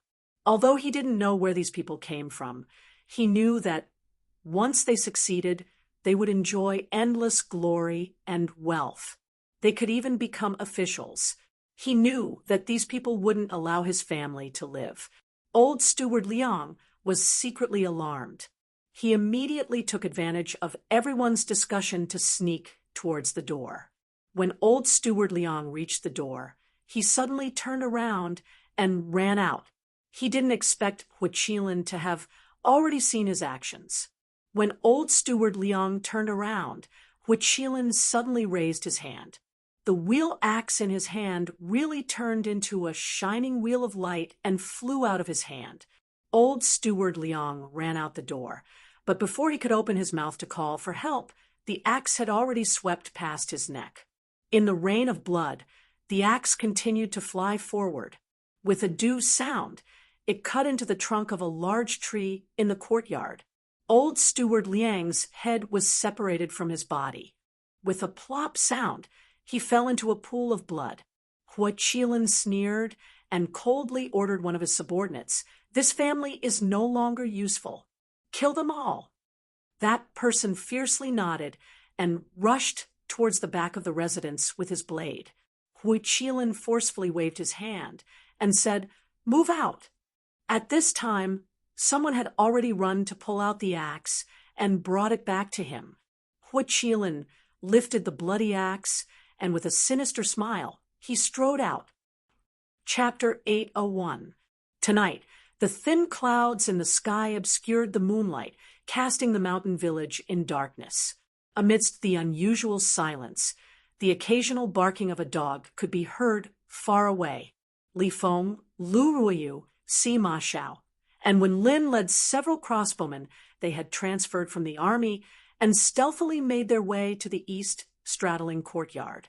There was a person standing on the roofs of several houses in the east straddling courtyard. Although it was hard to see them clearly in the darkness, they could still tell whether they were standing or walking on the roofs. Li Feng and the others made a light gesture and quietly spread out to search for their targets. "Move." In the darkness, Sima Xiao decisively gave the order. The crossbowmen, who were lying on the walls, took aim at their targets and pulled the triggers. Swish, swish, swish. The sound of the arrows breaking through the air was different from that of the arrows. The sharp arrows fell like rain and pounced toward their targets. Some of the targets were sitting on the roofs, some were standing there, and only one was walking on the roofs. Because the roofs were slippery, he couldn't move fast and couldn't avoid these master archers. The moment the arrows arrived, these people were hit and rolled down the roofs with miserable screams. Almost at the same time, Chen Guang, Stan Fangziyu, Xing Su, and the other martial artists led their subordinates into the courtyard. Their clothes fluttered in the wind as they rushed toward the Prince of Luling's room. Moving like tigers, just as they approached the Prince of Luling's residence, several figures rushed out of the shadows like hungry wolves and clashed with each other. Kill! The assassins responsible for disturbing the enemy, creating chaos, and cutting off the sleeping guards gripped their shining steel blades and broke through the doors and windows to slash at the sleeping figures on the beds. Uffed! As soon as the steel knives fell, the subordinates felt that something was wrong. Before the assassins who broke through the door could react, the hundreds of bodyguards and internal guards who followed closely behind the screens, the beams, the doors, and the windows like shadows chopped at the assassins' necks. Holding two giant axes in his hands, Huichilin led a few of his trusted subordinates. Taking advantage of the fact that the guards outside the Prince of Luling's door were locked in battle with the Prince of Liang's residence, they proudly passed by them and charged straight for the door of the Prince of Luling's room. Along the way, when they encountered the Prince of Luling's guards who were fighting, they did not lend a hand to help their own people break out of the encirclement. As for the Prince of Luling's guards who were charging at them, they did not linger to fight. The door was kicked open by him.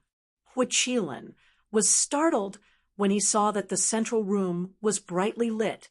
There were many lamps already lit up. The floor of the central room was paved with green bricks, and there was a picture of a crane and a pine on the wall. There were 2 vertical scrolls, and a person was standing in the middle of the central room with a blade hidden behind his elbow. Huichilin's eyes narrowed. Yang Fan didn't recognize him, but he recognized Yang Fan. Back when Yang Fan wrestled in the palace, he had been King Liang's personal guard, and had been among the spectators. He recognized the power of Yang Fan's wrestling technique and knew that this person's movements were light and nimble. This kind of small and nimble martial arts was his bane, especially in a place like the room, which would hinder his ability to display his skills. But the Prince of Luling was in the room, so he had to get past this hurdle. Huichilin waved the giant axes in his hands and suddenly let out a sinister laugh as he strode through the door. Don't be fooled by his sturdy stature and heavy weapon. This leap was as swift as a ghost. His body moved like a floating cotton. Before he even landed on the ground, the wind and thunder were already raging. Pai pai pala sounds were incessantly heard. The tables and chairs used to entertain guests, the decorative flower racks, and the antique shelves were all smashed under his pair of giant axes. It seemed like Huichilin wanted to sweep away all the obstacles in his way, so that he could display his tyrannical martial arts. Yang Fan's blade was hidden behind his elbow the entire time, a faint smile on his face. He was like a withered leaf in the autumn wind, fluttering under his giant axes. Kill your way into the room. Huichilin kept Yang Fan busy while shouting orders to his subordinates. Just as the subordinates were about to charge into the room, the doors to the rooms to the left and right suddenly opened.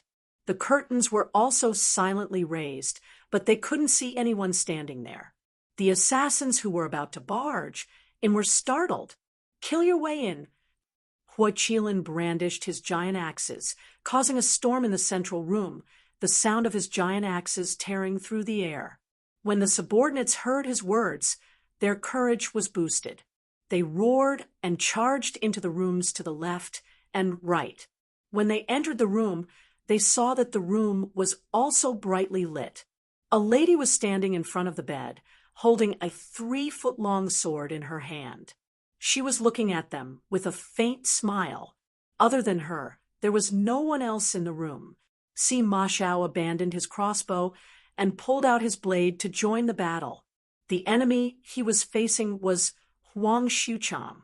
Huang Xuchang wielded a thick machete with a ring hilt. It was heavy and powerful, and when he swung it, it was like lightning. Ma Xiao was a fierce general in the army.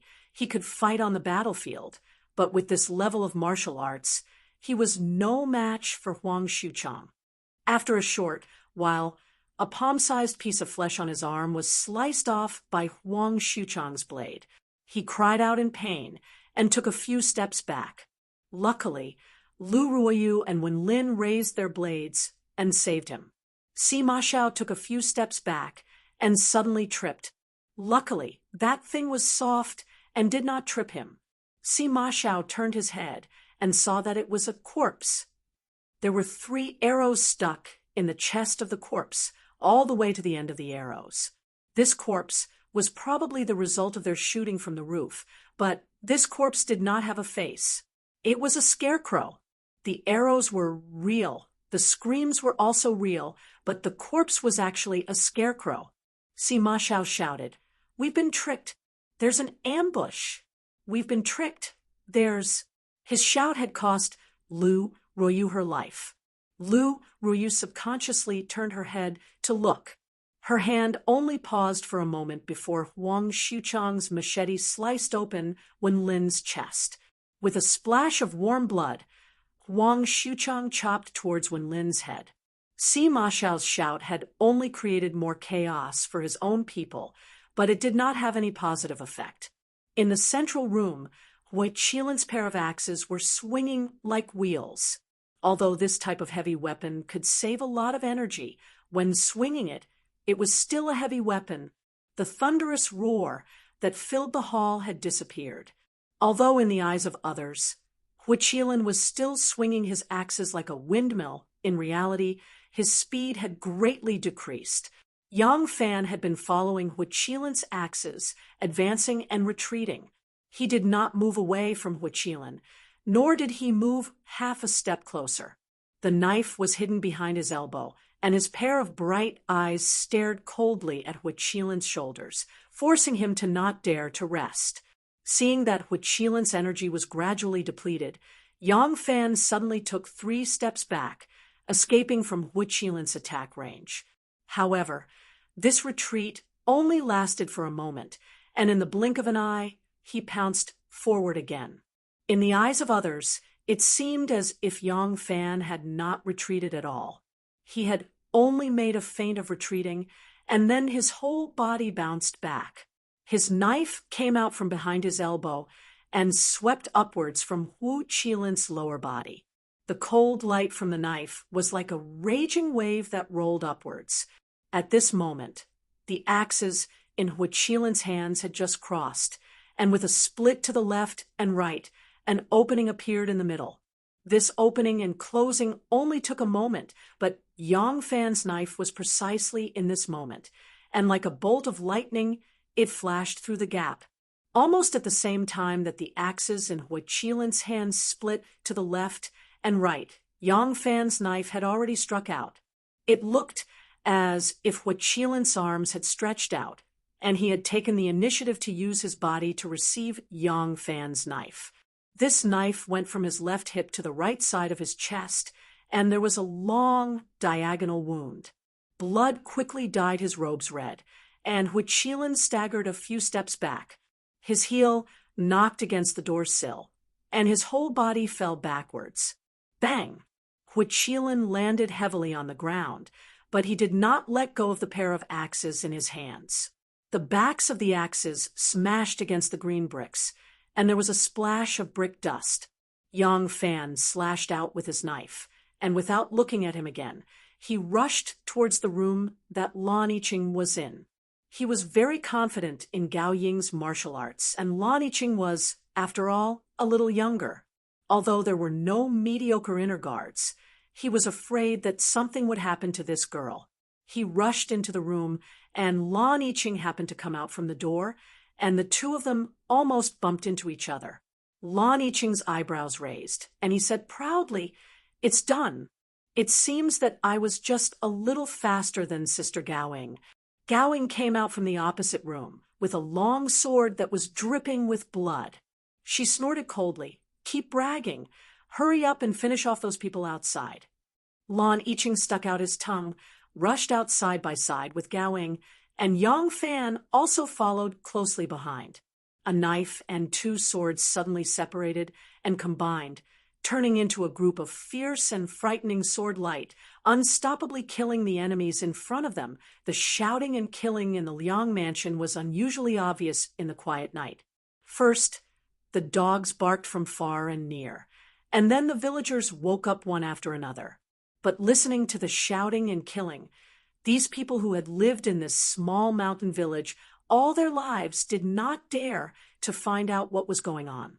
It was not until the sky was bright, until the sun was high in the sky, until it was noon, the Liang mansion had been quiet for a long time. Liang Lijing really could not hide anymore, so he gathered all the strong men in the village, holding a manure fork, an axe, a kitchen knife, and a spear, and entered the Liang mansion, trembling with fear. Very soon, they discovered that there was no one left alive in the mansion. The pitiful old steward Liang had been decapitated and died tragically in the backyard. Soon after, his wife, son, daughter-in-law, and a little granddaughter were found dead in the cellar, all killed with a single stab. In this small mountain village, stealing and fighting with neighbors was already the biggest incident of the year. When had such a murder ever happened? But this was not the most horrifying thing. The most horrifying thing was that the Liang family's West Stride courtyard had already become a mountain of corpses and a sea of blood. There were dripping blood everywhere. Cold corpses were everywhere, and broken limbs could be seen everywhere inside and outside the courtyard. Liang Lijing did not have the courage to carefully investigate, nor did he count how many people had died. He immediately went home to lead the donkey and called 2 strong men to be more courageous. A group of 3 hurried to the county government office to report to the county magistrate, Yang Fan, and the others did not go far.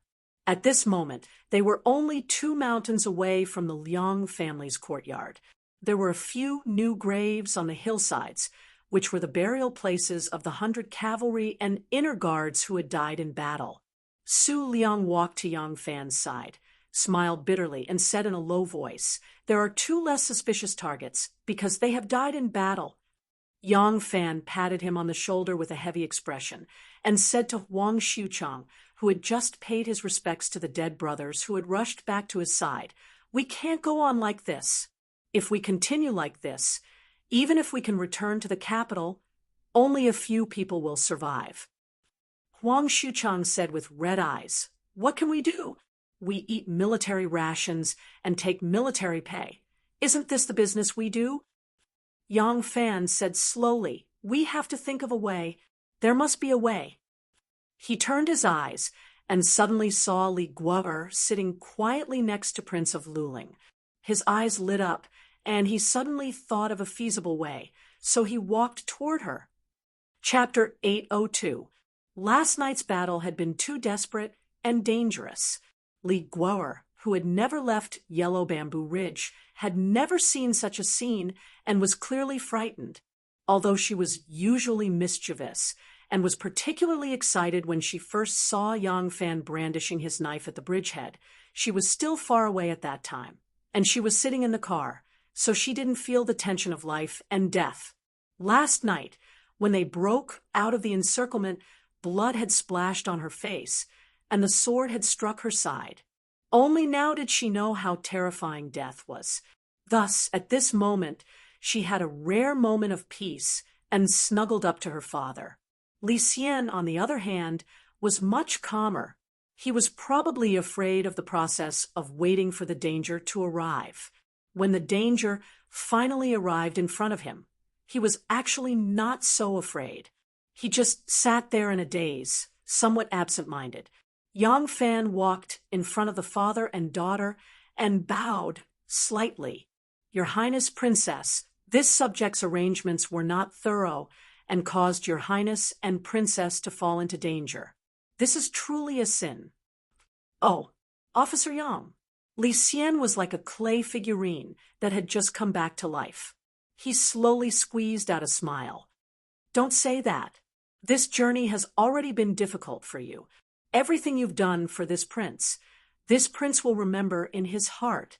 If we can return to Luoyang alive, Officer Yang's kindness, this Li Xian will definitely repay it one day." Yang Fan bowed. "This is what this subject should do. Your Highness, there is no need to be so polite." After saying this, Yang Fan looked at Li Guo'er and smiled. "Princess must have been frightened. The scenery here is not bad. If the princess gets up and walks around, her mood will be better."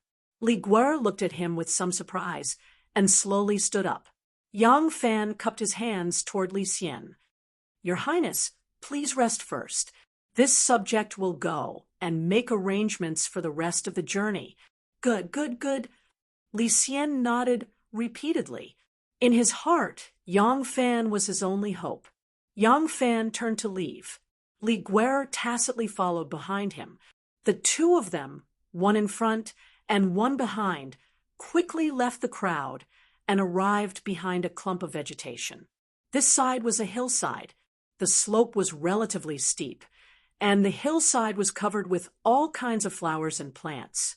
Purple and yellow wildflowers swayed gently in the wind. Yang Fan walked to the front of the slope and stood still with his hands behind his back, looking at the mountains and rivers in the distance. The wind caressed his body, and his clothes fluttered. Li Guo'er slowly walked to his side and looked at him strangely. "Why are you willing to take the initiative to talk to me?" Yang Fan said, "There's a traitor among us." Li Guo'er was silent for a moment and said, "I know. Last night, when you were talking with Brigade Commander Huang and Brigade Commander Su, I heard it." Yang Fan was not surprised in the slightest. He just made a light sound and said, "It's very difficult for us to uncover this traitor. Maybe by the time we find out who he is, we'll all be dead." Li Guo'er Er's eyes were filled with fear as she asked, "What should we do now?" She tried to maintain her composure for a long time, but Yang Fan's words caused her to reveal a look of panic. Her cleverness was completely useless in this kind of situation. Her psychological quality was actually far from Yang Fan's, who had experienced many big scenes. Yang Fan slowly turned his face to look at her, a strange expression on his face. Being stared at by him, Li Guer subconsciously reached out to touch her face. She asked in confusion, "What's wrong?" Yang Fan said word by word, "I want a troubled princess to put on a show with me. What do you think?" The dead had already been buried in the earth, but the living had to continue walking on the ground. Next to a few new graves, Yang Fan gathered everyone to discuss their next move. Li Xian naturally sat at the head of the table, and Li Guer leaned on his knees. Everyone was sitting in the lush, wild grass. The grass was dense and green, and unknown wildflowers were blooming beside them. If it weren't for everyone's solemn expressions and the blood that was still slowly seeping out of some people's bandaged wounds, this would undoubtedly be a romantic scene of an outing. With a heavy expression, Yang Fan said, "Along the way, we've been frequently ambushed, and assassinated. Even hiding in the yamen is not safe. Now that we're about to enter Duji province, it's easy to imagine how much danger we'll encounter once we reach their territory. No matter what, we have to protect the Prince of Luling's safe return to Luoyang." Li Xian glanced at him gratefully. Yang Fan said, "But if we continue like this, I'm afraid that even if we all die, we won't be able to guarantee His Highness's safe return to the capital. So, I've decided to take a risk." Everyone stared at him with wide eyes, not understanding what he meant by taking a risk. Yang Fan said, "The reason why we're obstructed everywhere and constantly ambushed is because we're too big of a target. For a group like ours, consisting entirely of young and strong men, riding fine horses and carrying weapons, and not soldiers, almost everyone who sees us will have a deep impression of us. Our enemies can inquire about us at any time and determine where we're going, so it's difficult for us to move even an inch." Su Liang interrupted, "Lieutenant, but there are so many of us. There's no way we can hide in this aspect. It's impossible for us not to ride horses, not to carry weapons, and not to—" Before he could finish, Yang Fan interrupted him, saying, "So, I've decided to take a risk." Everyone looked at each other in dismay, and then began to discuss in soft voices. Huang Xuchang grew impatient and said in a rough voice, "Lieutenant Yang, if you have any ideas, just say them. Among us, you're the most scheming one. What do you think we should do?" Yang Fan said solemnly, "I plan to leave only 2 people behind to escort Your Highness back to Luoyang." When these words came out, everyone was shocked. Huang Xuchang was startled and cried out, "What? If only 2 people are left to protect Your Highness, then where will the rest of us go?" Yang Fan said, "What I mean is, since we're too big of a target, we might as well be the target to attract the enemy's attention. Meanwhile, Your Highness can disguise himself and quietly return north with 2 people accompanying you. This way, Your Highness's group will fade into the crowd. Even if you walk in front of an assassin, they might not necessarily recognize you." After everyone discussed, Su Liang said, "I think this plan is feasible. At first glance, it seems much more dangerous to let Your Highness leave our protection, but in reality, it will be very difficult for them to recognize Your Highness among the tens of thousands of commoners. Your Highness will actually be safer. What does Your Highness think?" Li Xian hesitated for a moment, glancing at his daughter. Li Guer's hand, which was resting on his knee, exerted a little more force and pressed down slightly. Li Xian slowly nodded and said, "Yes, this prince feels— Commandant Yang's words are very reasonable." Yang Fan said, "This Yang has already discussed this matter with Your Highness in private and obtained Your Highness's approval. However, the success or failure of escorting your highness back to the capital concerns the life and death of each and every one of us. Thus, this young is not willing to act arbitrarily and needs everyone's approval. When there was an order from above, as long as you carried it out, no one cared whether you agreed or not. Yang Fan's actions moved the hearts of the 100 cavalry and the imperial bodyguards of the Plum Blossom Guard. Everyone whispered among themselves and expressed their agreement one after another. At this time, Li Guo raised an objection.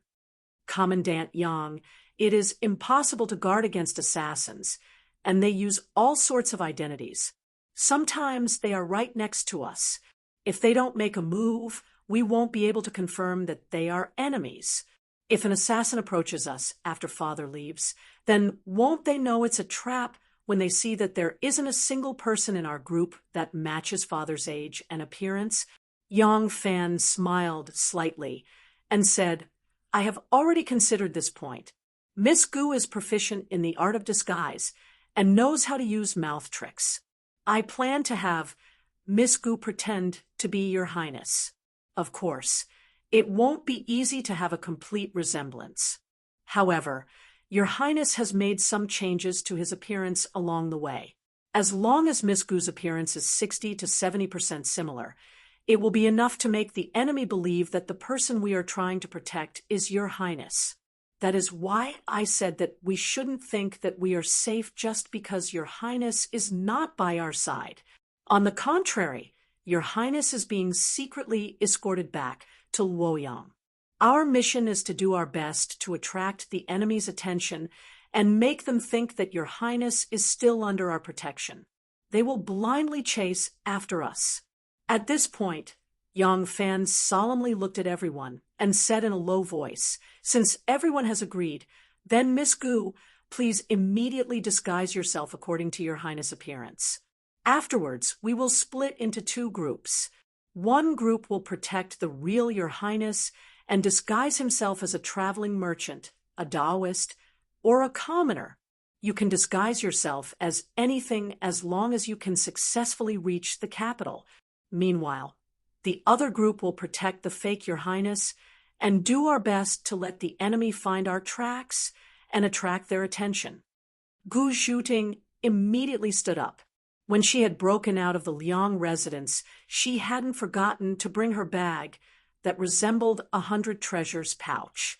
Li Guo helped Li Xian up, and the 3 of them parted the flowers and shrubs, ducking behind a clump of trees. Huang Xuchang said, Commandant Yang, who do you plan to send to protect your highness when he leaves? Yang Fan calmly replied, naturally, I will personally escort him. As for the other person, I'll have to choose one of you. Huang Xuchang said, if that's the case, I'll go. Gowing said, rather than you, why don't I go? With a woman accompanying him, it'll be easier to bluff our way through. Huang Xuchang said, nonsense. Those people have already figured out our background and know that there are both men and women in our group. Even if we have a woman by your highness' side, it won't necessarily dispel their suspicions. Gowing said, that's still less noticeable than having 2 strong men accompanying your highness. Huang Xuchang said, hey, you also know that men are a bit stronger? The people escorting your highness naturally have to be stronger to ensure his safety. Once they succeeded in escorting your highness, it would be the same as protecting the future son of heaven. Once the Son of Heaven ascended to the throne, how could they not benefit from it? Everyone was risking their lives. Just what was their goal? No one was willing to fight for this job. Moreover, their lives and deaths were tied together with the Prince of Luling. Only by personally guarding the Prince of Luling would they feel more at ease.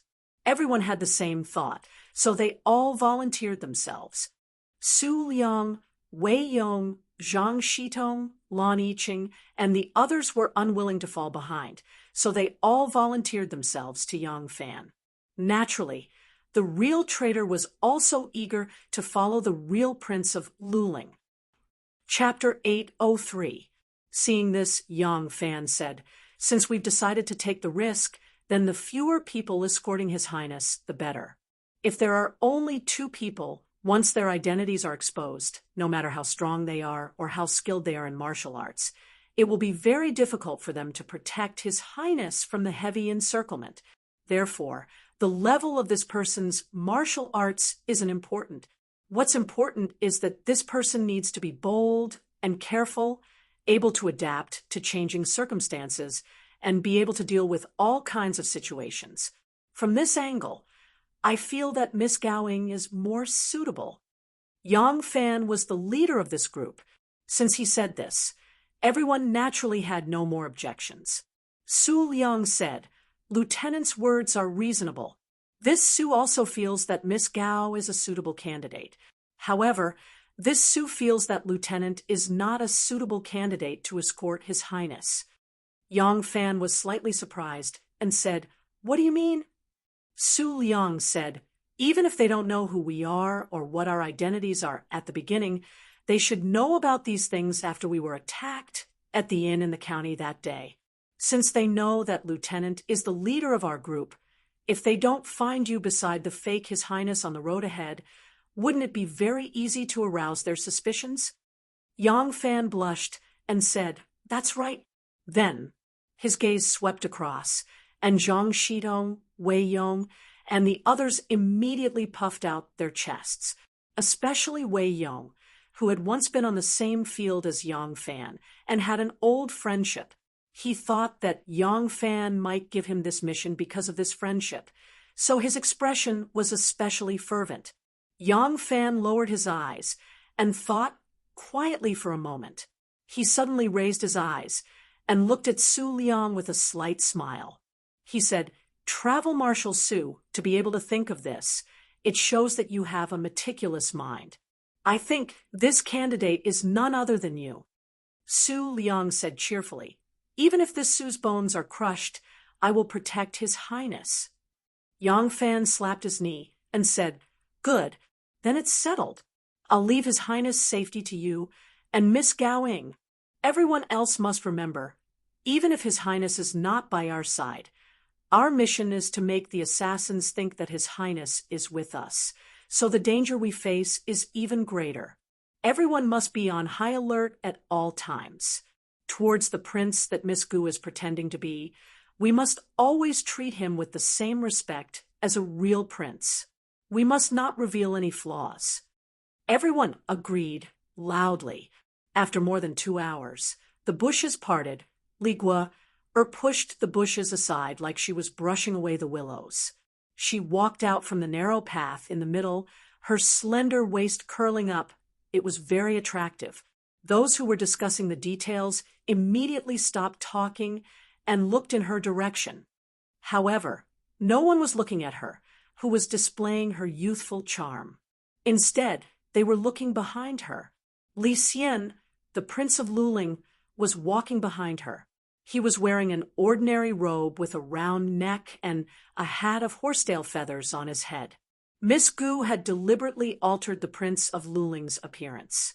At this moment, the Prince of Luling's appearance was somewhat different from his true appearance, but everyone present was familiar with him, and they were certain that this person was him. Therefore, at a glance, they could still quickly recognize him. He was the Prince of Luling. However, if he was the Prince of Luling, then who was the person walking behind him? That person was also wearing the same robe with the same round neck, the same hat of horsetail feathers on his head, the same beard on his chin, the same wrinkles on his face, the same bloated figure, and even the way he walked was exactly the same. His expression and gaze were also exactly the same. If there was a difference, it would be that this Prince of Luling's appearance was slightly different from the Prince of Luling walking in front of him. However, the Prince of Luling walking in front of him was also not the Prince of Luling's original appearance. These two people's appearances were 60 to 70% similar to the Prince of Luling's original appearance, yet they were not completely the same. Li Gua walked out of the bushes like a flower brushing away a willow, stood to the side. and looked at everyone with a smile. Everyone looked at the two princes of Luling standing side by side, as if they were looking at an illusion. With their sharp eyes, they carefully examined them and discovered that both of their necks were the same color, and their jaws were similarly loose and wrinkled. It was not easy to tell which one was real and which was fake. Yang Fan stood up and said with a smile, "Hee, Miss Gu's skill is truly marvelous. This time, even I can't recognize you. Your Highness." The two princes of Luling looked at Yang Fan at the same time and called out, "Yang Xiaowei." Yang Fan had never seen Gu Zhuting's vocal skills, but he had seen her disciple Tinanos. At this moment, when Gu Zhuting opened her mouth, her voice and intonation were exactly the same as the real Prince of Luling, so Yang Fan still couldn't tell the difference. Li Guo giggled and tugged on the sleeve of the person standing next to her, saying, "Miss Gu, don't joke around with everyone. Proper business is more important." That Prince of Luling laughed, still imitating the Prince of Luling's voice. However, he didn't manage to hold it back, so his laughter was slightly thin and carried a hint of femininity. Yang Fan asked curiously, "Princess can recognize him?" "Ah, that's right. Princess is naturally very familiar with your esteemed father's appearance. Others might not be able to recognize him, but how could Princess not?" Li Guo shook her head. "That's not true. It's also extremely difficult for me to recognize him. It's just that." Li Guo pointed at the feet of this fake Prince of Luling. Everyone followed her gesture and looked over, then compared it with the feet of the other Prince of Luling. Only then did they realize that the two Prince of Luling were identical in every other aspect, except for the boots. The fake Prince of Luling's boots were brand new, while the real Prince of Luling's boots were old. There were even some faint blackened bloodstains on the upper of the boots. Presumably, Li Guo had used this to distinguish the real from the fake. Yang Fan gladly said, "There's no problem with this. In that case, Miss Gu can definitely pass off the fake as the real one." Yang Fan pointed at the distant mountain range and said to everyone, "We can't take the road ahead." Since they could set up an ambush in Gushui town, they must have guessed that we would choose to enter the mountain from here. "Let's go west and circle back to Luyang Pass, then enter Duji province from there." The sun was setting in the west, casting a vast expanse of land. The setting sun was like blood on the horizon, and the distant mountains seemed to be covered in a layer of red. It stood there in solitude. Who knew how many people were lying in ambush, sharpening their blades, waiting for them to walk in? Thinking of this, everyone felt a chill in their hearts. Yang Fan said, "Commander Su and Commandant Gao, escort His Highness down the mountain first. After descending the mountain, all of you can rest nearby. After that, you can completely rely on yourselves. You can adapt to the situation and change your identity at any time. In short, ensuring His Highness's safe return to the capital is the most important task." Su Liang and Gao Ying respectfully nodded. Standing between them, the Prince of Luling took a step forward and grasped Yang Fan's hand. He sincerely said, "Commandant Yang, if we can escape this time, the life and future of my Li Xian's family will all be thanks to Commandant." He took another step back and cupped his hands to all the cavalrymen and inner guards. "It is all thanks to everyone. I, Li Xian, solemnly swear to the yellow sky and thick earth that the kindness of all warriors this time is as high as the heavens and as deep as the earth. I, Li Xian, will never forget this." Everyone hurriedly returned his salute. Li Xian then turned to Li Guo and gently stroked her head. He softly said, "Guo, being born a daughter of the Li family has truly been hard on you." Li Guo's eyes were sparkling as she said in a low voice, "Daddy, there's no need to feel guilty. If Daddy feels that you've let your daughter down, then live well. Only when Daddy reaches the capital safely can our family have hope." Li Xian nodded forcefully and said to Su Liang and Gao Ying, "Let's go." The three of them walked down the mountain under the setting sun. They needed to conceal their identities and couldn't even ride horses. In just a short while, the three figures disappeared into the lush forest. Yang Fan looked at their receding figures and gently exhaled. He then turned to the others and said, "We should also go down the mountain. His Highness's health is not good, and his movements will be slow if he can't ride a horse. We can't walk too fast either. We have to help His Highness attract the attention of the assassins. After we go down the mountain, we have to find a donkey or a carriage for Miss Gu to sit on. Our disguise as His Highness must be flawless."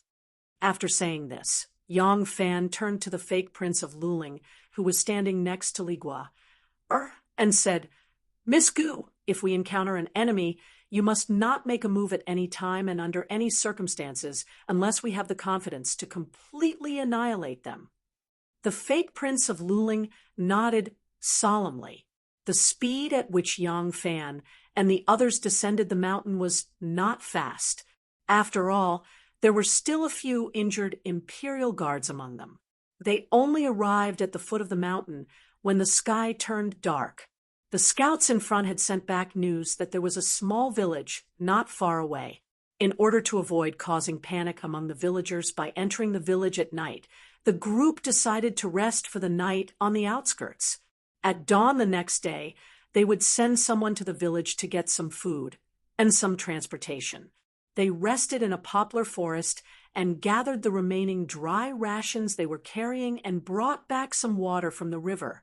This was a depression, and the surrounding forest was so deep and dense that they were not afraid of being seen by others when they started a fire. Even so, they still dug a deep pit to prevent the flames from rising too high.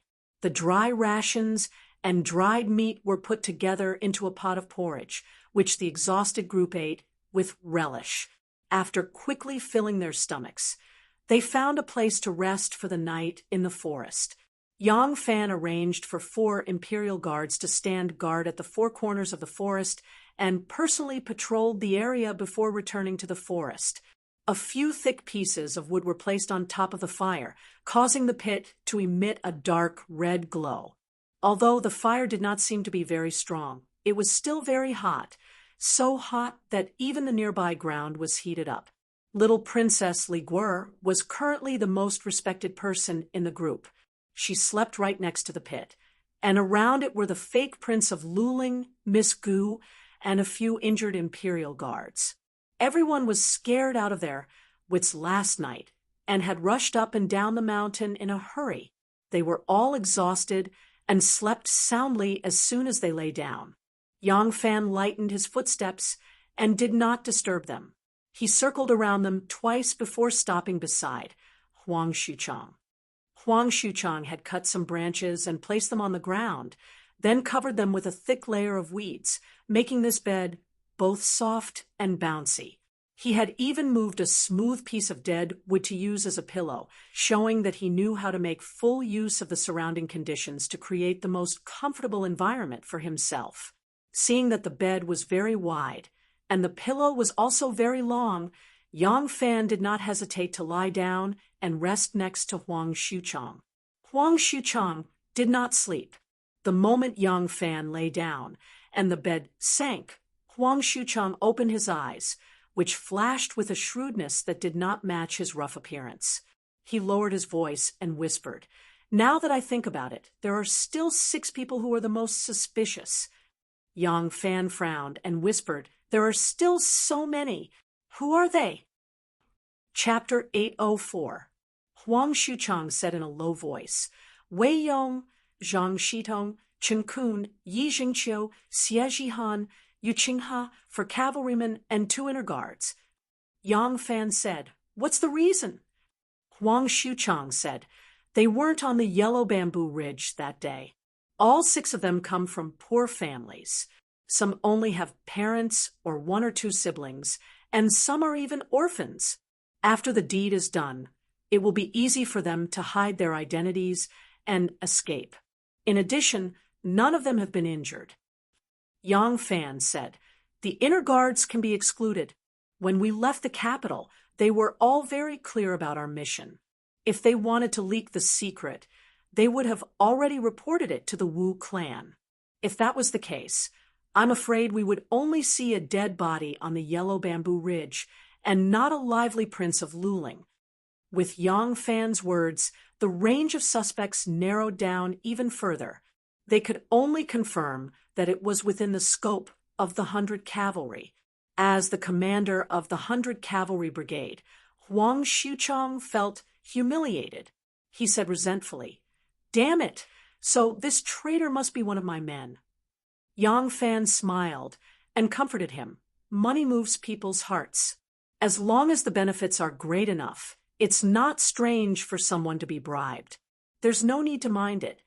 After a pause, Yang Fan continued, "Being injured is not a reason to be suspicious, because this Wu clan spy in the inner guard should be a spy the Wu clan bribed in the palace in order to expand their influence. This person can't be related to the garrison that guarded the Yellow Bamboo Ridge for 16 years, nor can he be in contact with the Wu clan's other spies and influences. In other words, when they bribed this person, the Wu clan couldn't be sure what use he would have, or when he would have an effect. He could only be a one-way contact with someone in the Wu clan, and the Wu clan couldn't possibly reveal the identity of this spy to the assassins they sent. So, even if he was a spy, there was still a chance that he would be injured." Huang Xuchong hesitated for a moment and said, "If that's the case, we have to add one more person. Originally, there should be 3, but 2 of them are from the inner guards. Since the commandant said that it's impossible for him to be from the inner guards, then there's only one. His name is Feng Huixian, and he also meets the above conditions, but he has lost an arm." Yang Fan said solemnly, "Yes, then increase the surveillance on these 5 people. As long as he is a traitor, he will definitely give himself away. Wait until I find him." Yang Fan's voice grew colder, but he didn't say what he wanted. Huang Xuchong grumbled, "The captain has allowed Wang Ye to travel in secret. It looks risky, but it is actually a very feasible method. However, you shouldn't have announced it to everyone. How could the traitor not leak the news?" Yang Fan gently smiled and said, "If we don't do this, how are we going to lure the snake into its hole?" Huang Xuchong was surprised. "Lieutenant, are you saying this is also a plan?"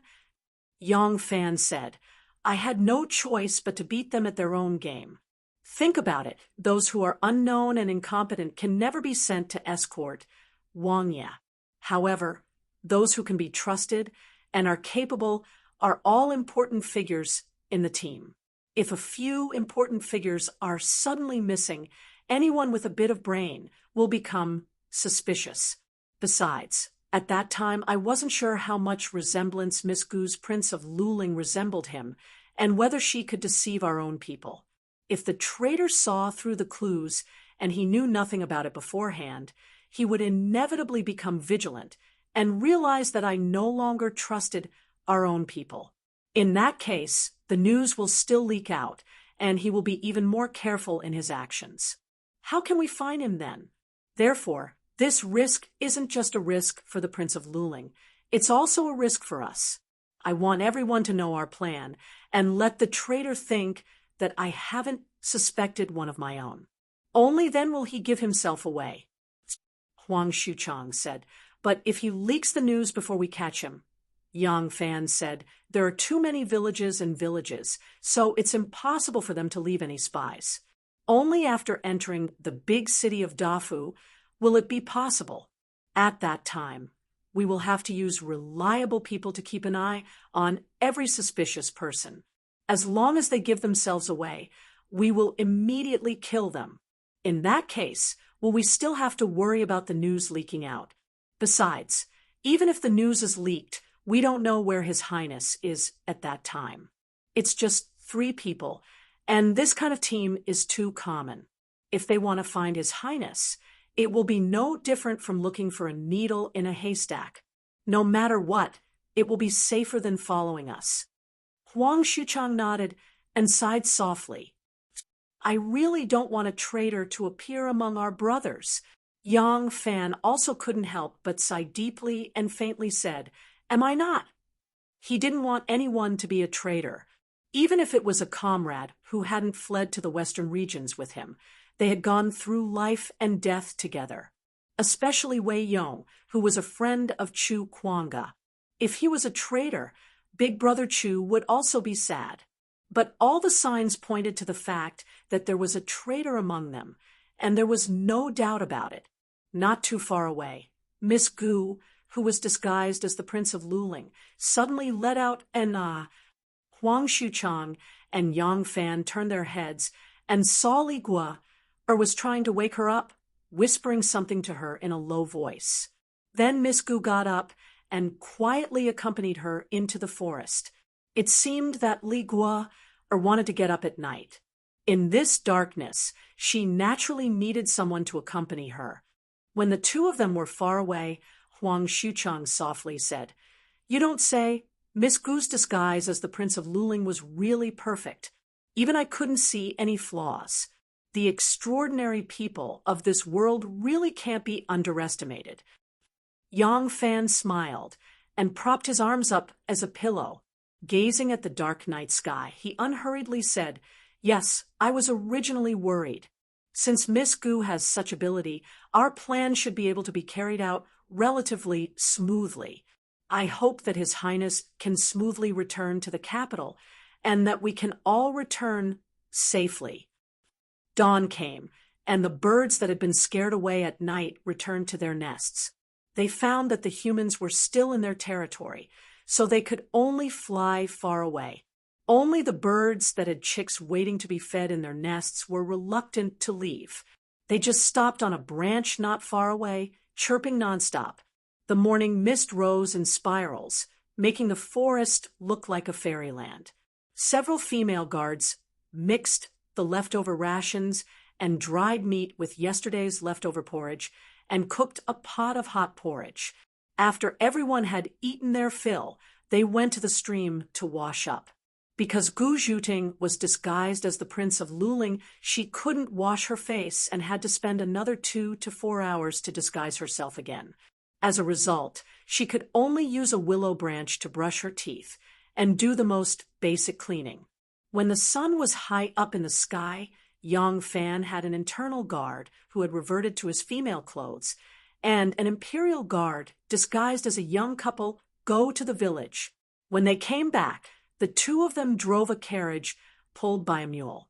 Inside the carriage was a pile of steamed bread, steamed buns that they bought from various households. The carriage did not have a shed. The villagers usually used it to haul crops and goods. Occasionally, when they went out, the women would need to ride the carriage. Unlike the rich families, they were not particular about it and even had to cover their heads. Therefore, it was a large open carriage. They spent a lot of money to buy it from the villagers.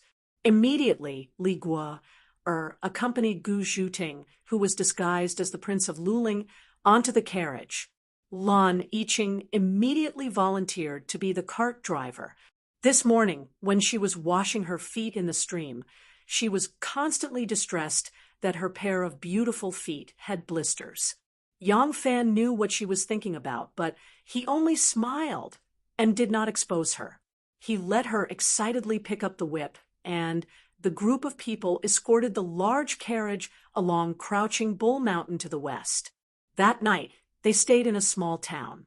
This place was very close to Luoyang Pass, so there was an inn set up in the town. Although the inn was relatively small, it was still enough for a few people to squeeze into a room. Because it was a few people staying in a room, at least one person in each room knew that there was a spy among them. Tonight, they specially arranged for the internal guards to stand guard outside, so Yang Fan was not worried that the news would leak out. They set off early the next morning because they wanted to pass through Luoyang Pass on the same day. At noon on the same day, they arrived at the largest city in front of Luoyang Pass, Xiang City. There, they bought enough mounts. If there were not enough horses, they used mules to make up the numbers. Finally, everyone had mounts. Their speed instantly increased. At the same time, the carriage was also changed to a covered carriage. Last night, everyone stayed in the inn and had a good sleep. That was why, after such a long journey today, they were still full of energy. However, it was unknown whether it was because Li Gua or had never practiced martial arts and her body was weak, or because of some other reason, she was tired and listless throughout the journey. After changing to a covered carriage, she carried 2 blankets and spread them on the bed. Then she fell into a deep sleep. Wei Yong looked at her and felt that something was strange. He curiously asked Yang Fan. Yang Fan only smiled enigmatically and answered casually, "It's a woman's illness. It's not a big deal. She'll be full of energy after a few days." Wei Yong was suddenly enlightened and did not ask any more. However, there was a strange feeling in his heart. Yang Xiaowei even knows about the little Juanju's menstruation? Is it Yang Xiaowei, who has remarkable abilities, or is it the little Juanju who has nothing to hide? Thinking of the romantic affair between Yang Fan and Princess Taiping that has been spread in the capital city until now, Wei Yong seemed to understand something. Princess Taiping, Juanju Gua, they are biological aunt and niece. Wei Yong understood this point. When he looked at Yang Fan, who was riding tall and straight on the horse, he was filled with deep veneration. A real man should be like this. It's just that he might end up with the big head and the small head cut off together. Yang Xiaowei is really a model example of a romantic man who would rather die under a flower. Luyang Pass was located in the southwest of Lushan County. It was located at the crossroads between Luoyang and Nanyang. Since ancient times, it has been a battleground for military strategists. However, that was during the Warring States period, or the era when the feudal vassals rose up together and civil strife occurred frequently. Now that the Central Plains had been unified, Luyang Pass had lost its military value. There were no troops stationed at the pass. Only the tax collectors were still guarding this position. By the time Yang Fan and his entourage arrived at Luyang Pass, it was almost dusk. From afar, they could see the ruins of the Great Wall of Chu bathing in the setting sun on the hilltop. Sometimes, it meandered along the continuous mountain range. The tax collector was about to close the door when he suddenly saw a group of people rushing over from afar. There were carriages and horses. He knew that it was another income. His spirit was lifted, and he waited for them for a while longer. Chapter 805. Why did you guys only arrive at this hour? If you pass the checkpoint at this hour, you'll miss your lodging, the tax collector said lazily, and collected the tax according to the number of people. Because Zhang Shitong had privately given him 2 copper coins, his attitude was much more polite. The tax collector had already checked their checkpoints. These people were not businessmen, so they rejoiced for nothing. They could only collect the tax according to the number of people. When Yang Fan and his group came out this time, they brought a few sets of blank pass stations, which could be filled in at any time with their starting point and destination. The guard seals on them were all real, so naturally there were no flaws. Therefore, the tax collectors and guards did not make things difficult for them, and smoothly let them pass through the checkpoint. Ascending Luyang Pass in the morning, the gorge road is steep and deep. The stream is more than 10,000 zhang, and the surrounding trees are thousands of fathoms.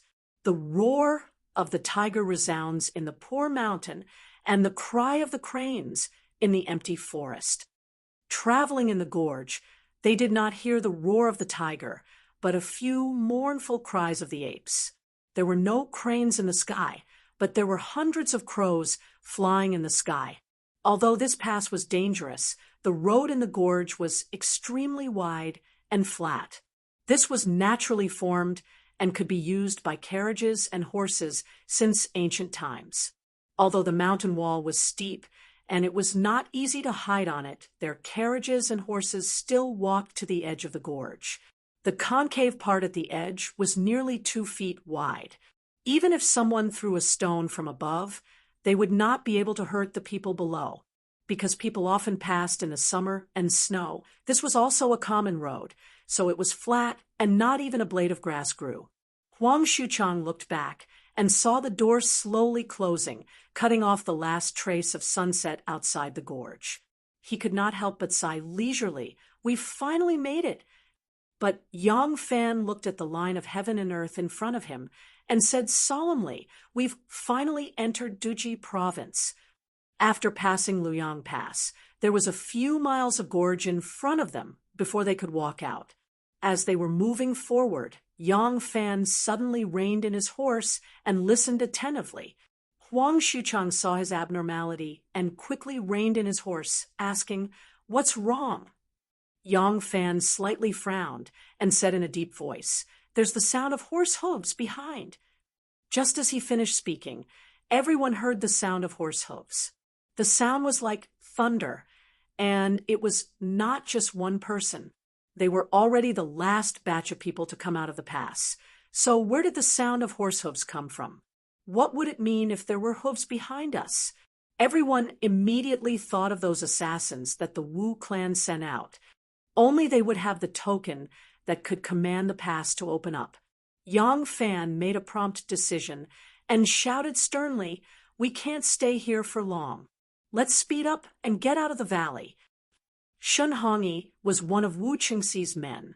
When he was young, he was a wanderer in Chang, and he practiced swordsmanship and had some literary talent. Later, he was recruited by Wu Qingxi and became a guest of the Prince of Wei's mansion.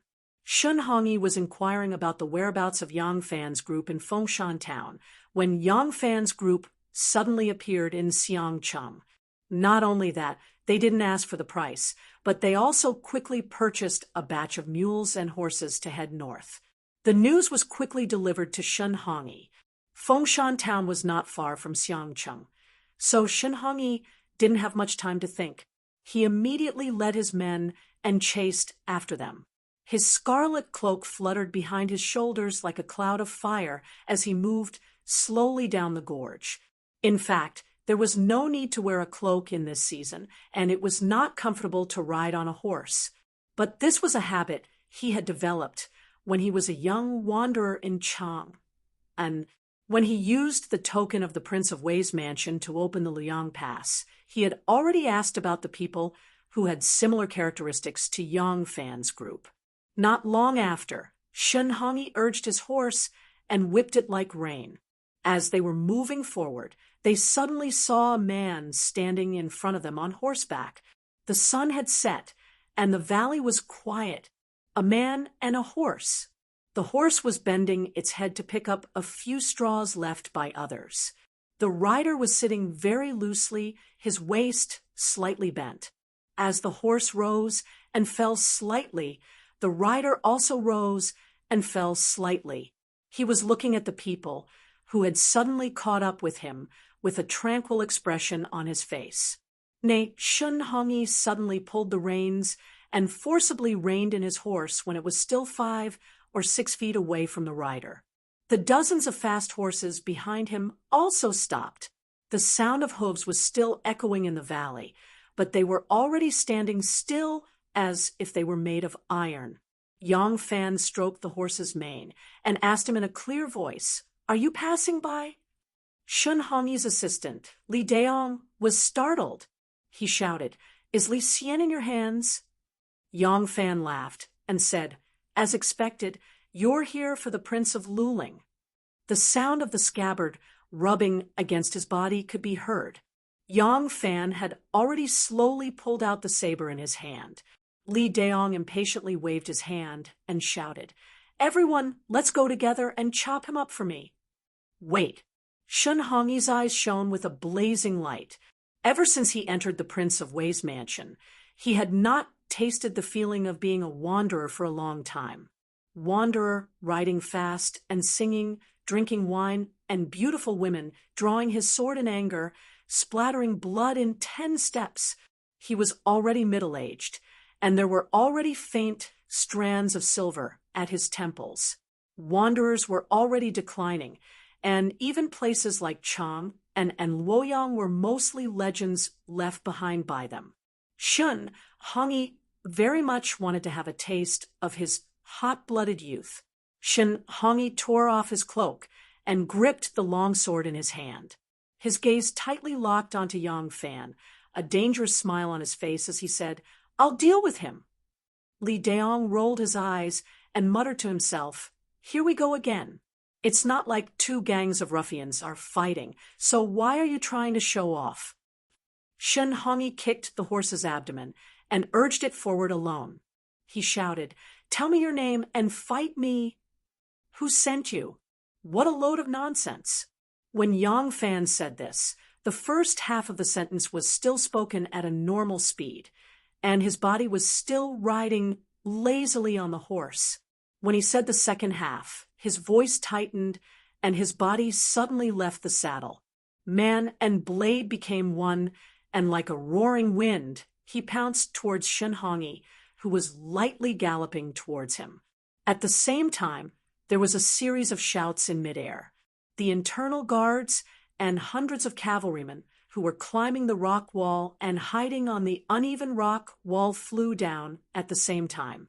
In midair, they raised their swords and sabers and slashed at their respective opponents.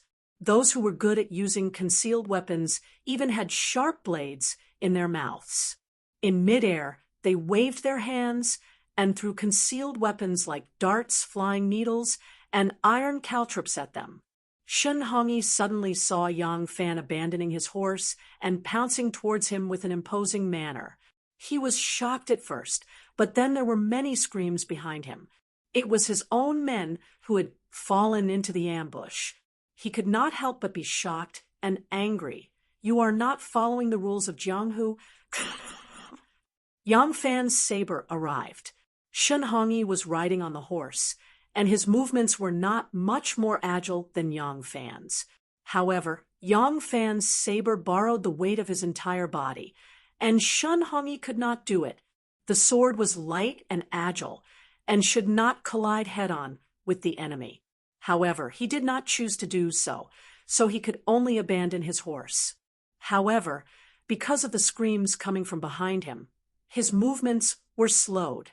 It was too late to abandon his horse now.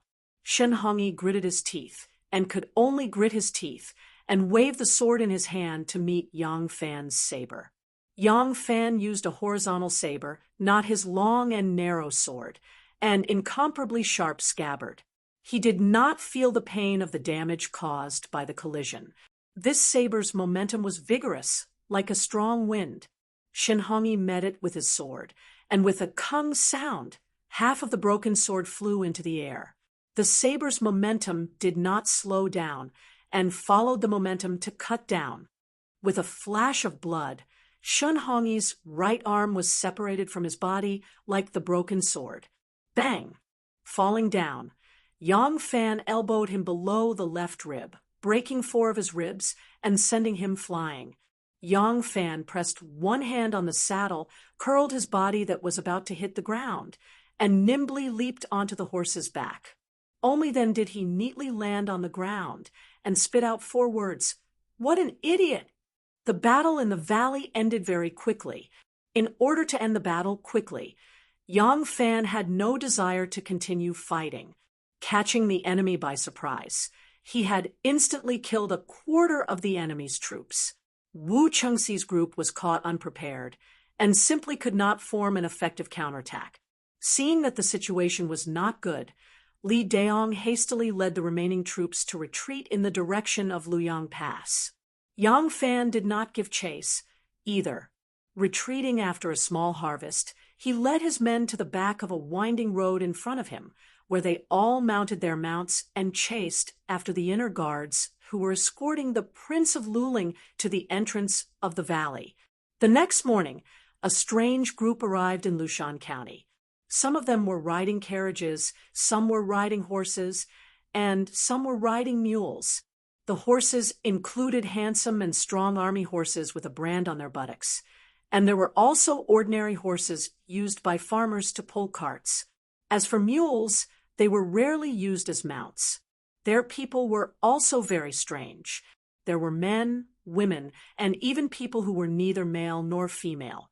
Traveling in a hurry, they often rested at night. In addition, Gu Shooting's pouch had already used up all the medicine used to disguise themselves, so she had no time to help the inner guard girls fix their appearances. As a result, everyone gradually revealed their true appearances. Fortunately, Yang Fan had the intention of using this group to attract the attention of the assassins, so he did not care much about them restoring their appearances.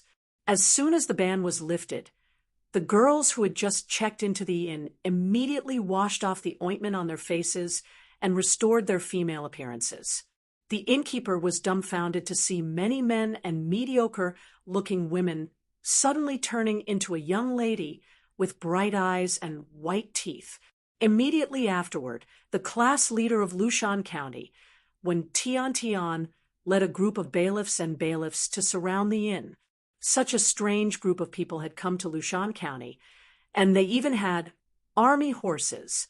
Being responsible for the security of this area, how could Tian Tian dare to be careless? The innkeeper secretly complained, afraid that he would be implicated. Who would have thought that in less than the time it takes for half an incense stick to burn, Tian Tian would crawl out in terror and hurriedly withdraw the bailiffs and bailiffs who had surrounded the inn, leaving the common people watching in bewilderment.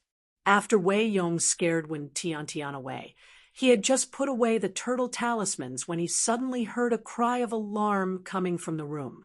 It was Li Guo's voice. The hearts of the people standing in the corridor immediately tightened. If the young princess was in danger, although they did not deserve to die, the credit they had earned by risking their lives would inevitably be greatly reduced. Everyone hurriedly rushed into the room and saw Li Guo standing there perfectly fine. She was only pointing at the face of the Prince of Luling and said in panic, oh no, Sister Gu, no. Father's face is damaged. This time we can't hide it anymore. What should we do?"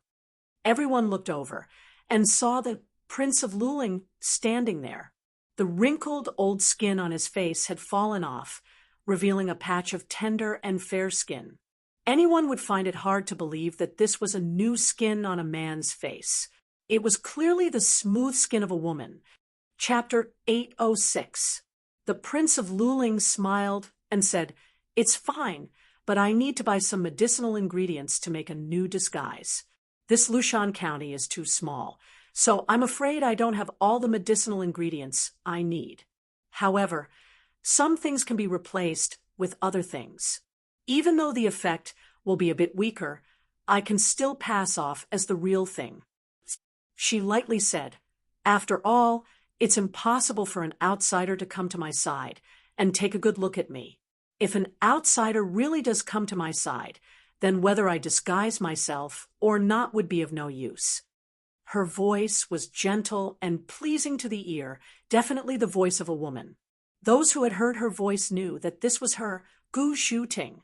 In fact, even though Yang Fan had already announced that the prince was fake and that Miss Gu was in disguise, she had always used the Prince of Luling's voice and appearance regardless of who was in front of or behind them. Her mannerisms were also exactly the same as the Prince of Luling. She usually had a wooden appearance, and when she encountered an enemy, her panicked and slow reactions were also completely the same. In the beginning, everyone secretly praised Miss Gu for being able to pass off the fake as the real one, but gradually, many people began to have their suspicions. They thought that Yang Xiaowei was pretending to be the real Prince of Luling, and that this fake Prince of Luling was the real one. However, when the Prince of Luling opened his mouth and confirmed that it was indeed Gu Zhuting's voice, and there was even a patch of skin that definitely belonged to a woman on her face, everyone couldn't help but believe that Yang Xiaowei was really so bold as to only have Su Liang and Gaoing escort the prince as they left. Yang Fan frowned and said, "Our plan to attract the assassins and pave the way for the prince has just begun. At this time, we absolutely cannot let the assassins see through us." I'll accompany you to find the medicinal ingredients you need. You must immediately disguise yourself again." The Prince of Luling nodded in agreement. Li Guo excitedly said, "I'll go too. I've been holding myself back for so long." The young princess was currently the most distinguished person among them. Since she had made a request in front of everyone, Yang Fan couldn't very well refuse and could only agree. Lan Yiqing said, "Xiao Wei, the sisters also need to go out and buy some things.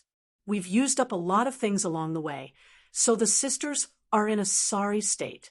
I'm afraid we'll have to face many dangers from now on, and our chances of entering the city will be greatly reduced." So, you see, when Lan Yiqing said this, many female guards quietly blushed. It was more troublesome for women to go out than men. Even when they were disguised as men, they were still women inside. The things they needed were not rouge, face powder, or eyebrow makeup, but some things that had to be prepared because of the different physiological characteristics of men and women. Although Lan Yiqing said it implicitly, it was inevitable that the female guards would feel a little embarrassed when he mentioned it in front of so many men. Yang Fan thought about it and said, "All right, in any case, there's nothing to look after in the shop. Aside from the injured ones, everyone else can go out for a walk. But remember, each group must have at least 2 people, and one of them must be a woman. You fellows from the 100 Cavalry Division are brave and fierce, and love to cause trouble. I don't want another incident like Fong Ling to happen. Internal guards, keep an eye on them." Everyone agreed, and agreed to go out in groups. Some even formed groups of several people. When the room was empty, leaving only Yang Fan, the Prince of Luling, Li Guo, and Huang Xuchang, Yang Fan said to Huang Xuchang in a low voice, "Lushan County is the first city we must pass on our way back north. They must have a contact here. If the traitor is going to make a move, it will be today." Huang Xuchang's eyes widened, revealing a trace of ferocious, murderous intent. "I understand. Wait for me to drag out this traitorous bastard." Humph, humph. An official who was passing by recently checked into the inn in Lushan County. No one knew his specific identity, and no one knew where he was going. For a long time, the officials who passed by this place, unless they were not in a hurry on official business, wanted to see the scenery along the way, or wanted to visit local relatives and friends. Otherwise, they would not stay in the inn for more than 2 days. Mount Lu was a small county with no unique scenery. That was why the people at the post house had never seen anyone stay in the post house for 8 or 9 days. This time, they had finally seen it. This official, surnamed Li Dingxin, stayed in the inn in Lushan County for 9 days and did not have any intention of leaving. However, he was personally escorted here by the county magistrate, so the people in the inn didn't dare to ask too many questions. They only cared about serving him 3 meals a day, cold drinks, and hot soup, and didn't let this noble person find fault with them. In any case, whether it was living or eating, they did not need to spend money from their home. This noble, named Li Dingxin, traveled all over the world and stayed here for 9 days. Every day, there would be people coming to the inn to look for him. They acted mysteriously, and no one knew what they were up to. Thinking that it was better to avoid trouble, the inn's deputy pretended to be deaf and mute and did not ask any questions. In the afternoon, a man named Li Daong barged into the inn. He had a shoulder injury, and he looked like a fiend, like a fugitive. The deputy tried to stop him, but he was slapped in the face. The other party flashed the tortoise talisman, and only then did the deputy know that this damned vicious bandit was actually one of the family warriors of the Prince of Wei. The deputy did not dare to stop him and let him barge in. Immediately, a wave of cursing came from inside Li Dingxin's official residence. Listening to the sound, it was Li Daong cursing at Li Dingxin, and then Li Dingxin cursed at Li Daong. The two of them were cursing to their heart's content, and the deputy heard them from afar and could not help but feel pleased. However, hearing the two of them talk about the Prince of Liang and the Prince of Wei, the deputy was not stupid. He knew that the two of them had an extraordinary background, and their movements were so secretive. He was afraid that they might be involved in some shady business, afraid that he would get into trouble. He did not dare to listen, and hurriedly ran away. Listening to the two of them smashing tables and throwing chairs at each other, he secretly laughed. At dusk, another person dressed like a peddler also came to the inn to look for someone. The deputy, who had been slapped in the morning, had learned his lesson. This time, he did not directly chase the person away. After asking about the person's origins, he found that the person was indeed looking for Li Dingxin. The deputy did not dare to delay, and hurriedly brought the person to see Li Dingxin, and then obediently left. "What did you say?" Hearing the peddler's report, Li Dingxin was shocked. He suddenly stood up from behind the table and grabbed the peddler's collar. Staring at him, he asked, "Is this true?" The peddler forcefully nodded and said with certainty, "Absolutely true. This is the information this lowly one has received." After that, Yang Fan was ambushed at Gushui town. He thought of this method. He took the risk of letting the Prince of Luling go north alone, and he made a fake Prince of Luling to attract our attention. Li Dingxin gritted his teeth and said, "That trash Wuqilin usually boasted so much, but didn't he still fail on the verge of success?" "Humph." The peddler probed. "Today, I heard someone say that there are countless corpses on the Luyang Pass. Could it be that our people fought with them?" Li Dingxin said, "It's not our people, it's Prince of Wei's people. They're also a bunch of trash. That idiot Shen Hongyi is dead, and that bastardly Daong still came." At this point, Li Dingxin suddenly stopped, and his expression changed. Not good. Before that servant Li Daong left, he said that he wanted to gather his troops. Even if he had to fight openly, he wanted to bury them here. If he gathered all the people scattered on the roads here, wouldn't that be falling right into Yang Fan's plan to lure the tiger away from the mountain? No, I have to go find him. Li Dingxin hurriedly took 2 steps and suddenly felt that something was wrong. He hurriedly called over a subordinate and carefully instructed him, "Go quickly." A man, a woman, and an old man in his 50s. This kind of target is really hard to find. After sending the subordinate away, Li Dingxin hurriedly left. By the time he arrived at the inn that Li Daong was staying at, Li Daong's group had already paid the bill and left, leaving only a few disabled people wailing in the inn. When he asked them about Li Daong's whereabouts, these people stared at each other, unable to say anything. Li Dingxin was so angry that he slammed the door and left. The people who went to the county to buy personal items returned to the inn one after another. Not long after the last person returned, Huang Xuchang hurried back. When he arrived at Yang Fan's room and saw that there was no one there, he went to the bedroom of Prince of Luling. Only then did he see Yang Fan sitting there. The inner room's curtains were drawn, and he could see Prince of Luling dressing up in front of a mirror. Although men also needed to comb their hair and tidy up their appearance in front of a mirror, if they were to dress up like a woman, elegance would inevitably turn into horror. Huang Xuchang only took a glance and shivered. This was clearly a man in his 50s with a plump body and a face full of wrinkles. His fingers were bent like an orchid, and his movements were as romantic as a woman's. How could Huang Xuchang dare to look at him again? The moment Yang Fan saw him, he hurriedly went up to greet him. Without waiting for him to speak, he cut him off. "Follow me, we'll talk in my residence."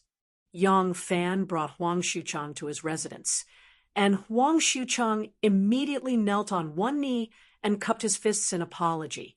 Yang Fan asked in surprise, "Commander Huang, what are you doing?" Huang Xuchang said with shame and hatred, "This lowly officer has failed the commandant's trust." Yang Fan's expression sank. "What is it?" Huang Xuchang said, "The spy? I didn't find out." Yang Fan frowned. "Tell me the details." Huang Xuchang said, "After they left, we kept a close eye on them. The inner guards have received my instructions to keep a close eye on all the suspicious people. These people mostly go to wine and meat shops. They don't dare to buy wine, so most of them buy things like pig's head meat and pig's ears." Huang Xuchang said, "Other than that, they wandered around, and although they came into contact with the people in the marketplace, they didn't buy anything.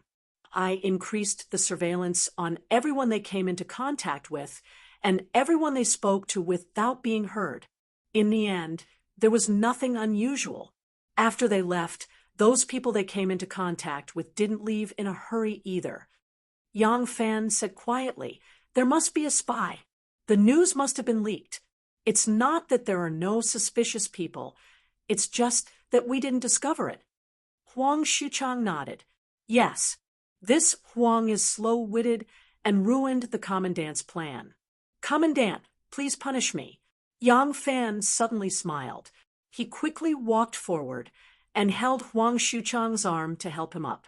He said, "If it was leaked, then it was leaked. What's the big deal? Commander Huang, you don't need to blame yourself. This was a huge disaster." And he said it like it was nothing. Chapter 807. Early the next morning, Yang Fan and his party were ready to set off. The innkeeper, who did not know anything about them, leaned against the doorframe and secretly rejoiced that these monsters who could scare the hell out of his squad leader had finally left. Yang Fan and his party left Lushan County under the enthusiastic gaze of the innkeeper. Yang Fan and his party had appeared in Lushan County in order to attract the attention of the assassins. Although the plan to lure the snake out of its hole had failed and the news had been leaked, the assassins might not be able to learn of the latest news in time. Moreover, the assassins were not from just one faction. The assassins from other factions would receive the news even later, so they would still be surrounded and intercepted. The goal of Yang Fan and his party was to attract the attention of the assassins and create the conditions for the Prince of Luling to return to the capital.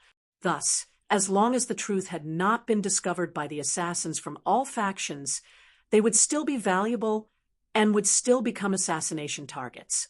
For this reason, Yang Fan had very cautiously dispatched sentries to advance. He wanted to attract the firepower, not to actually run into the encirclement and lose his life. Not far from the city, news came from the outpost that there were nearly 100 horsemen guarding the main road leading to Longxing County.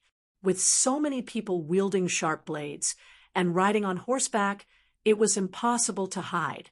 It seemed that someone had reached the end of their patience and directly changed from assassins to bandits, intending to openly make a move. Yang Fan and his party immediately turned east, leaving the main road and fleeing into the wilderness. It was Li Daong who had set up a battle formation on the main road. He had gathered Wu Qingxi's men together, intending to fight to the death with Yang Fan. Unexpectedly, Yang Fan and his party avoided the battle and fled into the wilderness. Upon hearing the news, Li Daong immediately led his army to attack. As the two sides chased after each other, they reached the foot of the plateau, where more assassins of unknown origin rushed over and joined the battle. Yang Fan fought as he retreated southward, all the way to Yi County, where he fled to a high mountain at dusk. Fortunately, Yang Fan was not in the mood to fight, and the Prince of Luling was a fake. At the critical moment, the fake Prince of Luling simply abandoned the carriage and mounted a fine horse, so he escaped very quickly and did not cause too many casualties to the guards. On the hill, Li Guer limped towards Yang Fan. She was not good at horsemanship, so Lan Yiqing and the other female guards took turns to carry her. Her thighs were swollen, and it was difficult for her to walk, like a child learning how to walk. Li Guer looked worriedly at the pursuers at the foot of the mountain and said worriedly, "We are trapped here." Yang Fan smiled faintly and comforted him. "It's fine. Behind us is a continuous mountain range. As long as we hide inside, they won't be able to catch us even if they send an army of tens of thousands." Hearing this, Li Guer felt a little more at ease. Zhang Shitong looked down the hill and asked worriedly, "Will they attack the mountain?" Yang Fan said in a deep voice, "I hope they will attack the mountain. There are 100 people at the foot of the mountain. If we can attract their attention here." Hee. Yang Fan had not yet announced that there was a spy among them and that the real whereabouts of the Prince of Luling had already been revealed to the assassins. Therefore, these cavalrymen and internal guards all thought that their mission was still to act as live targets to attract the assassins, and thus deeply believed in Yang Fan's words. At the foot of the mountain, the two groups of assassins who had pursued the Prince of Luling all the way here gathered together and seemed to be reporting their identities to each other. After a brief pause, they cooperated and abandoned their horses, pressing up the mountain. The cavalrymen and internal guards who had escaped to the top of the mountain had just caught a breath. Seeing that the enemy was coming up the mountain, they had no choice but to brace themselves and prepare to defend. At this time, under the setting sun, several fast horses suddenly galloped over from afar and soon arrived at the foot of the mountain. After a while, the people watching the horses at the foot of the mountain suddenly shouted loudly, calling down the assassins who had just climbed halfway up the mountain. The cavalrymen and internal guards on the mountain looked at each other in dismay, not knowing what had happened. They saw the assassins descend the mountain, mount their horses, and gallop away in a cloud of dust. The cavalrymen and internal guards on the mountain couldn't help but be dumbfounded at this sight. Wei Yong scratched the back of his head and said in astonishment, "Strange. Why are these assassins running away like their mother has died? Are they rushing back to attend the funeral?" Zhang Shitong suddenly came to his senses and cried out, "Not good. They must have found out the secret that the Prince of Luling is not here." Wei Yong glanced at him and said disdainfully, "What do you know? How could they possibly know?" Before he could finish, his expression changed. The two of them looked at each other and said in unison, "There's a spy." Yang Fan said calmly, "That's right. There's a spy among us." His gaze suddenly swept across the crowd and saw that everyone was shocked. Yu Ziqing angrily said, "There's a spy among us? Who's the spy?" Everyone looked around in confusion, all of them revealing vigilant expressions. Some people had already subconsciously pulled away from the people around them. Yang Fan coldly looked at them and faintly smiled, saying, "There's indeed a spy," but fortunately, his gaze quickly swept across the faces of the crowd before he continued, "Fortunately, the spy has already fallen into my trap." Everyone looked at him in astonishment.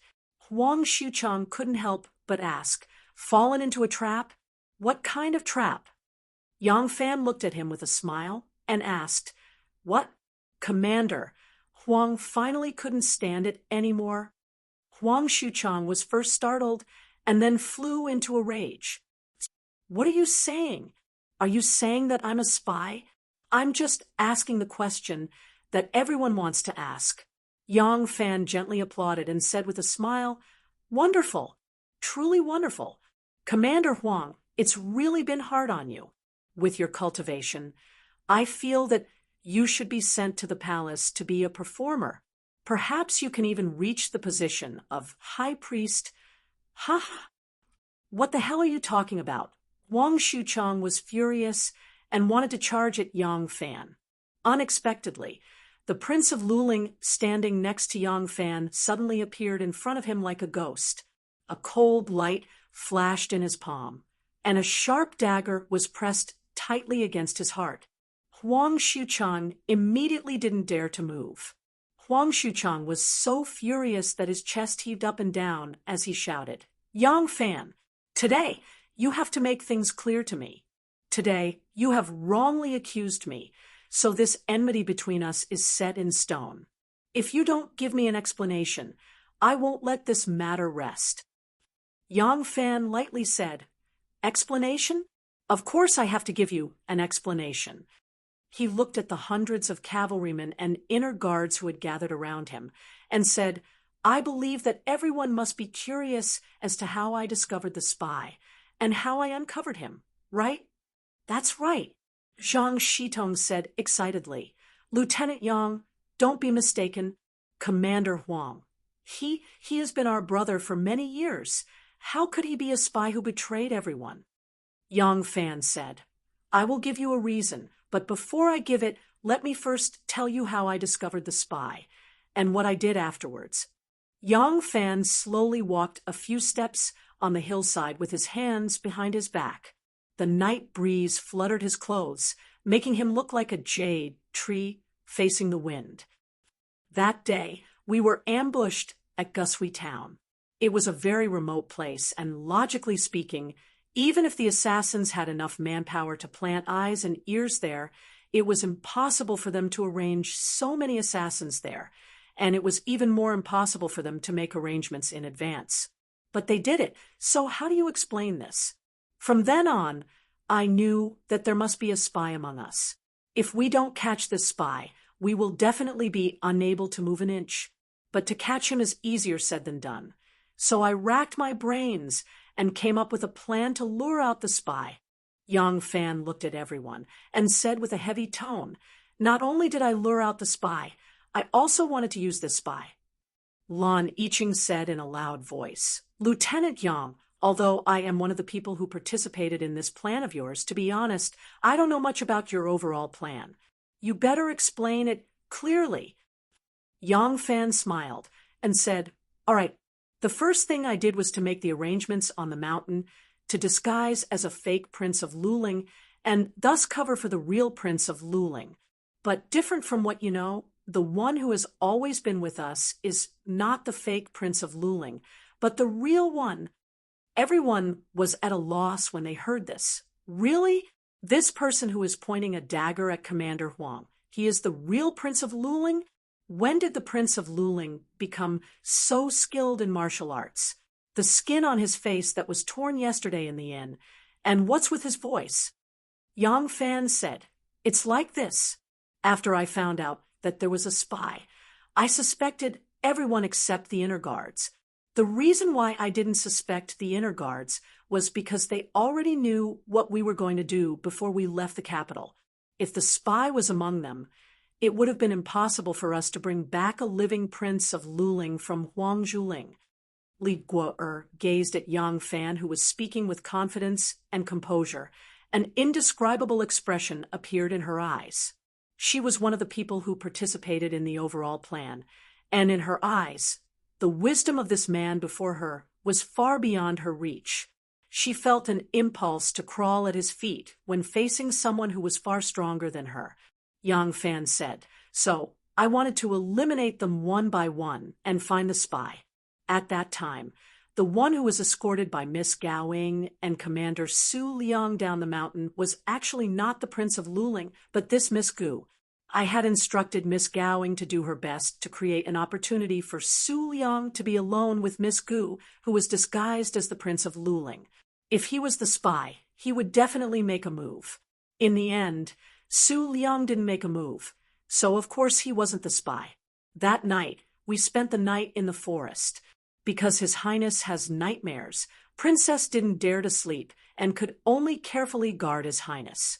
Whenever there are nightmares, there will always be a reaction. At that time, Princess would wake His Highness up to prevent the spy from confirming that this was the real His Highness. After all, the spy could also be one of us. Commander Su, who had been tested, was led by Miss Gao and Miss Gu. They followed the secret marks that I left behind and caught up to us. Princess took advantage of the night to invite the prince to follow and protect him. The direction they went was the forest that I had arranged for the guards to guard. It was in that forest that the real and fake prince were switched.